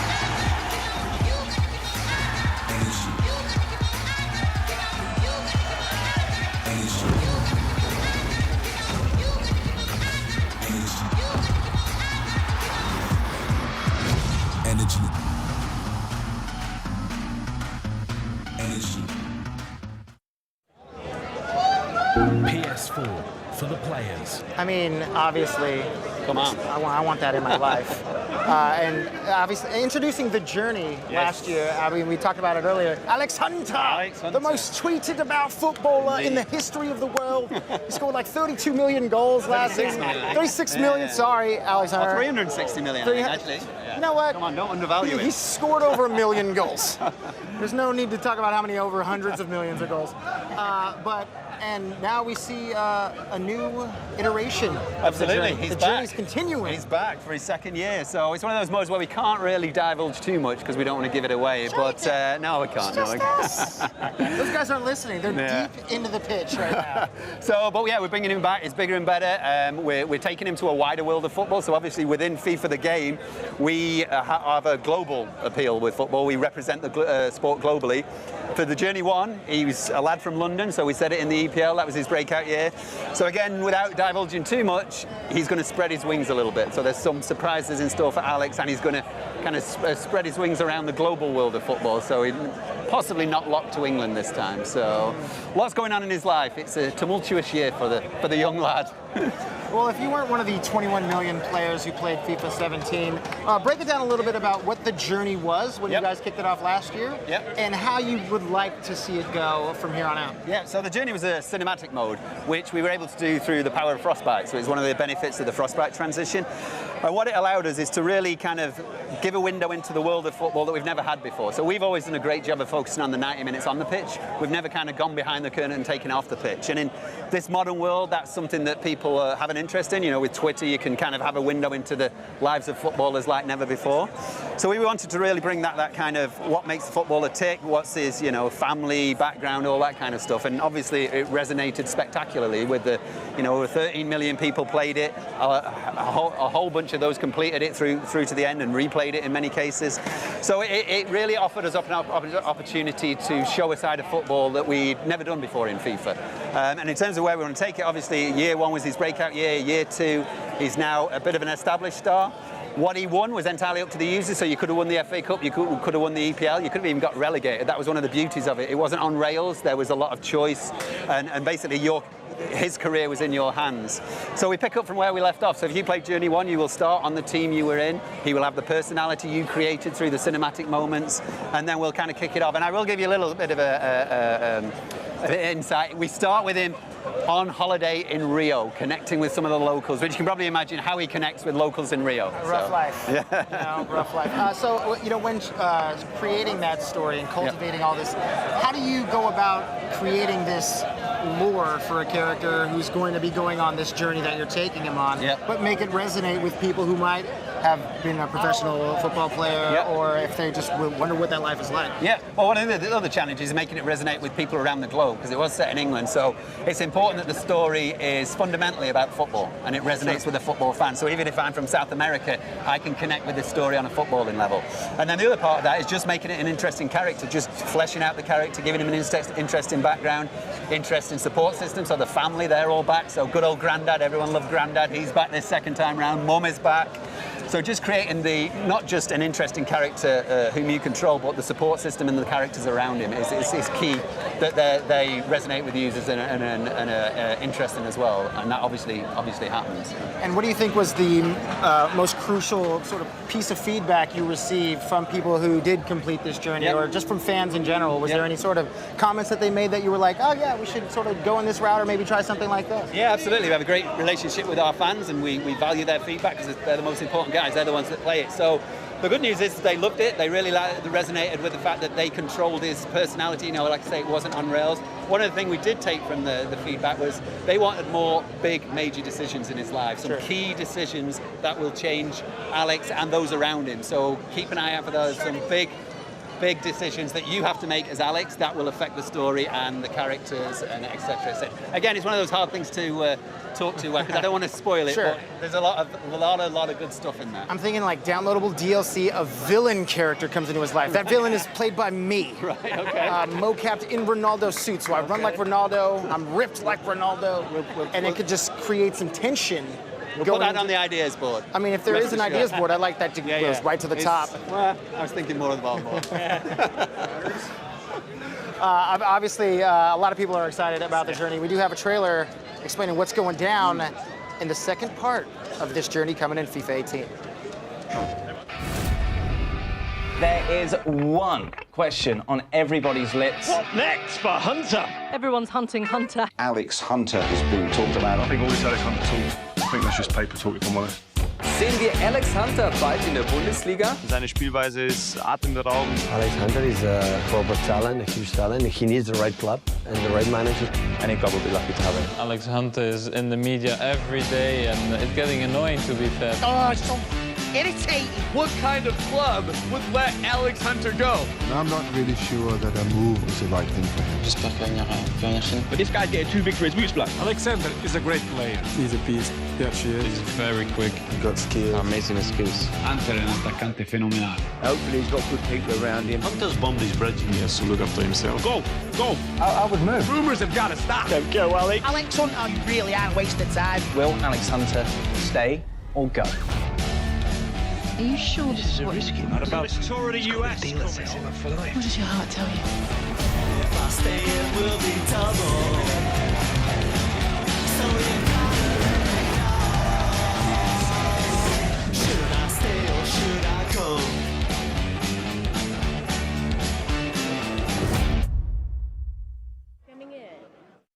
PS4 for the players. All right, everyone. So we've been talking so much about some fantastic EA games here at EA Play 2017, but you want to know what's really fantastic? Some Battlefield, baby. That's right. We're going to have some Battlefield 1 action. I'm Golden Boy, joined by Andrew Galata, one of the guys working on this incredible game, as well as my homeboy, my partner in crime when it comes to these events. Wes C, how you doing, man? I'm not too bad. How are you? Fantastic. I can't wait. I mean, we're going to see some awesome stuff with Battlefield 1. Yep. In fact, you know what, Andrew? Let's just jump into it. What are we going to see today? Well, today we're going to take a look at Nivelle Nights. This is a first night map for Battlefield 1. Okay. Night map. Yep. Now, what are some of the challenges with the night maps in particular that you found when you were making the game? Like when you were making, these maps come Well, to obviously, the first thing that comes to mind is lighting, right? You don't want to be in complete darkness where you can't see your opponent. You want to be able to view your opponent and get a good shot off. So it's really finding that fine balance there, really getting in, making sure that you can be strategic. So we wanted to be able to make sure that you could also find dark corners, hide a little bit, get where you needed to go. Sounds like my play style. Oh, yeah. Just hide in a corner. And hide in a corner, just snipe, right? That's what you're doing? No, I just wait with a shovel. And then Oh, when they you're the come back, shovel guy. Whack Yeah, him in the back of the that's head. best, That's how I roll, Wesley. What about you? How do you play? Well, I'm trying to stick to assault. I'm more of an infantry player, so that close quarter setting, which we'll see in a minute, is definitely something that you can focus on this new map. Having played it in the testing environment, you're going to see some good close quarters gameplay. Yeah, today. the trenches play really well here. Yeah, they do play really well. And there's some interesting differences between the two trenches that I think we'll talk about later on in the stream. Oh, I can't wait. I can't wait to share it. Yeah, So many details put into this people map. had a chance to play this before in the test server. Yep. Was it as detailed as it is here, or are people going to see some new things that they haven't seen before if they played in the server? Yeah, so on our CTE, the community test environment, it was in its kind of pre-phase, pre-alpha phase. So you're going to see a lot more details. So it's really refined, making sure the artwork is as polished as possible, the gameplay is as polished as possible.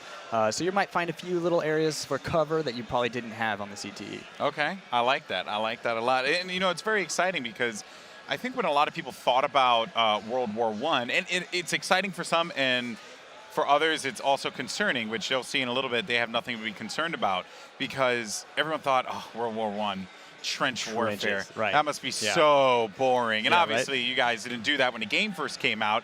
But now you are bringing it to the trenches. Right. What were some of the challenges in making that combat feel exciting?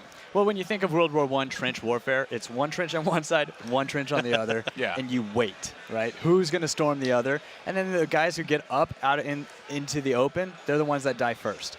But the way we went about it is we wanted to create a no man's land in between both trench sets. So we put a lot of cover and a lot of interesting spaces where you can even have some really good combat outside of the trenches. But once you go in, the turns and the corners and all the little nooks and crannies, tons of fun happening. All right, well, without further ado, let's go ahead and jump into it. Nivelle Night here, and this again, this map looks incredible. If you guys haven't had a chance to check it out here at EA Play, oh man, you're gonna be in for a treat here. Wesley, what do you have for me, buddy? Just wanted to say straight up, you might have noticed we're playing the Conquest game mode, but both sets of teams have got 2 captured flags already.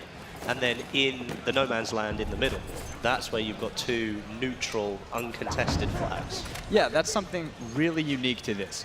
We wanted to make sure that the 2 flags that were in your point are the flags that you already own. We thought it'd be really weird if you had to capture the flags that were already in your trenches. Okay, is that something that you guys are experimenting for this one, or is it something that we could potentially see in other maps as well?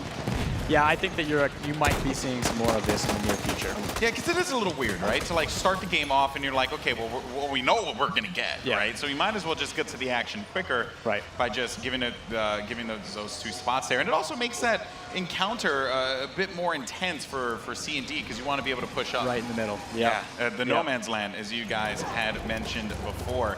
Okay, so taking a look. Oh my goodness, just got absolutely shredded on that one. Bange just did all the work on that. I think we're on board with Stone Mountain here, and we're in the middle of no man's land, heading towards Dead Steel, and you might just be able to see over to the left as he goes over the hill here. You can see the massive shell of a SHA-2C behemoth there, and that's been added in recently, I think. Yeah, so what you're seeing now is the remains of a shelling, right? What happened in this time, this is based on Nivelle Offensive, where you had a shelling attack on the German front. And this is what we're seeing. This is the results, and you're fighting within the midst of that. And they're doing their absolute best to be able to maintain control here of C, get Dead Steel locked down. I wonder what Stone's where he's gonna send his troops. Oh, they're looking to push forward. They're looking to push toward B. Take B. Okay, I like that. Stone Mountain, Unit 64 on the move, and he's gonna find someone in front of him. Nice kill there on cue. JB, take a seat. Loving that.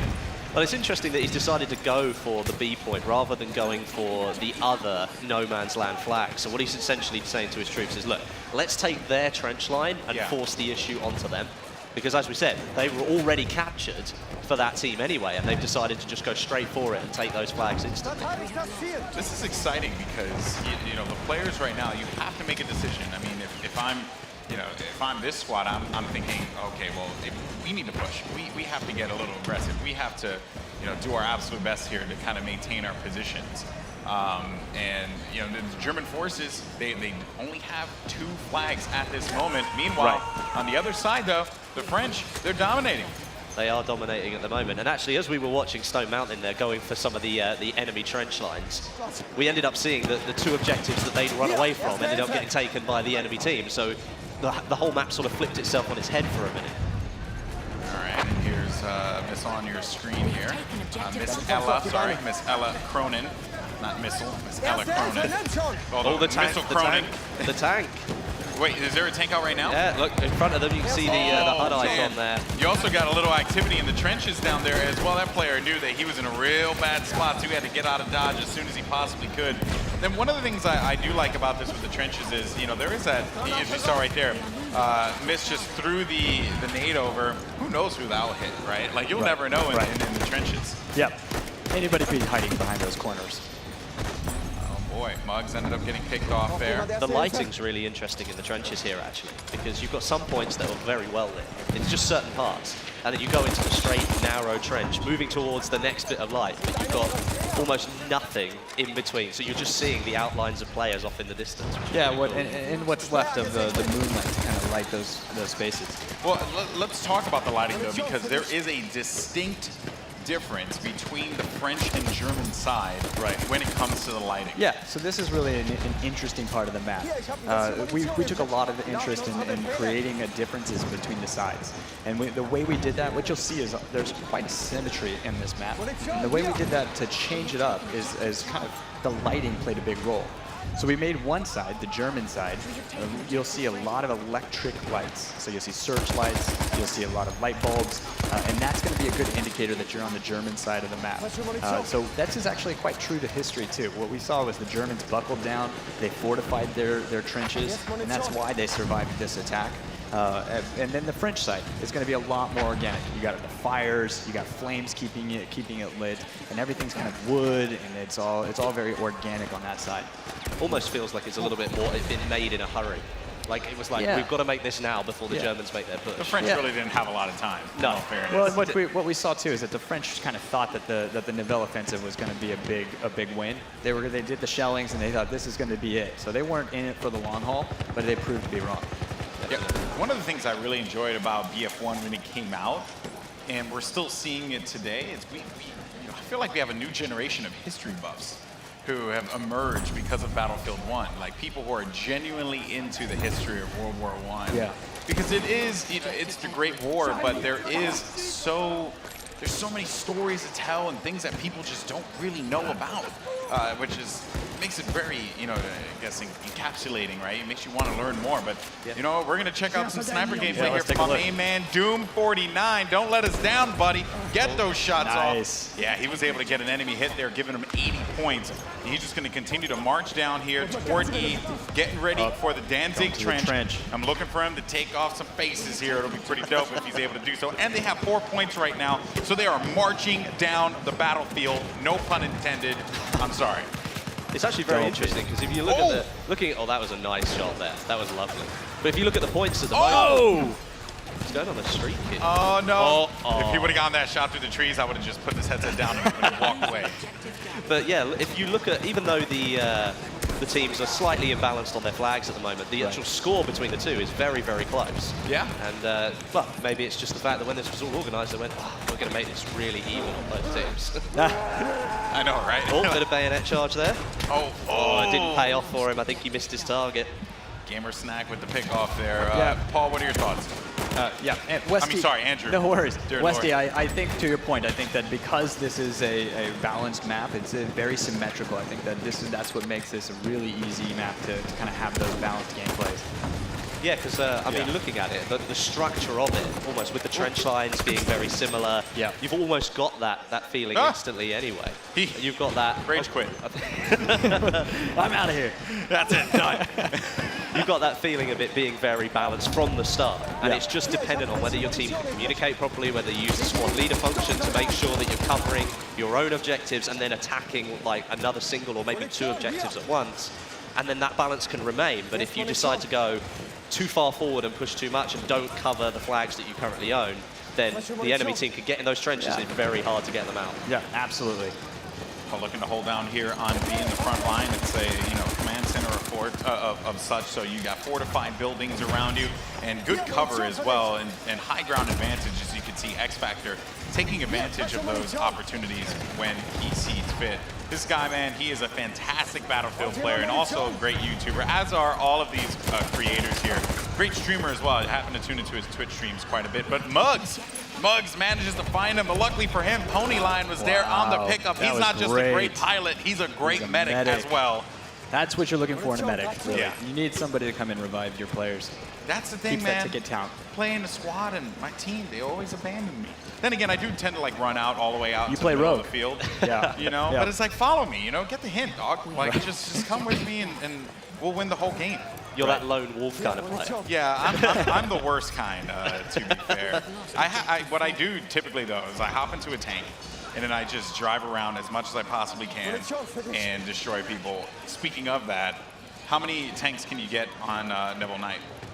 So there's 1 tank on each side. Okay. That's the plan here. We wanted to keep it pretty infantry focused. So once you start going too heavy, I mean, you're going to get some cavalry as well. Okay. So that's where you're going to get a little of that quick gameplay.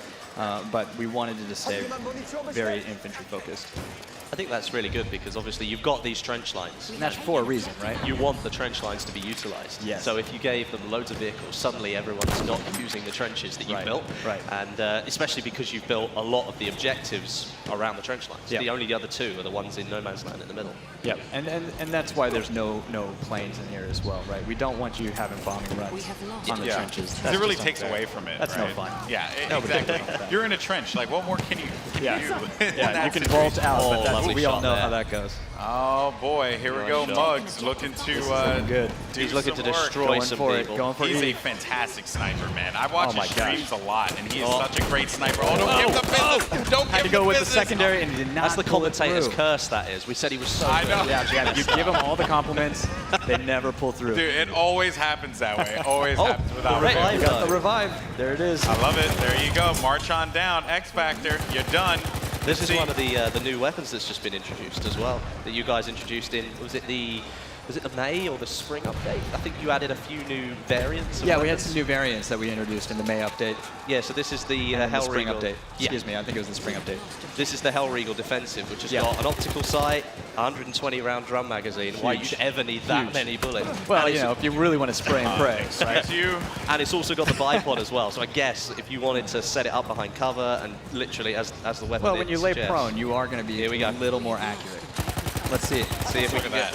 Look at the spread on the bullet too. You see the way that they're just really going in like a tight order, which is fantastic. Like that is certainly something you want to see if you hit that. The grenade paid off. He took half health there. Yeah, nice. Now he's going to try and charge in here. Oh, there it is. This is how it works. There we go. The one and only Dankness 429. He hates that name, but I'm going to keep saying it every time he's on screen. There you go. Pop some smoke. Get some cover. Yeah. It's interesting again here because we're on board with the. Who are we on board with here? We're on board with the French army, and they're taking back the flags that they had at the start of the round. Right. And as you can see up the top there from the flag layout, they are sort of fairly behind in terms of the flags they've got at the moment. Well, it looks like they're rallying here. But they're ahead on score, so the Germans need to pick up a little bit. Looking around here, Darkness issuing those orders Looks when like he can. He wants one. Yeah. There we go. There it is. So they're now going to capture their second objective within their own trench lines. Oh, lovely takedown there of X Factor.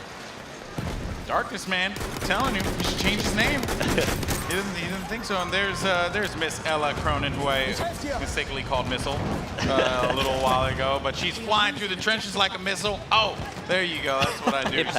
You gotta bring it back somehow. That worked. That worked. One in front. Throwing down a couple Wasn't shots. even looking for that. Nukem Dukem, man. Where's your awareness, dog? On board with Doom 49. The one and only. I think he's top fragging on his squad there, or on the whole team. As a matter of fact, I have to look at that yet again. On the topic of lighting, Andrew, I want to ask you a question because Battlefield 1 has some dynamic weather in it. That's right. Does Nivelle Nights have the same kind of dynamic weather that other maps do? No, we're not going to see any storms or any sand or anything like that coming in here. This takes place in French soil or on French soil, so it's going to be kind of what you see here. We feel like the night is really kind of where we want to create that atmosphere. Yeah. Yeah. I mean, the darkness itself gives it a lot of coverage, and imagine adding anything more into that, it could be a little bit difficult. Who are we on board with here? I think it's Doom 49. Oh, he takes the shot. Said Darkness. Nice. Whoa, there you go. I had to you said Darkness and then Darkness showed up. It's like, dude. It worked, right? It played. So good. It played real well. Well, I do want to mention that we haven't seen it yet, and I hope one of our game changers manages to make it happen. But what about the Elite Kit, man? I want to see some flamethrower action. I do too. Roasting some fools in the trench. I do too. This is also a great opportunity for maybe a trench raider. Oh, you have the trench raider on this map. I think we might be seeing that. It would be only fitting to have a trench raider with a trench map. That's a very good point. Not lying. with the French pack. I mean, this is an extension of They Shall Not Pass. This map here.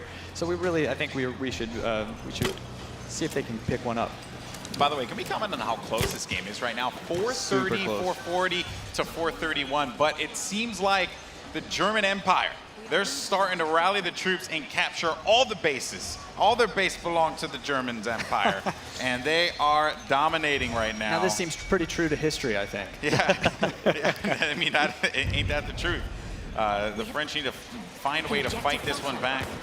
They are taking a couple. They are taking a couple of the flags back, and actually you can see a lot of them are actually up for contention. You've got A, D, E, and F. Well, now D, E, and F all up for contention. Yep. But as you can see, they're all being taken by the enemy team as we're watching. So it may come down to a point where we're looking at a lot of flags being taken by one team and not being held by the others. By the way, but we're seeing a lot of combat here in the no man's zone, right? Yeah. And we just need to see people running towards the flag and starting to capture those points. Because as much as the trenches can be very lethal when you run around the corner and maybe get hit with a shotgun, they do provide a lot of cover at the same time. If you know no one's in that trench, you can take cover in it. Yeah, it's a great place to chuck a grenade, as we saw earlier. Yep. Yeah, but it is hard though, right, to determine that. So many turns, so many corners. You just never quite know what you're going to find. And by the way, Miss Ella is just crushing it. Oh, well, there you go again. You just did it. Just, Andrew, you gave the curse. I'm sorry. Miss Ella, I hope you're not mad at me. Over to Muggs now, once again sniping. We know that he loves to do this. But he's using the Labelle sniper, which is the French one. Okay, let's see if he finds himself. Missed it. Some of those flick shots, man. I mean, how do you even do that? Yeah. But I'm just like, I sit in awe and watch people who can snipe in video games. And it's just incredible. Stode are like two of my favorite snipers to watch on Twitch whenever they're streaming, because they are so unbelievably talented with this gun. But oh no, Muggs is taking a lot of shots to the left though. He's gonna have to dive right into the trench, get really get himself back into in cover. Well, you can see the players up on the hill over the far side. That's who he's looking for. Well, he's gonna need bread effects. There we go. Oh, there we go. 99 nice sight lines here. Oh, you can see that kind of guy. He's taking a hit. Shot. All it takes, he just literally, all he has to do is breathe on him, and Muggs will fall here. So he's got to be very careful. Oh, there we see. Pathogen. Good night. Good shot there. Muggs looking to do it again. There you go. There you go. He didn't even need to shoot the gun. All you had to do was take the bullets and then throw it at Muggs, and then Muggs would have died just on that alone. Now Doom looking to do his best Muggs impression here. Look at that score now. The French have pulled it all the way back round. I can't believe it. This is just Battlefield at its finest. This is actually a really good game. No, it's so close. Very impressive stuff here. And we're storming Dead Steel here. Looks like we're heading that direction. Here's one of the tanks. This is X Factor, the one and only. Just annihilating. This is what I love to do personally. You can see get this tank and go over and just weed out all those small little cretins there in the trenches. Oh yeah. Right you want to be careful not to fall into the trenches. True. I probably would have fallen at this moment. Right. It's the splash damage potential he's got here. Just firing it against the wall, waiting for the infantry to poke their head out. Oh no! He's in. Oh, he's in. So you can still manage to move around. Can you? But I think there's going to be some really tight spots. Look, we also have cavalry in there. Yeah, because everyone's in there. Oh my! Is it possible? The whole kitchen sink. Is it possible to get out of the trench network once you fall? I'm thinking no. Oh well, wait. Oh. We might see something. Let's get creative. Let's see what we can do. This is gonna work. No. This is not. Wow. He's still getting kills. Imagine if you're just going through the trenches. You're going through the trenches. Oh no, Limpet's coming in. See a tank coming. That was like QJB, I believe. He like ran away. He saw that. No, that's CC24. Saw the tank and was like, no, I'm gonna just go the other way. That wasn't gonna happen. Wheezy. That was not gonna end well. Squid and Wheezy were going for the Limpet kill there. Yeah, I know those guys. They were going for the Limpet kill. Oh my goodness. Gonna sit for the repair right here. So there is. Oh, they're storming. They're storming. Oh my gosh. Nature Cow, what are you doing? I think he's stuck.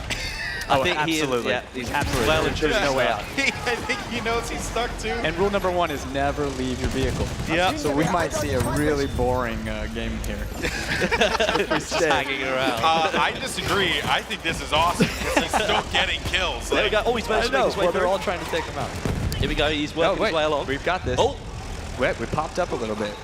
What he needs to try and do is get to one of the rear trenches. To the left, there we go. Use the physics. There we go. Climb up. Climb up.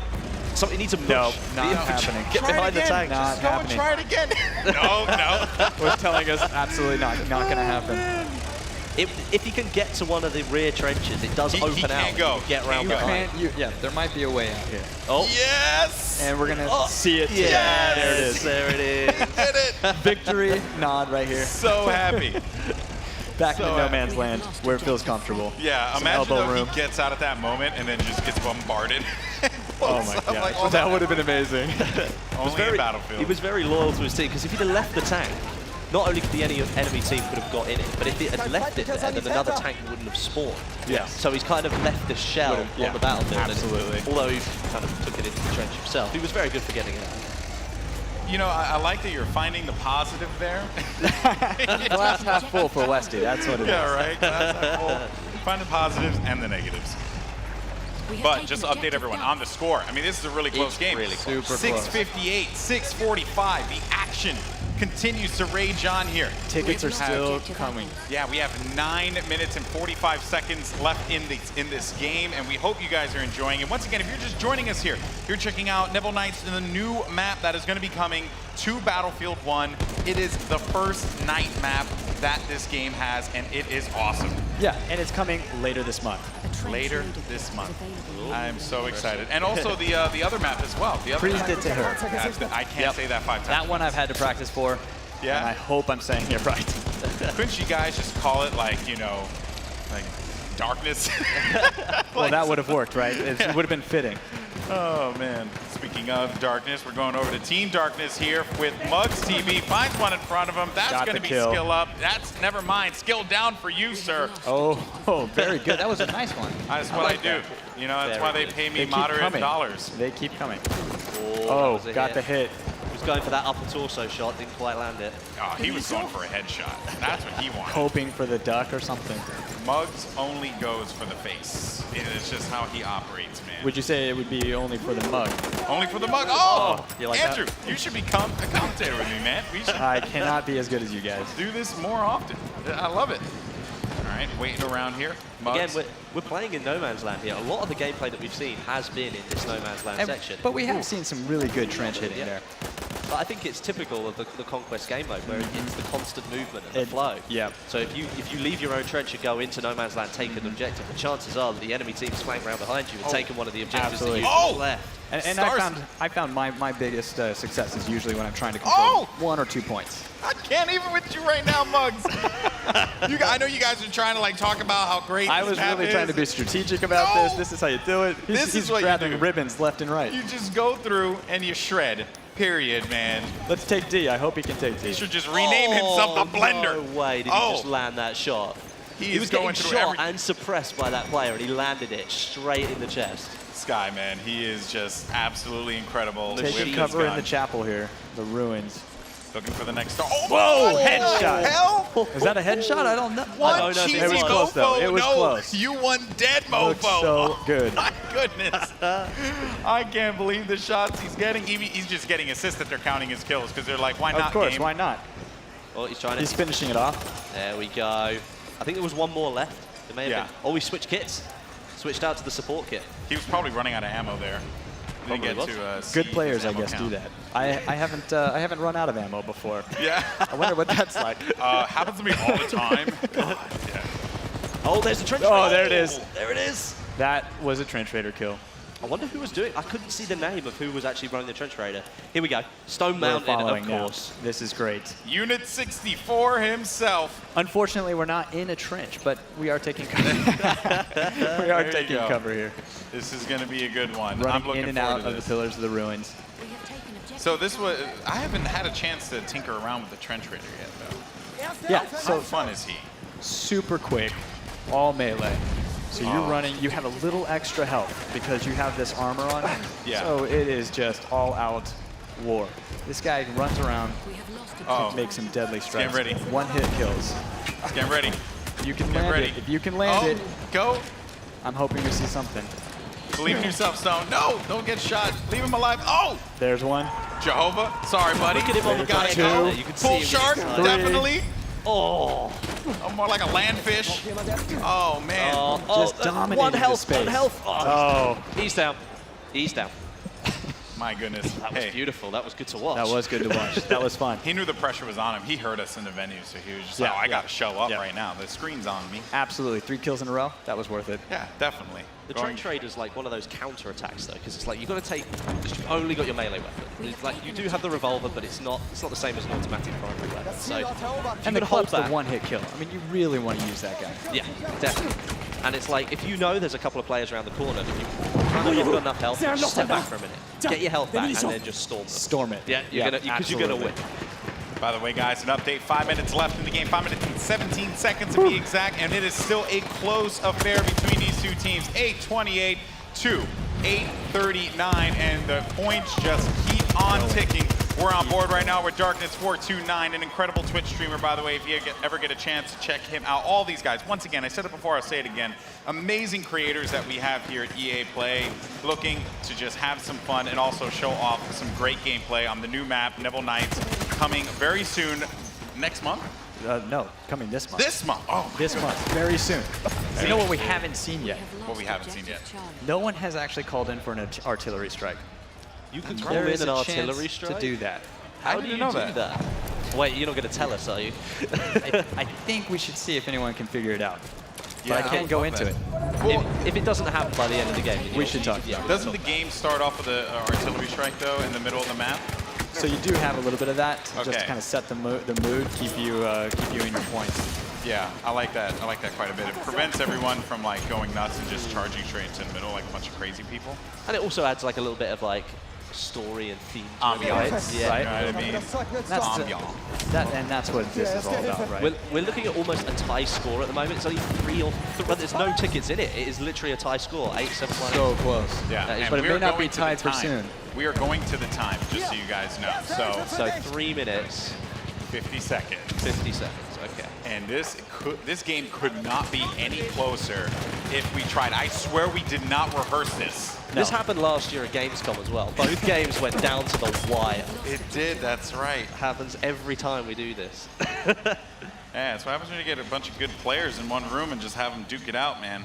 100%.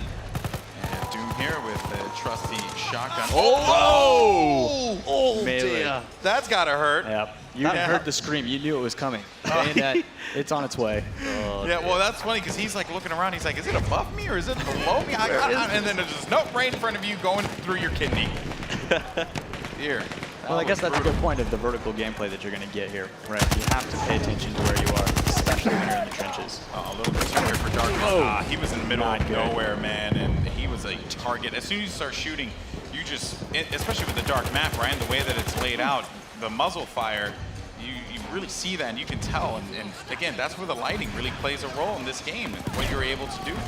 Yep. It really finds those nice dark corners. But what you're also going to see when they start sniping, especially on the hilltops, those silhouettes that are moving. If you see the movement, fire away. And that's correct, because over the back you have some, almost like some AI elements, don't you? Yeah. Interesting. 2 minutes, 25 seconds, But 9:24, 9:53. Yeah, the gap's opened up just a tad though. The rocket gun comes. Oh, that's deflect. a lot of damage. That was a deflect. Second round, engine disabled. Can he finish it off? There we Done. go. It's gone. Beautiful. Just go for it, Stone. Just shoot and believe in yourself, man. Shoot it into the darkness. I dare you. The whistle's blowing. Time to charge. I know, right? Well, they are going to be able to overtake C. Both teams have 3 flags, but the C and D flag are swapped, so expect to see a lot of activity. Who's going to be able to win out that battle in the midfield is the question. Stone Mountain rallying with his team forward, shooting his teammate because reasons. And it's over to A, and they are going all the way out to the other side of the map for that last-ditch effort here, Andrew. There's only 15 tickets. I hope we see something incredible here. They have to cap at least 2 in order for them to come back into this one, I think, with 1 minute and 23 seconds. Because it's I'm not still sure very it's close. going to happen. Yeah, no, it won't happen. We're down. They are capturing 2 points. I can't see it happening personally. I think it's going to go. You think it's... I think 3 tickets. Nah, they're not going to do this. Not going to do it. Not going to happen. It's going to be real tight. Let's see if it happens. They're resupplying like crazy. Game over.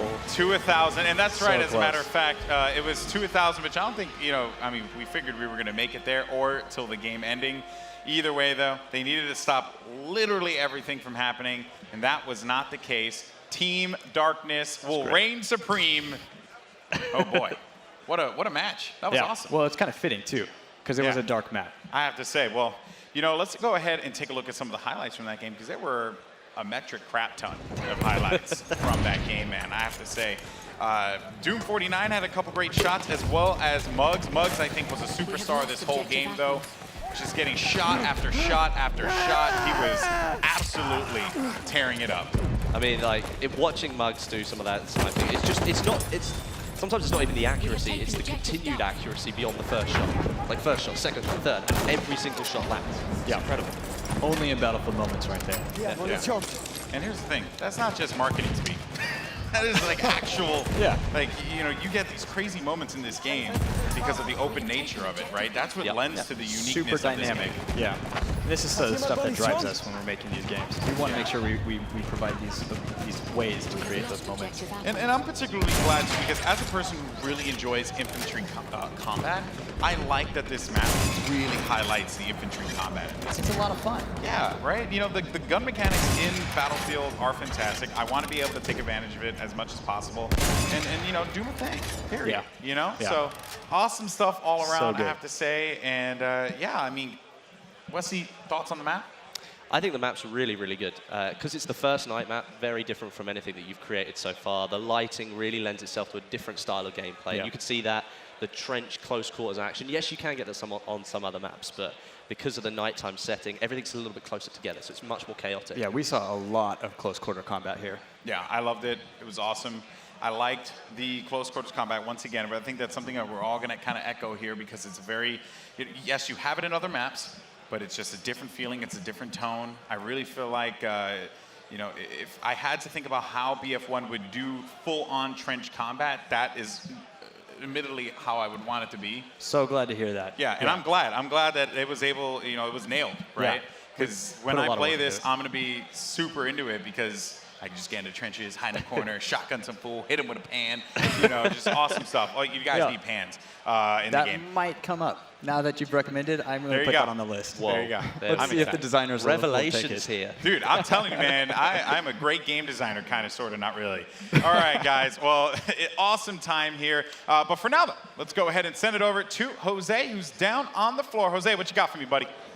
Hey guys, I'm hanging out here with Miss Ella Cronin, who I was trying to get an interview with at the end of that round. That's why our team sort of fell behind. So I feel like it was my fault. I apologize. But tell us a little bit about your experience with Neville Knights and how you think it's going to affect the Battlefield 1 players out there. It's really fun. Like the nighttime aspect and the fact that it's dark and so much harder to see what's going on completely changes the atmosphere. So yeah, no, it's really different. It's like a completely different experience.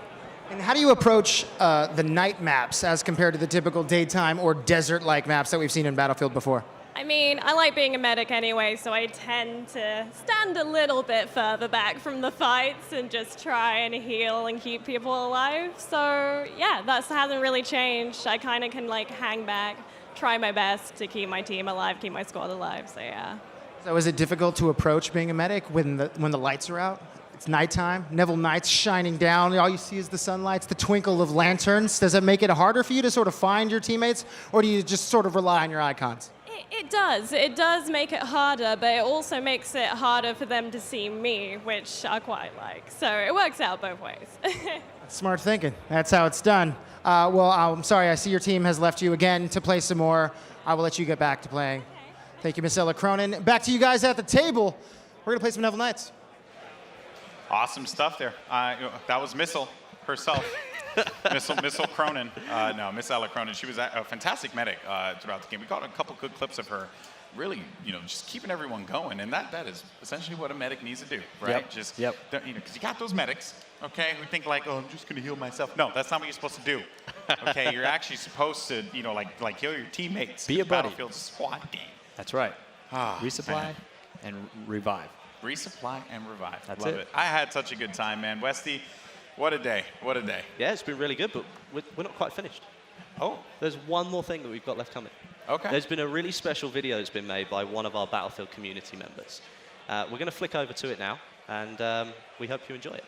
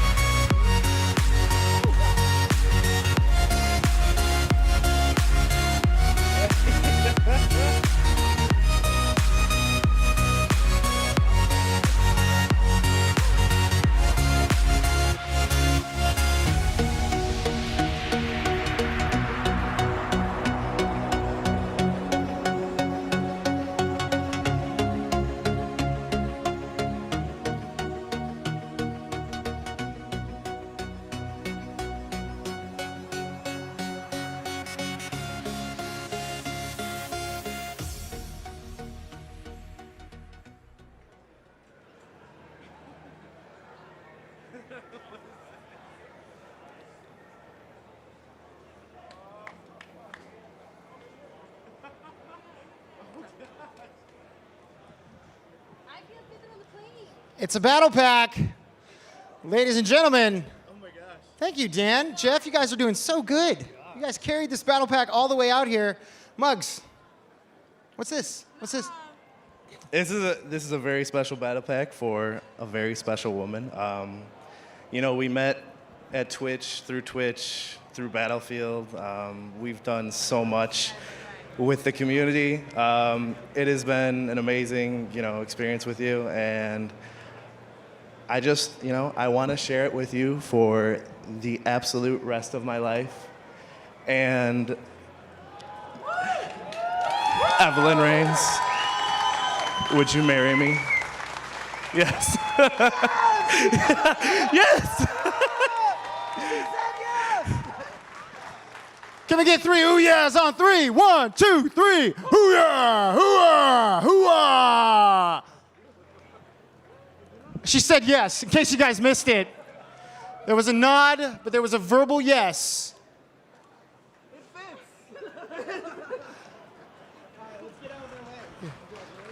You won't be able to find that battle pack in game. That battle pack is not in. Not at all, my friend.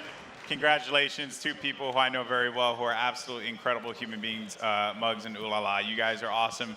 Congratulations, and I'm glad that you were able to do this surrounded by your friends who are also your family and thousands of people online as well. The Battlefield community is truly amazing and incredible. They've welcomed me in with open arms when I first got involved, and they do so with everyone else. So big thank you to you guys. What a time. What a day. This was fun. That was brilliant. I had a good time. For the community. All right, guys. Well, once again, just want to close it out here. Congratulations, Muggs, Ulala. You guys deserve it, and you guys are going to have a happy life together.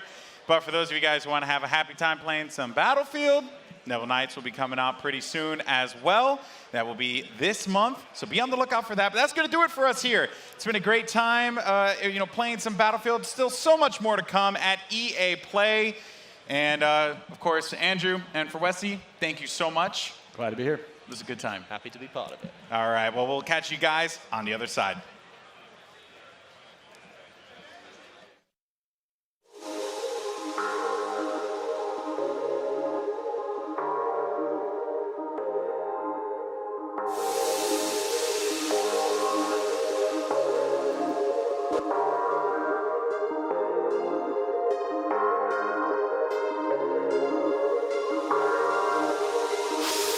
The biggest entertainment event of the year is almost here, and we've got your all-access pass. IGN live from San Diego Comic-Con. World premiere trailers and breaking news as it happens. The biggest stars and the world's best cosplay. IGN live from Comic-Con. Coverage starts July 19. 2 friends, 1 controller. IGN's Link Together turned Zelda Breath of the Wild into a co-op experience where Link is controlled by 2 players via splitting the Joy-Cons. Hyrule becomes a much more dangerous place, and friendships teeter on the edge. Check out Link Together Thursdays at 3 p.m. Pacific. IGN is the world's #1 media brand for video games and entertainment.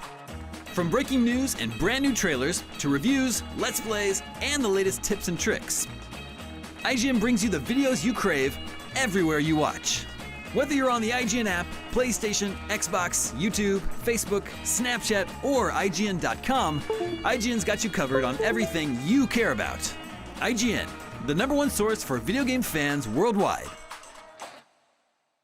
Did you know that IGN has an app that gives you all the tools you love right in the palm of your hands? It's fast, and you can save videos and articles for later, check your personalized feed, or check out all the latest reviews. Download it now on the iOS or Android App Store.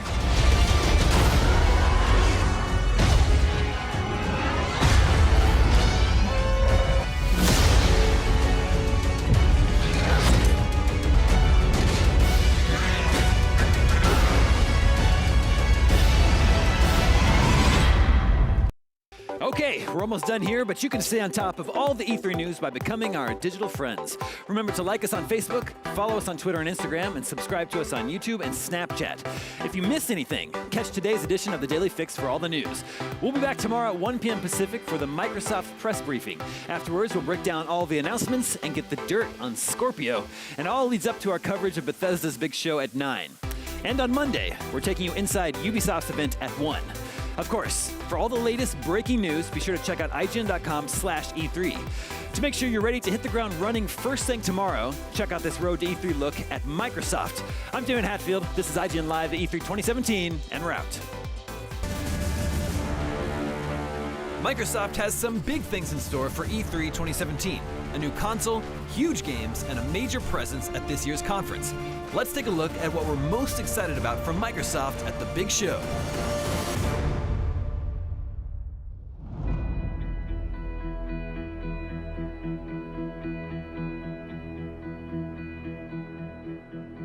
Project Scorpio, as no doubt most of you know by now, is Microsoft's successor to the Xbox One, but not a generational successor. It is a mid-cycle upgrade in the same way the PlayStation 4 Pro is. It promises, nevertheless, to be the most powerful console ever made, with all sorts of fancy numbers thrown at it that should help a lot of games run very, very well in 4K.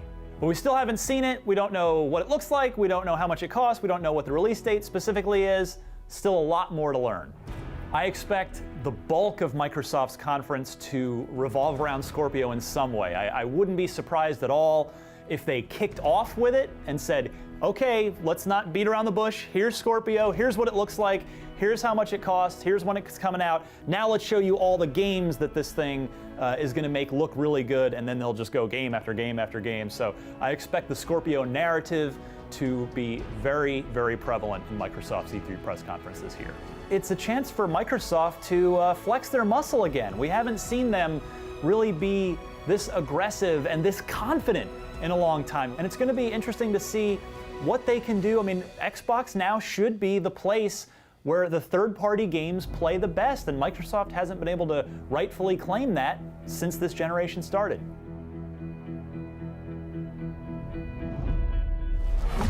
Some people look out on the city and just see lights.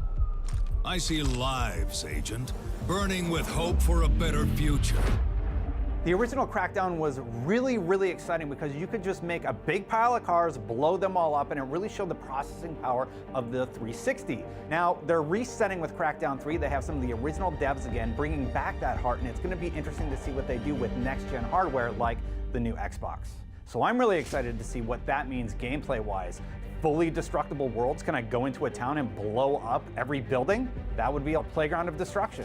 Seriously though, that cloud computing thing sounds really freaking cool, and when they showed how many more processes they could do while blowing up all these buildings at the same time in a multiplayer setting, stuff like that just looks awesome. I am seriously really stoked for this game. I want to see this game again. I want Microsoft to come out swinging, and Crackdown 3 would be a big punch to the competition.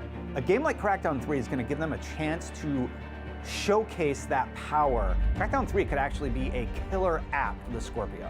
My dream for Crackdown 3 at E3 this year would definitely be a release date with the Scorpio. That would make me want to buy that console day one.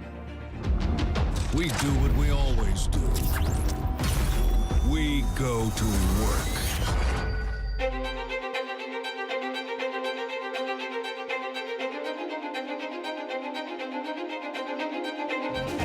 Sea of Thieves is a Rare-made pirate game. It looks sort of like an MMO. We know that it has ship battles, there's sword combat, there's hidden treasure. Rare have made some of my favorite games ever, so I'm pretty much automatically sold on the concept of them making an awesome MMO-style pirate game. I definitely think that Sea of Thieves is important to Microsoft, not only because Rare is one of their best first-party studios and we haven't seen anything from them in a really long time, but also because it kind of fills this void that they have. They don't necessarily have any totally multiplayer-focused games, so it seems like it'll be Sea of Thieves and Crackdown this year that will be bringing that component to Xbox Live.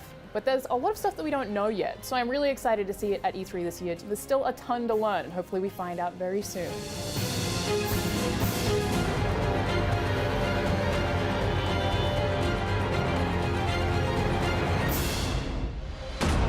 We cannot. We must not fail. Duty first. Perez! Won't be enough for you!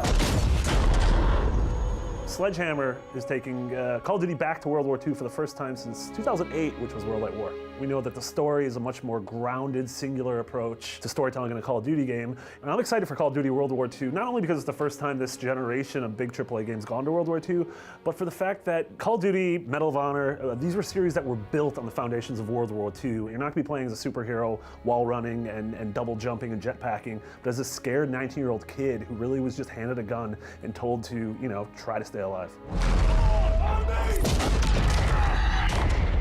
Welcome to the Bloody First. You're a long way from Texas, farm boy. Good morning, everyone.